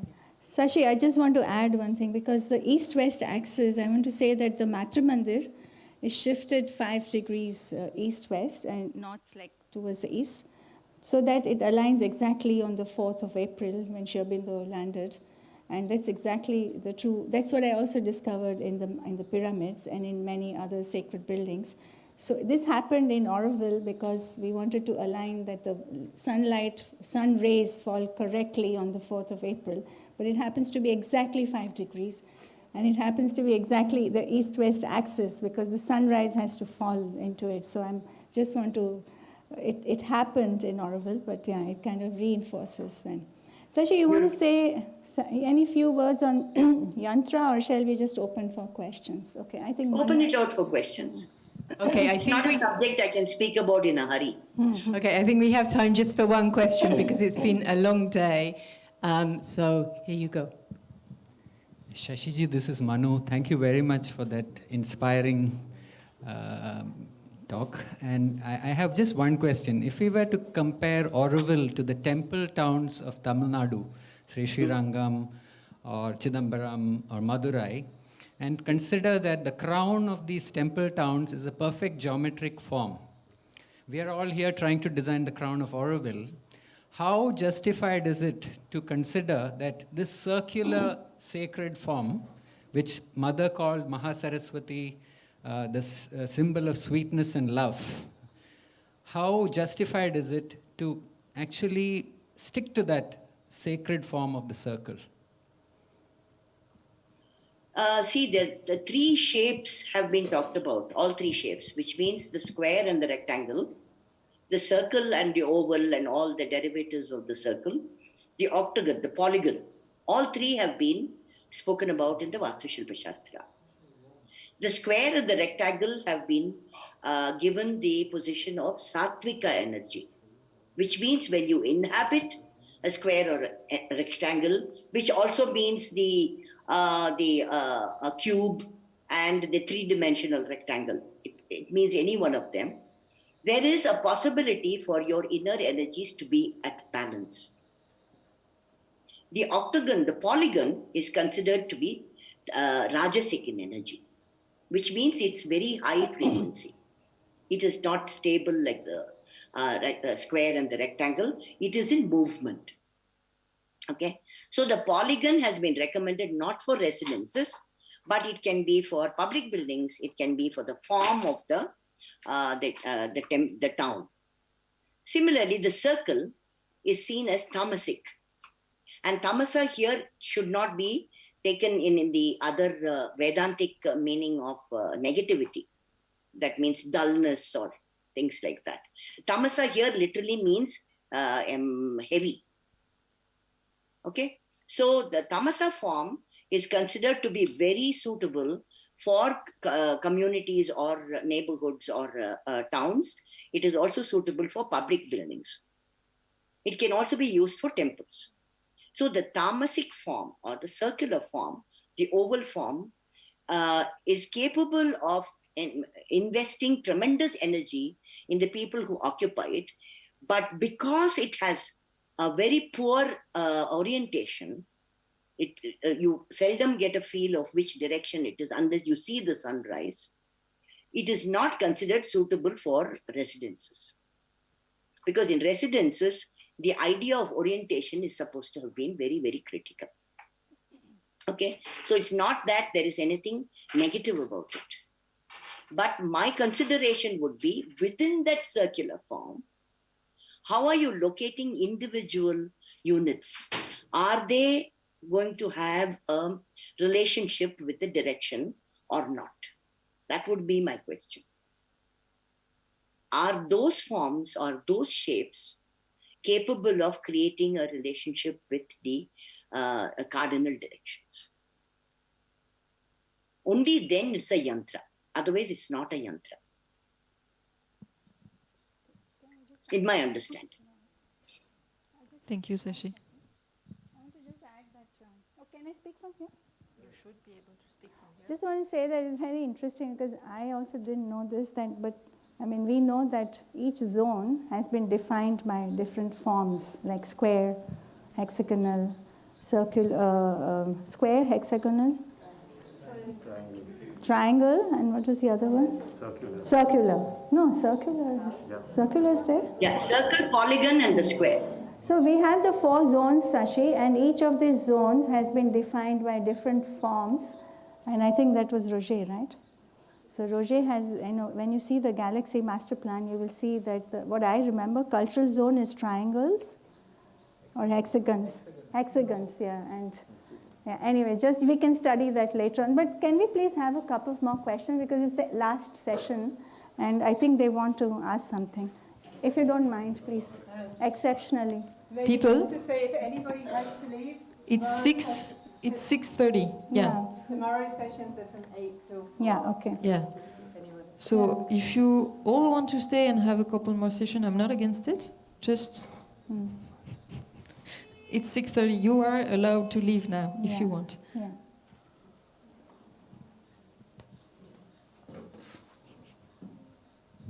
Yes, hello. No, after this discussion, I am now very curious because maybe that's closer to the situation you are dealing with.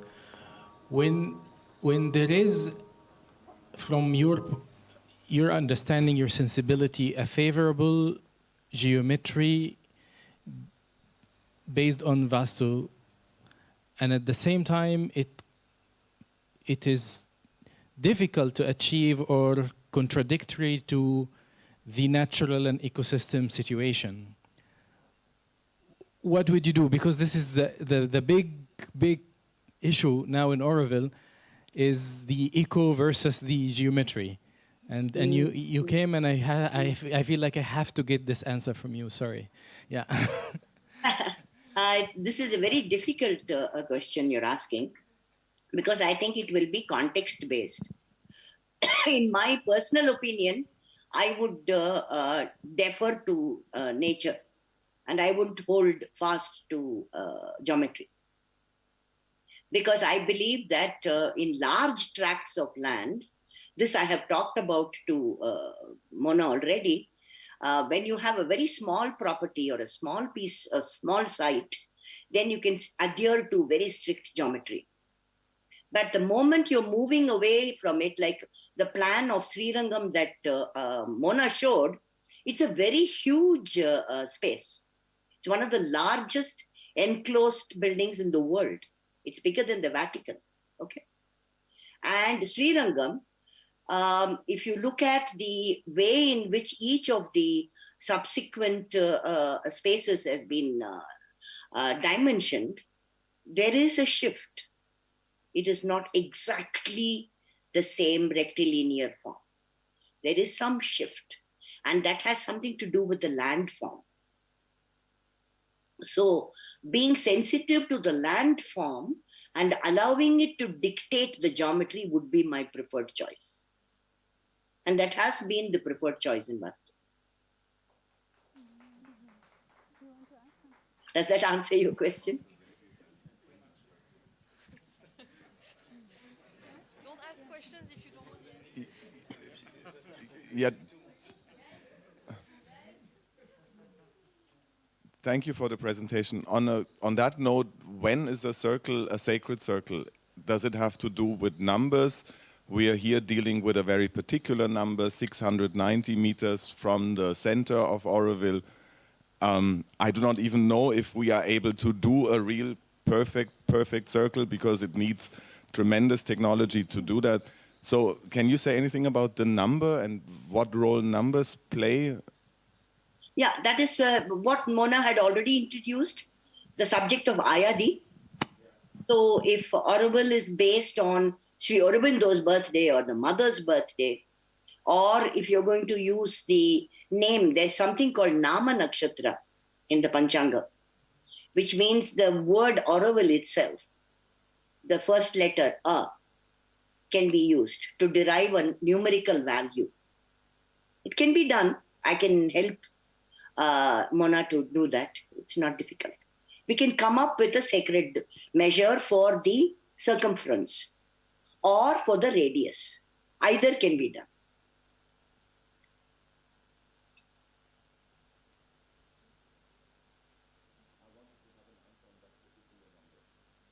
No, she can't say it unless we calculate it. It has to be calculated. One more? One more. Yay. We never know. I don't believe you. Yeah, very short. Shashiji, as I understood you to say, Her to hear you, you need yeah. to put the mic. Okay.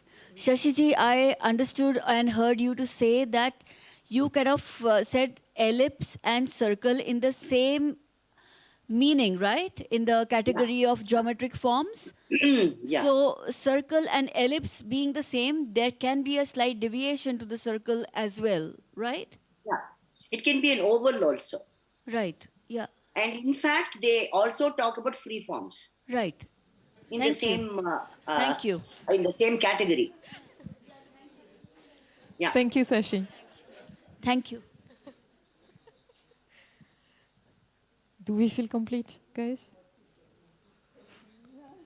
Sashi, I think everybody has their question answered, and everybody is thanking you for your participation and your presence today. And I think we will all go home now, and thank you again. Yeah, thank you, Sashi. Thank you. Thank you. And we will be starting tomorrow at 8 a.m. We've got David Stein joining us on Zoom from America, so it's going to be late at night for him. We're keeping him up, so please be here on time. Okay, thank you. Oh, and we finish at 4 tomorrow, not 4:30. So, yeah.